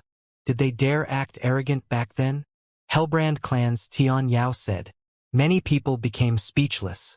There were some who felt the urge to ask this bossy young lady why she doesn't give Immortal Palace's inheritor a try. Even though Huang will be defeated, there are still others who can kill Immortal Palace's inheritor. I am sure that this time he will suffer a great disaster. Hellbrand Clan's Xianxia flourished with vigor as she daringly spoke. Young Miss Xianxia, don't tell me that you are going to persuade that unmatched hero to take action? Someone asked probingly. When these words were spoken, it was difficult for this place to calm down again. Many people's hearts jumped fiercely. Even if there are unmatched heroes who take action, they still might not be able to deal with Immortal Palace's inheritor. Once he completes his merging, in the supreme expert realm, how many people could have faced him since the ancient times? He will definitely be defeated, Xianxia said. Sure Hao revealed a look of shock, because this woman from the purple golden carriage was too arrogant and domineering, insufferably arrogant. However, it now looked like apart from her ostentatious behavior, she wasn't all that bad. This place naturally became lively. Many people discussed who the top 10 experts of the present world's younger generation were. Young Miss Xianxia, will that unmatched hero really come? Yes, Hellbrand Clan's young lady replied, her expression serious, no longer frivolous. Chong Gong Yen is going to appear again, someone said with a low voice. Everyone's expression trembled. This name seemed to possess a strange magical power that made others tremble. Many of their expressions became grave, their hearts feeling fear. He should appear in these next few days, or maybe even tonight. Xianxia raised her head and looked towards the moon. It was already full. Woo! Suddenly, a great cry sounded, originating from the distance, shaking the world. The skies began to tremble. At this moment, forget about the others, even Sure Hao was shaken. The blood energy within his body was incited until it was about to surge, as if it was stimulated. As for the others, they were all quaking in fear. Many people trembled, as if 100 beasts met their overlord, seeing the king of 10,000 beasts. They couldn't help but bow down to kowtow. This was a type of instinct. Quite a few people were trembling. He really came. Tianyao was moved, the first one to fly out into the night sky towards a certain direction. Everyone's expressions changed, feeling incomparably shocked. That person really came? The people within the manor were all experts who came from different clans, inheritors of great ancient sects. But right now, even these arrogant supreme experts were trembling. They took to the sky, following after her. The gathering of geniuses was thus cut short. Everyone rushed towards that direction. They had reason to believe that this so-called gathering wouldn't just be a pretense, but only because they really foresaw the reappearance of that person and were just waiting for him. Sure how revealed a look of shock, following alone. It was because he knew that this person was ridiculously powerful, definitely transcending into sainthood, a formidable figure. Several tens of li out, in front of a cliff, a male stood alone, his expression sorrowful. He was muttering to himself, as if he was offering sacrifices and prayers. Occasionally, he would release a great cry, the sound so great many supreme experts couldn't take it, unable to approach. They could only watch from the distance. Every single person had a look of horror on their face. A few people, because they got too close, directly fell onto the ground, going unconscious. This is Chang Gongyan? Everyone trembled. How powerful was he exactly? They were all at the supreme expert realm, yet just the emotions he released alone made a few supreme experts faint. This was too terrifying. Correct. He is the legendary Chang Gongyan. This name possessed a strange power, making some of the people here tremble with fear. There were some that revealed passionate expressions as well, staring in that direction. Chang Gongyan had appeared in this world 4 times, each time coming first in the battle of 3,000 geniuses, seizing the number 1 place under the heavens. Someone said. When these words were spoken, even those that didn't understand things too clearly were shocked, feeling great waves stirring within their hearts. They were incomparably shocked. Under the bright moon, that man was broken-hearted. He wore black clothes, his body not all that strong or muscular, instead a bit frail. He could still be considered handsome, but his eyes were very clear, carrying tears. This was a weak, almost young and inexperienced-looking male. He was incomparably emotional, offering sacrifices alone under the moonlight. This is Chang Gongyan, the male who is undefeated in the supreme expert realm? Old ancestor Ant has long entered eternal sleep. You do not need to feel too broken-hearted. She also wishes for you to be happy and properly continue living. Tianyao spoke, walking forward, her face carrying a gentle expression. It was quite different from her previous ostentatious behavior. A few people knew why Chang Gongyan came here. It was because a woman had been buried here. This woman had half Hellbrand clan bloodline, as well as half Sinner's blood. Back then, she was a close friend of Chang Gongyan, but due to an unexpected event, they were now forever separated. Rumor has it that the reason why Chang Gongyan froze himself under the mountains, entering Immortal Ancient, for a second time was because he wanted to find the Phoenix Blood Pond to revive that woman. It was clear to see that Chang Gongyan failed, unable to find it then. As a result, he went a 3rd time, still unmatched this time, becoming number 1 under the heavens. However, he still wasn't able to obtain anything.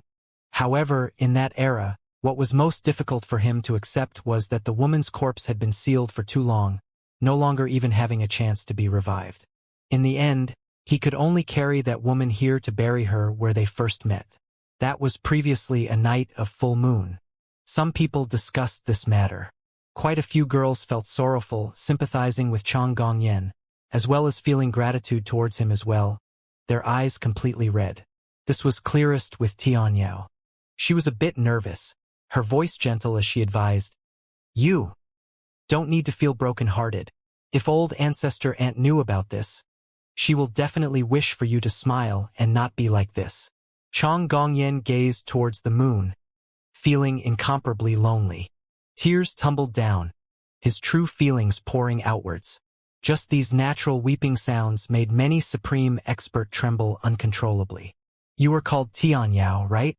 Do not behave ostentatiously because of my existence. Chang Gongyan calmed down and spoke. It was clear that he had been here for a period of time already, witnessing Tian Yao's behavior. That not the case, it's just that my nature is too lively. In the future, I definitely won't be like this. Tian Yao stammered, her face completely red. Suddenly, a person appeared above the cliff, one that wore golden clothes that shone with dazzling brilliance.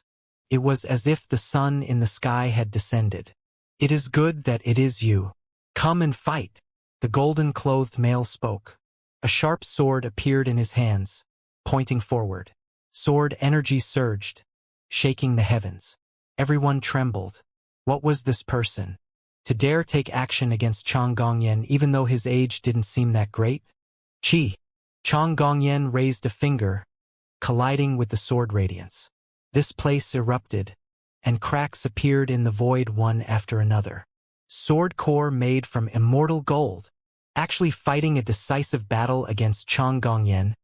Is it another ancient freak? Everyone became stupefied. Resplendent, multicolored light flickered about.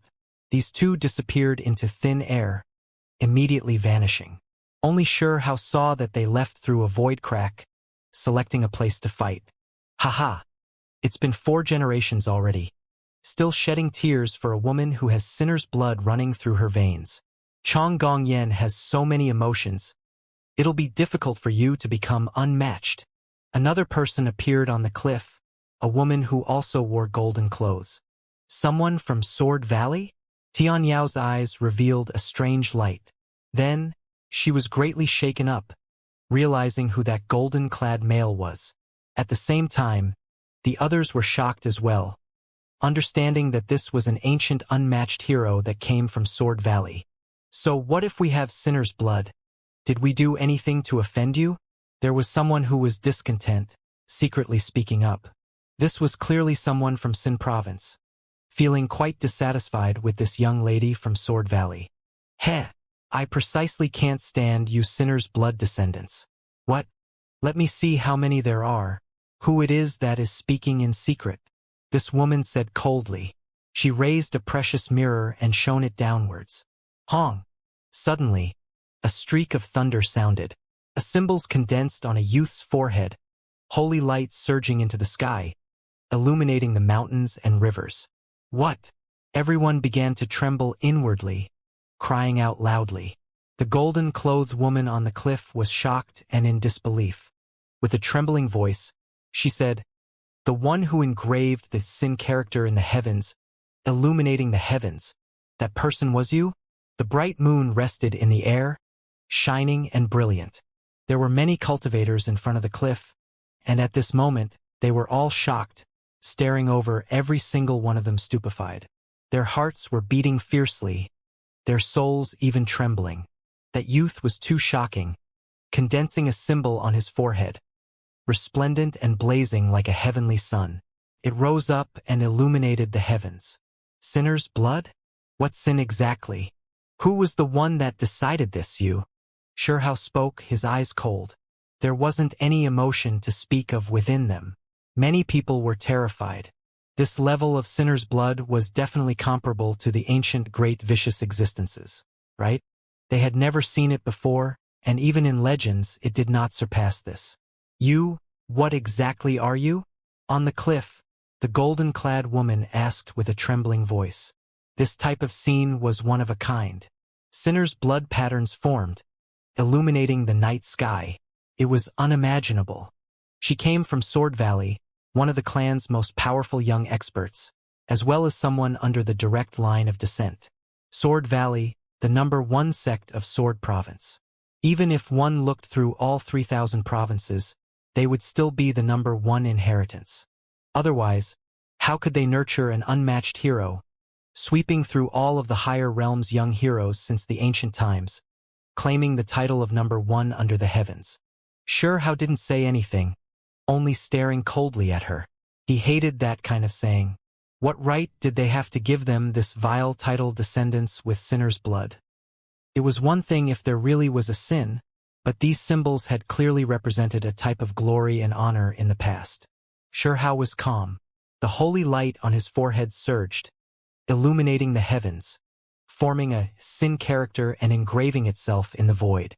It scattered the clouds, shining brilliantly. This type of scene left not only the golden-clad woman in fear, even the other cultivators were horrified. It was likely that the heavenly deities of all sides would be shocked as well, rarely seen since the ancient times. Only the people of Sin province became stupefied. Whose bloodline did this person belong to? How could someone display such powerful sinners' blood patterns in the present era? It was inconceivable. Xiao's aura surged, exuding a powerful pressure. He walked forward step by step, pressing towards Sword Valley's woman. Sinner's bloodline, your ancestors were great vicious beings, so how is my way of address inappropriate? It has already been accepted by many great sections. The golden-clad woman spoke. Even though she was inwardly shocked, she still displayed confidence, staring at that youth. She didn't believe that this youth would take action, because the clan's unmatched hero had just appeared to fight Chong Gongyan. You are saying that within our bodies flow the blood of sinners, bringing disaster onto the world under the heavens? Please tell me what era it was that our ancestors stirred up chaos in. Xiao said. He truly wanted this golden-clad woman to speak about some hidden information so he could understand the truth. The entire world knows about it. A few powerful inheritances had long acknowledged this.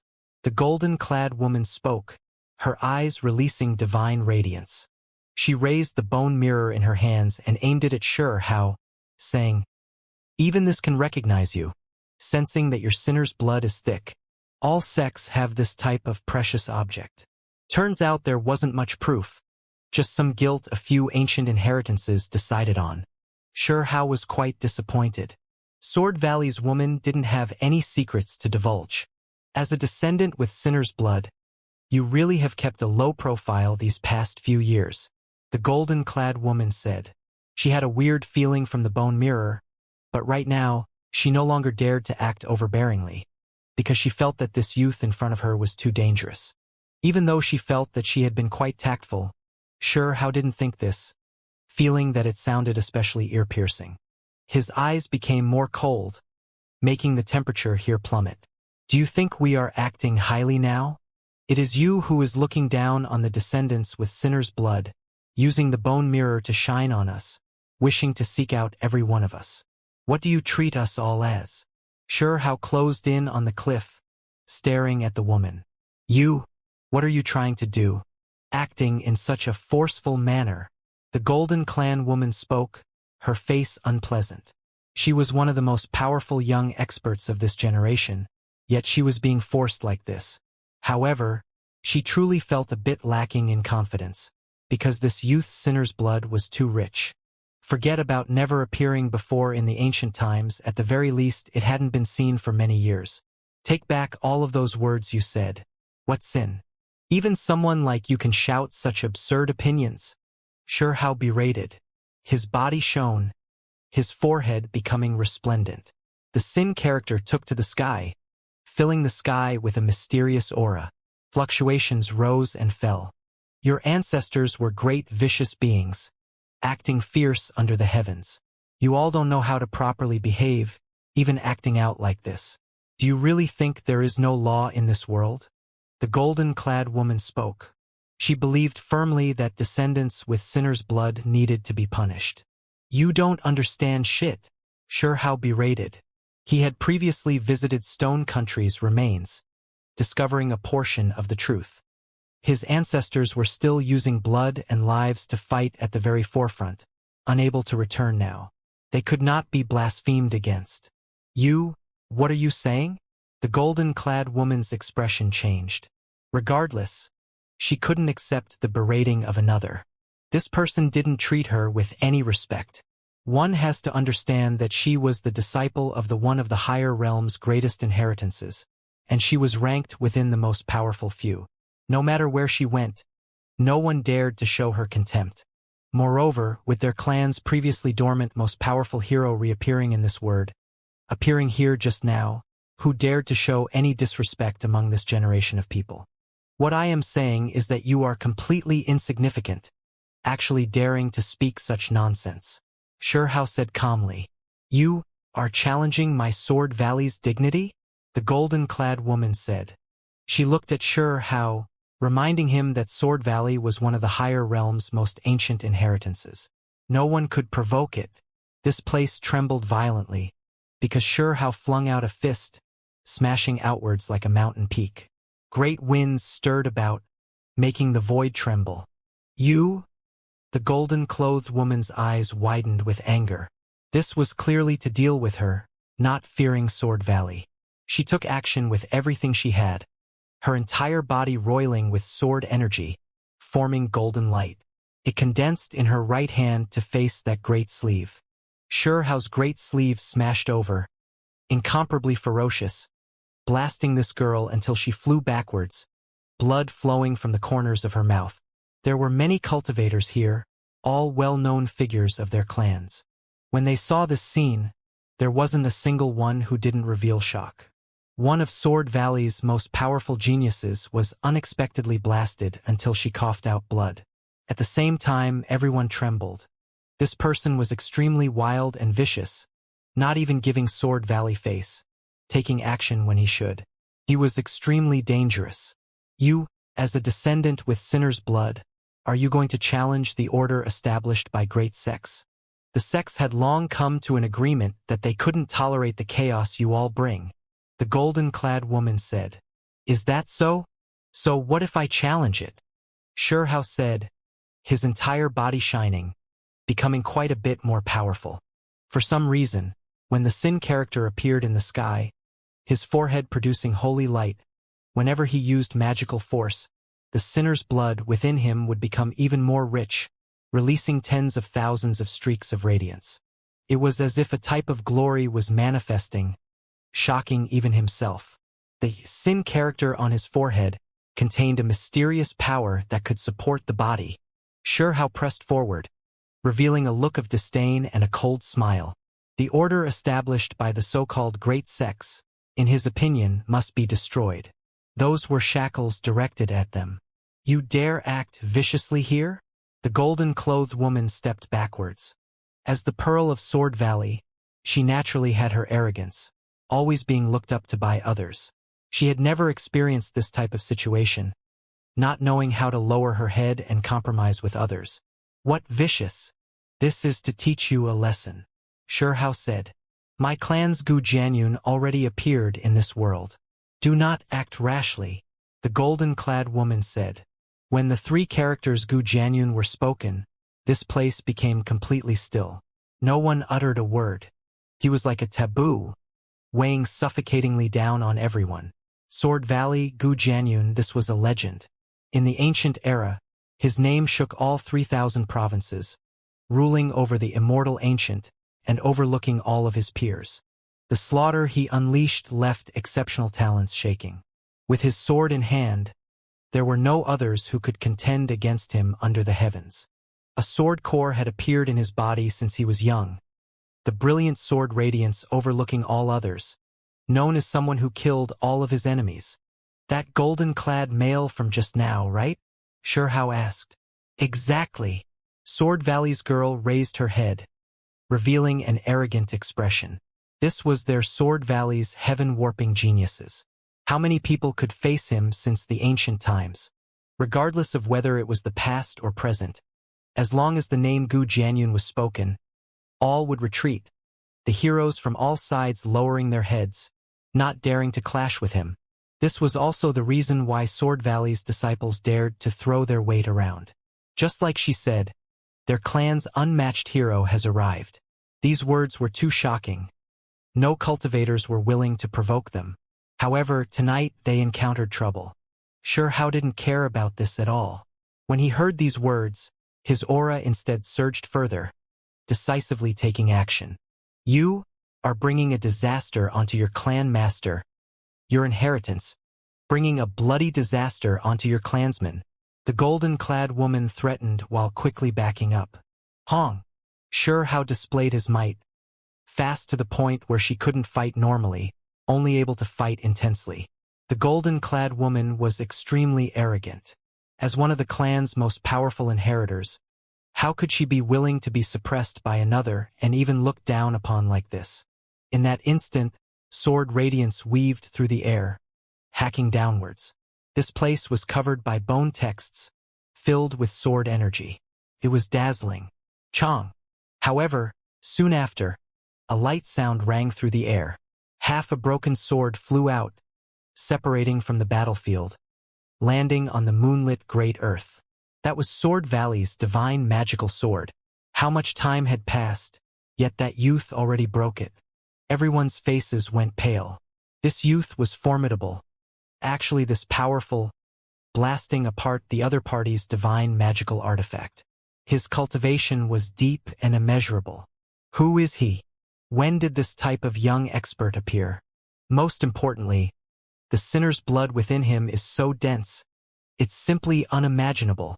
These were the questions everyone was wondering. They stared in that direction. Ah! The golden-clad woman cried out, frantically taking action there. She produced all types of precious artifacts to stop Xianxia. In that instant, her hair was already disheveled, her body covered with blood stains and in a sorry state. Compared to how she was insufferably arrogant with an attitude of looking over all clans, showing contempt to descendants with sinner's blood just now, it was too different. Stay your hand. If you continue, you clan will be wiped out. No one will be able to survive, the golden-clad woman screamed. She was now truly scared. Who was this person? He was ridiculously powerful. There was no way she could win against him. She was always arrogant and willful. When death now truly approached, only now did she understand fear, but it was already too late. Xianxia loathed being threatened by others the most, and now that he followed a solitary path, if others truly tried to seek him out, they had to face Qi Daolin. Xianxia's body shone. He turned into a divine sword.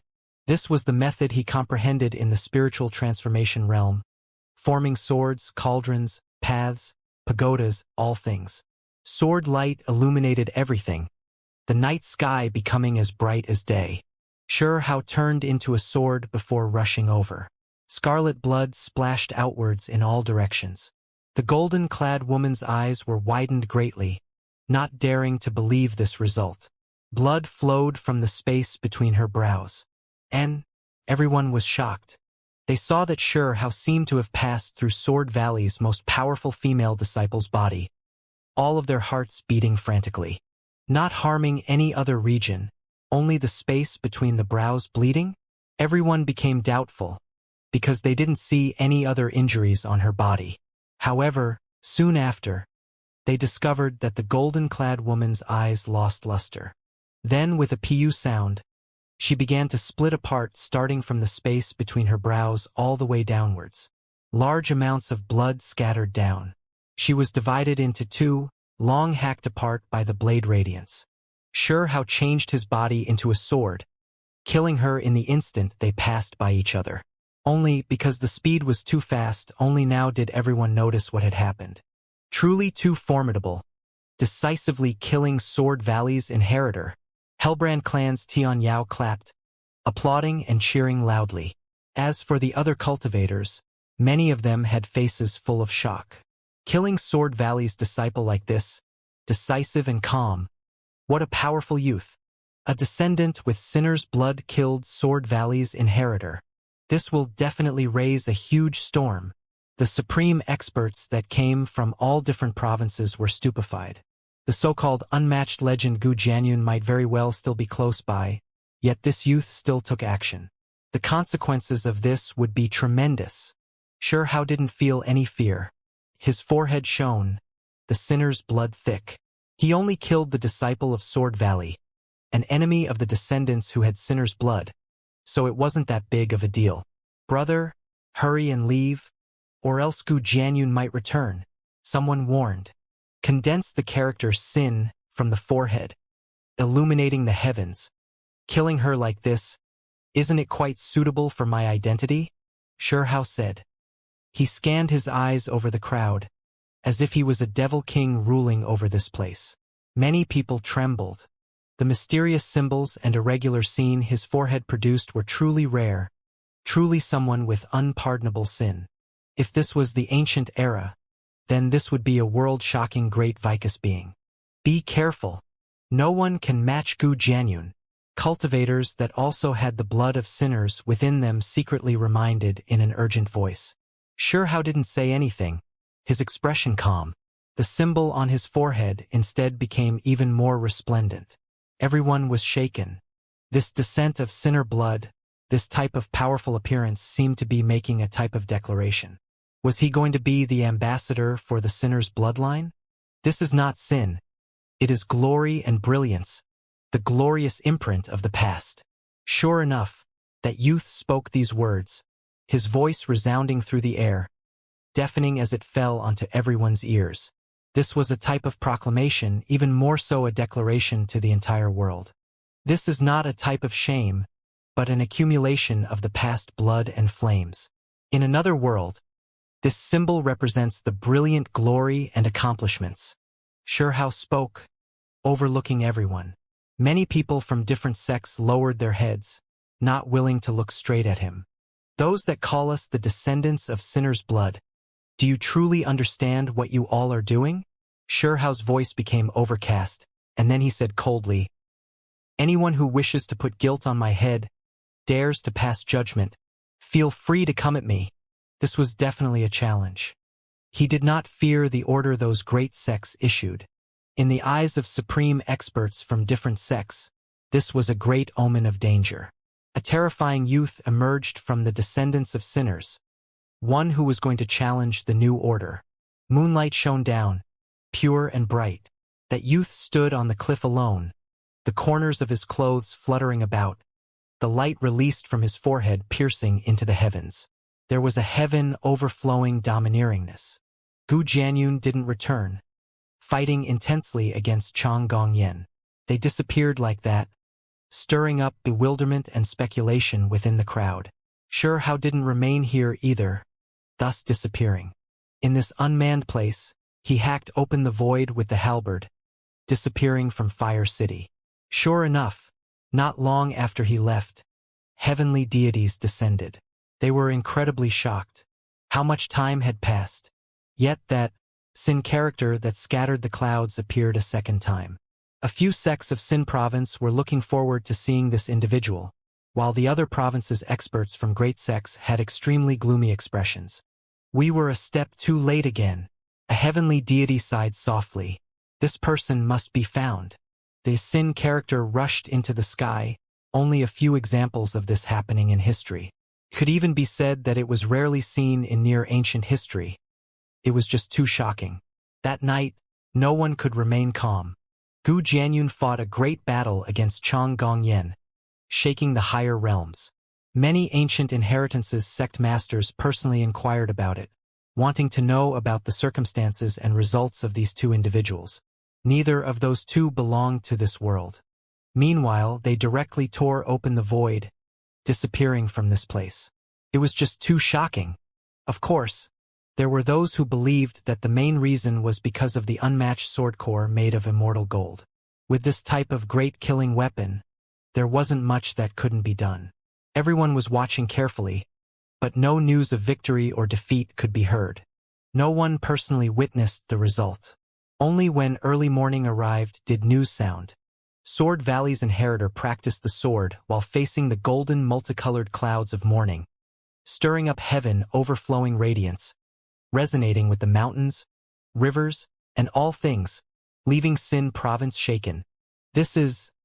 He gained insights from the battle and is going to improve a step further? Everyone was shocked. Even the heavenly deities were speechless. They were all shocked. Brilliant sword light illuminated the world, harmonizing with all things between heaven and earth, becoming one. This truly was shocking. He was still so young, yet he already had this type of comprehension. They had a feeling that once Gu Jianyun became a deity, then that would be extremely terrifying. His battle prowess would be world-shaking. Chang Gongyan also appeared, looking quite calm, as if nothing happened at all. He looked at the morning sun, observed the setting sun, and then departed. Deities with mysterious backgrounds are targeting him, wishing to harm him. Someone released this type of news. Something that left everyone stupefied happened. Chang Gongyan returned to his natural state, walking along the great earth. He couldn't feel anything at first, but later on, those nefarious deities were all watching helplessly as he lost them. A few powerful deities wanted to take action, but they could only watch helplessly as he left to the distance, merging into heaven and earth. This naturally left all sides shocked, triggering a huge storm. There were sect masters that sighed deeply. Once this person grew up, he would definitely be at the top of this world. The one that spoke this was not an ordinary sect master, but rather one of the higher realm's greatest inheritances, Western sect's leader. This would undoubtedly create a huge commotion. Chang Gongyan and Gu Jianyun's appearance made others truly aware of how terrifying the unmatched ancient heroes were. They had previously reigned undefeated in past generations, having their own accomplishments to justify their power. Only at this moment did people feel that kind of pressure, that type of powerlessness. The appearance of a single one of these individuals would perhaps suppress all the young heroes of this world. Once Immortal Palace's inheritor merged through the most powerful method, he might be unmatched as well, right? However, of the snow-covered freaks, any one of them could pierce through the heavens. They were all the very best, perhaps being even more powerful. The great Tao inheritances had many young geniuses, but right now, they all felt a type of formless pressure. This was just too hard to resist. Once this night passed and the morning sunlight shone brilliantly, there were rumors spreading everywhere. It was hard for the world to calm down. Of course, apart from Gu Jianyun and Chang Gongyan, there was another reason for such restlessness. The descendant with sinner's blood, forehead condensing symbols, sin character collapsing the clouds, illuminating the heavens, shaking all directions. These were news just as shocking as the emergence of two ancient heroes. Many people were speculating who that person was. There was no way he could have remained silent all this time. There were people at the scene who saw him, feeling that his temperament is similar to Huang's. It might be him. Of course, this was just a speculation and impossible to verify. Only a few people held this opinion. However, everyone knew that once they entered the Immortal Ancient, these would no longer be secrets. Because of various reasons, no one could conceal their true self. Everything would be exposed. Regardless of who he is, he will have to reveal his true body. I even feel like Huang has another identity. Regardless of who he really is, we'll find out later on. That day, news traveled in all directions. Not all of the young geniuses felt powerless. Some of them were excited and greatly stirred up, their fighting spirits surging. Kacha, in front of a purple mountain, a youth with blood-colored hair, an individual who was quite wild struggled free from his shackles, rigidly breaking out. Not far out, an old servant was horrified. Those were divine chains made of top-level precious materials, and there were natural laws infused within them as well. Not even true deities could do anything about them, yet the young male broke through. The old man feared that I would cause chaos, locking me up, but he still can't trap me. Let's go. It's time for a massacre. Great heaven-burning art has already been refined to the ancient predecessor's level. So how can its brilliance not be displayed to the world? Immortal Palace Inheritor is hiding in that tattered copper palace, merging into a true body, not willing to come out, so I can't kill him. I guess I have to go to Sin Province. Two of those of ancient frozen fellas have appeared at the same time. It really is something to look forward to. A meal for me to devour. You must not, the old servant on the side advised. However, this time this youth couldn't be stopped. A streak of fiery light flashed, and then this blood-haired youth disappeared from this place. A great void crack appeared in his original location. This is bad. The old servant felt nervous, but it was useless. That day, Green Province was shaken up. 4 inheritors from an ancient inheritance in this sect fought together against someone, but they were all blasted apart. Then, the adjacent province was stirred up. The Grey Flood Dragon race's #1 expert had his Flood Dragon tendons ripped out to use as a belt. Then, Bright Province that bordered that place had an exceptional talent killed, burned to ashes. This triggered a huge disturbance because it was all caused by a single person. He crossed several provinces like a great calamity, killing many young experts along the way. They were all the most powerful experts of a clan. Great heaven-burning art has appeared, refined to the limit, but there is still room for methods of improving its power. It has completely unmatched power. It unexpectedly appeared in this world again. When these news were released, it triggered a huge commotion. In addition, everyone heard that this blood-haired male was looking for ancient unmatched heroes, the frozen experts. He truly was a war-loving demon. He just moved like this, slaughtering his way into Xin province, triggering a huge commotion. My name is Xianxia. People of this present age, who dares to fight against me? The scarlet-haired male was extremely wild, arrogant and untamed, slaughtering his way into Xin province and issuing challenges in all directions. There were older generation figures whose eyes were ice-cold, wishing to get rid of him, but even though this person easily got into fights and was incredibly wild, he was not careless. He continuously moved about. Moreover, he had a secret treasure on him that could split open heaven and earth, allowing him to immediately flee. He took the initiative to seek out enemies and would not remain at one place. The great heaven-burning art shook the old and new. Now that the inheritor of this ancient inheritance appeared, it left the higher realms greatly shaken. All of the ancient sects had no choice but to pay attention to this. Unfortunately, Gu Jianyun and Chang Gongyan had long left Xin province, so he threw himself at empty air, no one to fight a great battle against him. He could only depart. Somewhat interesting, this was still Xin province. A white-clad person appeared, even the shoes and socks white, untainted by a speck of dust. His silver hair scattered down, shining with bright light. His face was handsome to an almost unrealistic level, more beautiful than many females. Sixth Crown King, Ning Chuan has appeared. It was unknown where these news came from, but it shook the world. The ancient freak, Ning Chuan, had appeared 6 times in the past, sealing the world. His divine valiance was unmatched. He appeared in Xin province, startling everyone. This was Sixth Crown King, one of the most powerful freaks from past to present. Since his birth, his Tao path had been consummate, everything perfect. I came for the sinner's bloodline, the descendant whose forehead released holy light. Xin character scattering the clouds is my prey. The great Tao needs to be protected and cannot be blasphemed against. This was what Ning Chuan, Sixth Crown King, said. He was going to kill the powerful sinner's blood descendant that had recently appeared.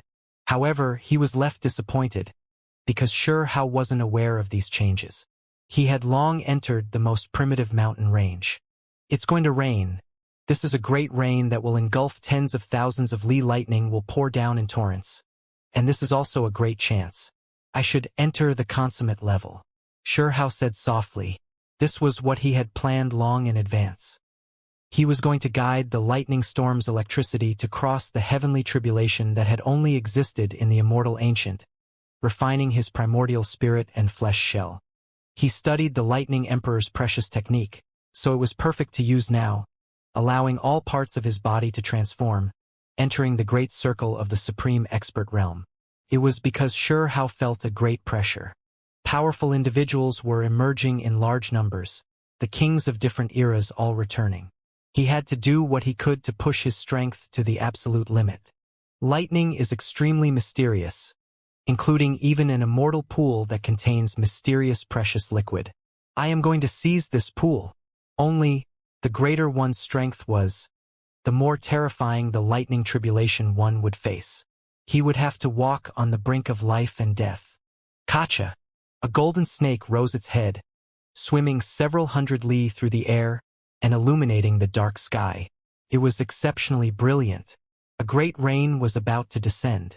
Dark clouds gathered, thick and heavy, covering the great earth like an enormous black pot. From time to time, lightning appeared in the clouds. Aside from the sound of thunder, the mountains were extremely calm. The flying birds and walking beasts all went into hiding, sensing the sinister aura building up here. They were all hoping to avoid a calamity. On a mountain peak, Sure Hao stood there, facing the heavens alone. He was adjusting himself, harmonizing his body's three energies so he could be at his peak. He already prepared to face the sky at his most powerful state, using lightning to refine himself, absorbing this life and death tribulation ordinary people would not even think about. Who? Great winds stirred about. Woo-woo sounds whistled through the mountains. Many large heaven-reaching trees swayed about. Expanses of grass, vines, and leaves dancing about like ocean spray, rising and falling. This was especially true for the mountain region.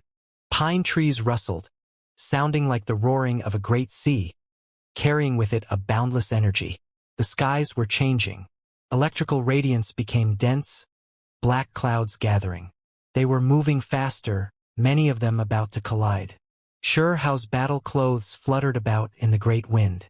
He faced the crazy gale, standing here like a divine bamboo, face towards the heavens. His eyes became more and more brilliant. It's coming! Above the clouds, electrical arcs appeared. They extended in all directions, as if the black ink-dyed skies were finally going to be torn apart. Streak after streak of light suddenly appeared. Xianxia took action, flying high into the sky. When he was 8 or 9 years old, he had previously obtained a drop of lightning tribulation liquid from Heaven Mending Pavilion, which had allowed him to undergo a transformation. If he could subdue an entire pool, then that would be unimaginable. Compared to his former self, his cultivation was just too much greater. He was now already much stronger. The lightning he could gather correspondingly increased by who knew how many times. In addition, back then, even though he entered the clouds together with lightning ancestor Mu Yen, that was after the thunderstorm had passed and the lightning was all about to wither away. Meanwhile, this time he was going to face it at its peak. It was because this time, not only did he have to obtain the lightning tribulation liquid, he also needed to use the mysterious lightning arcs to refine himself, carrying out a deep cleansing. Of course, this was just what was recorded on bone books. Could he truly use it to refine himself? A single mistake would lead to eternal damnation. Ka! An electrical arc descended, striking down on Xianxia's body. He was currently rushing towards the heaven, and as a result, his body trembled, blood immediately appearing from his flesh, splashing high into the air. This was not the magical technique of a cultivator, but rather true heavenly might. Qi! A large expanse of silver light wrapped around him. This was leftover electricity that spread over his body, releasing qi sounds. It made all of the hair on his body stand on end and his skin produce a layer of goosebumps. Xianxia trembled. He felt an immeasurable danger. If he continued upwards, he might be blasted to ashes. The predecessor's speculations were true. The immortal ancient was buried. There is no lightning tribulation in this era. No heavenly punishment. Meanwhile, if one takes the initiative to provoke them, it would be even greater, drowning them under its might. He said softly with a low voice. It was going to be extremely dangerous from here on out. A long, long time had passed since lightning tribulation appeared. The world was peaceful, but this was just a calmness of the surface. Once one broke this peace, it would be even more terrifying than the era of heavenly punishment. Just now, he already experienced it. He didn't approach the clouds, yet he was blasted by an arc of electricity until his body bled. If he truly entered, what would it be like then? I might experience this cultivation realm's most powerful lightning tribulation, Xianxia said to himself. This was not presumptuous speculation, because it had already been silent for so many years. Once this heavenly punishment was stirred up, it would flood out like a broken dam. Certain natural laws would erupt. Xianxia took a deep breath, adapting to the electricity at this altitude. Even though streaks of thunder descended from time to time, they were roughly at the same power as the streak just now, so he could still endure it. Rise! He took a deep breath, and then he continued to fly up. He looked at the oppressive dark clouds, already sensing the heavenly might stored within. It was like a vast body of water, one that could pour down at any moment. A streak of red light flashed past. A rather sinister-looking streak of electricity descended, landing on Xianxia's body, once again lacerating his flesh and drawing a blossom of blood. Something isn't right. That streak was much powerful than the others. Xianxia was shocked. The power of this lightning was increasing too quickly. The blood-colored electricity's power was tremendous. He seemed to have realized something. He suddenly raised his head, and then he was immediately shocked. What is that? He became stupefied. He actually saw a living creature. It disappeared with a flash, looking like a blood-colored pony, but also like a puppy. He couldn't see it clearly, as it disappeared too quickly. It was as if he saw a ghost. How could there be living creatures in the clouds? There was no way a group of creatures lived in that lightning, right? He had never heard about or seen such a thing before. What was going on? Xianxia continued to fly upwards, the pressure he felt becoming greater and greater. The dark clouds above him were thick and heavy, as if millions of great mountains were crushing down, making it hard for one to even breathe. This was a pressure on the mind. Xianxia was cautious. He couldn't do things like how it was recorded in the bone books already. After all, this era was completely different, lacking lightning tribulation. Meanwhile, he was about to take forceful action, so no one knew what was going to happen. With a xiao sound, a streak of blue light flew over like an arrow. It was several li in length, descending from the clouds and hacking down on his body. Xianxia coughed out a mouthful of blood, enduring another attack. Not purposely resisting it, but rather using the flesh to passively receive it. It truly is difficult to bear, he said softly, wiping blood from the corner of his lips. If others heard him say this, they would definitely curse outwards. This was a freak. He actually decided not to actively defend against it, allowing his flesh to accept this shock, yet he really stuck it through. Xianxia indeed didn't attach much importance to the streaks of lightning from before, not resisting it, because if he couldn't even endure them, how was he going to enter the clouds? That was the most dangerous place. For the sake of safety, he was testing things out. If he was heavily injured already now, then he would immediately turn around. There was no need to go and experience the tribulation then. From this, one could see that Xianxia's flesh truly was strong, reaching an unimaginable degree in the supreme expert realm, standing at the peak. Xianxia raised his head, discovering that the blue streak of lightning just now was quite strange. Within the clouds was another living creature. It disappeared with a so sound. What exactly was going on? Were these streaks of electricity released by this creature? This left him with a rather strange feeling. This was the second creature he saw. All right, it's time to enter. Xianxia set his resolution. Regardless of what there was inside, he still had to give it a go. There was no way out now. If he wanted to become stronger, he had to take a risk. It was because recently he truly felt a great pressure, making even him, who had always been confident, feel a bit shaken up. Those ancient freaks were appearing one after another, all of them extremely heaven-defying. Those individuals were able to stand at the very top of an era, previously overlooking the 3,000 provinces, unmatched within their world, free to establish their own principles. Any one of these would be stunning figures in this world. Their natural talent and fighting prowess were impossible to estimate, all long become leading figures of a period of time. That type of glory was destined to continue. This world cannot remain calm any longer. Xianxia knew that soon after, all would clash, creating the most brilliant sparks of this era, one that would be forever recorded in history. How could he not be feeling pressure? There were more than a single opponent, and any one of them was enough to give him a headache. There was Six-Crown King, matchless sword, incomparable flesh, magical force dominating past and present, each more extraordinary than the last. It really was terrifying. In reality, Xianxia still had no way of knowing just how powerful those individuals were. Immortal palace inheritors' true body, the ancient inheritances' hidden geniuses, and outstanding talents of emperor clans in the present world had yet to show themselves. Only afterwards came the unmatched heroes frozen since the ancient times. That was why he had to become powerful, or else he was going to be in great danger. Xianxia rushed into the heavens, entering the clouds.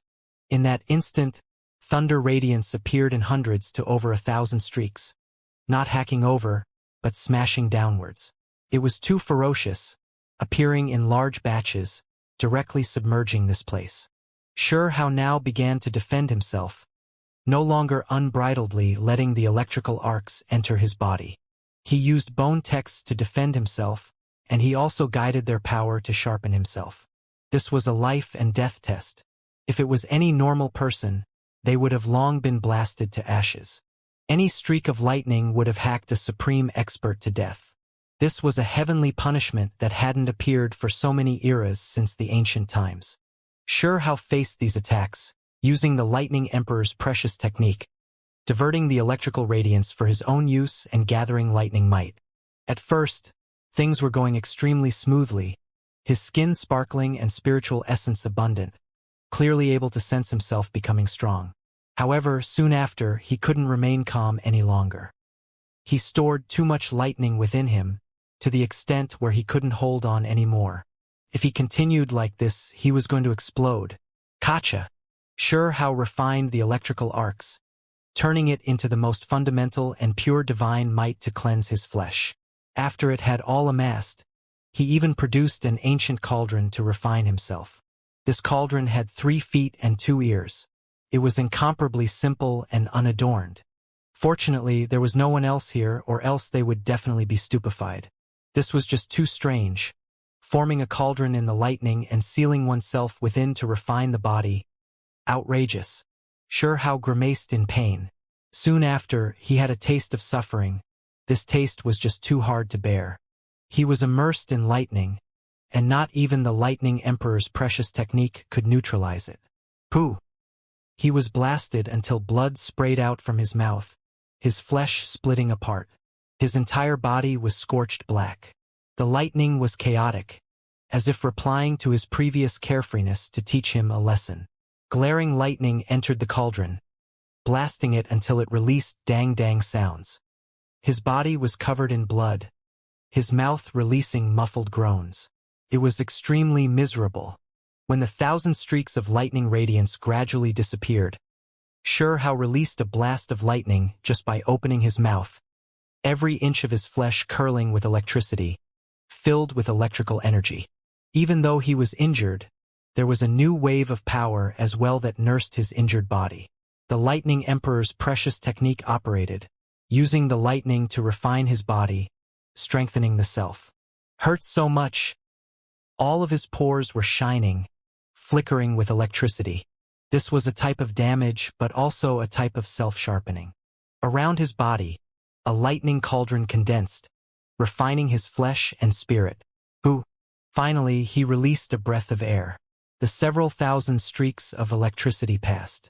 He made it through, passing the tribulation.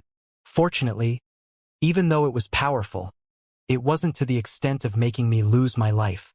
He was happy at the result.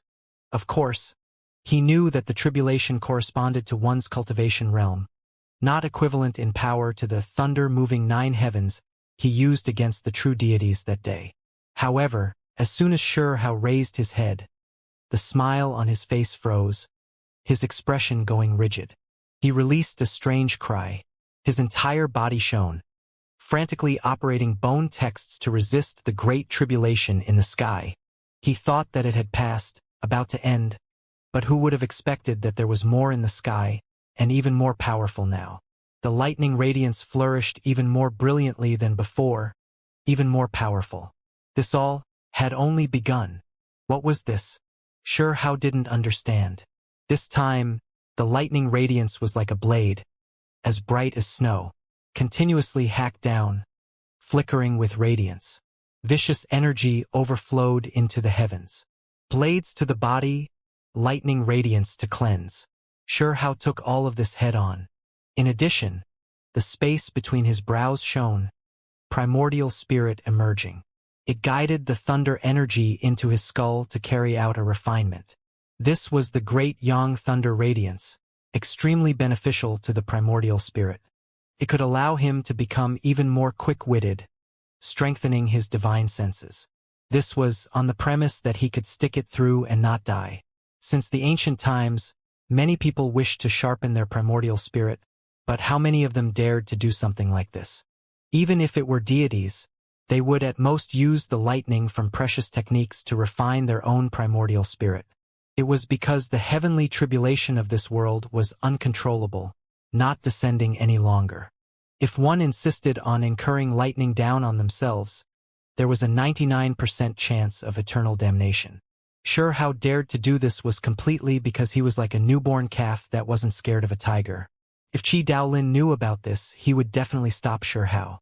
The present world's heavenly tribulation definitely couldn't be touched. Soon after, Sure Hao had a taste of the consequences. When resisting this blade energy like lightning radiance, a large head appeared, opening its mouth to bite down on him. This made all of his fine hairs stand up straight. It was too strange and abrupt. In the clouds, within the lightning, there were actually creatures.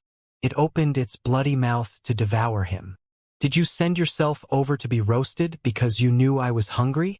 When he got over his initial fear, his eyes quickly opened.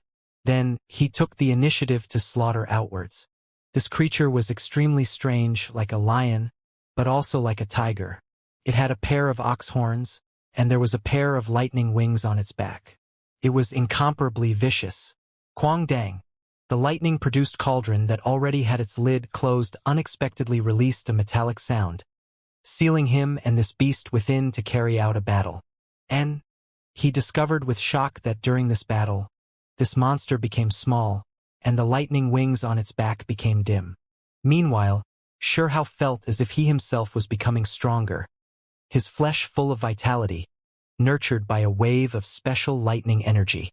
Refining the body like this, the wondrous uses are endless.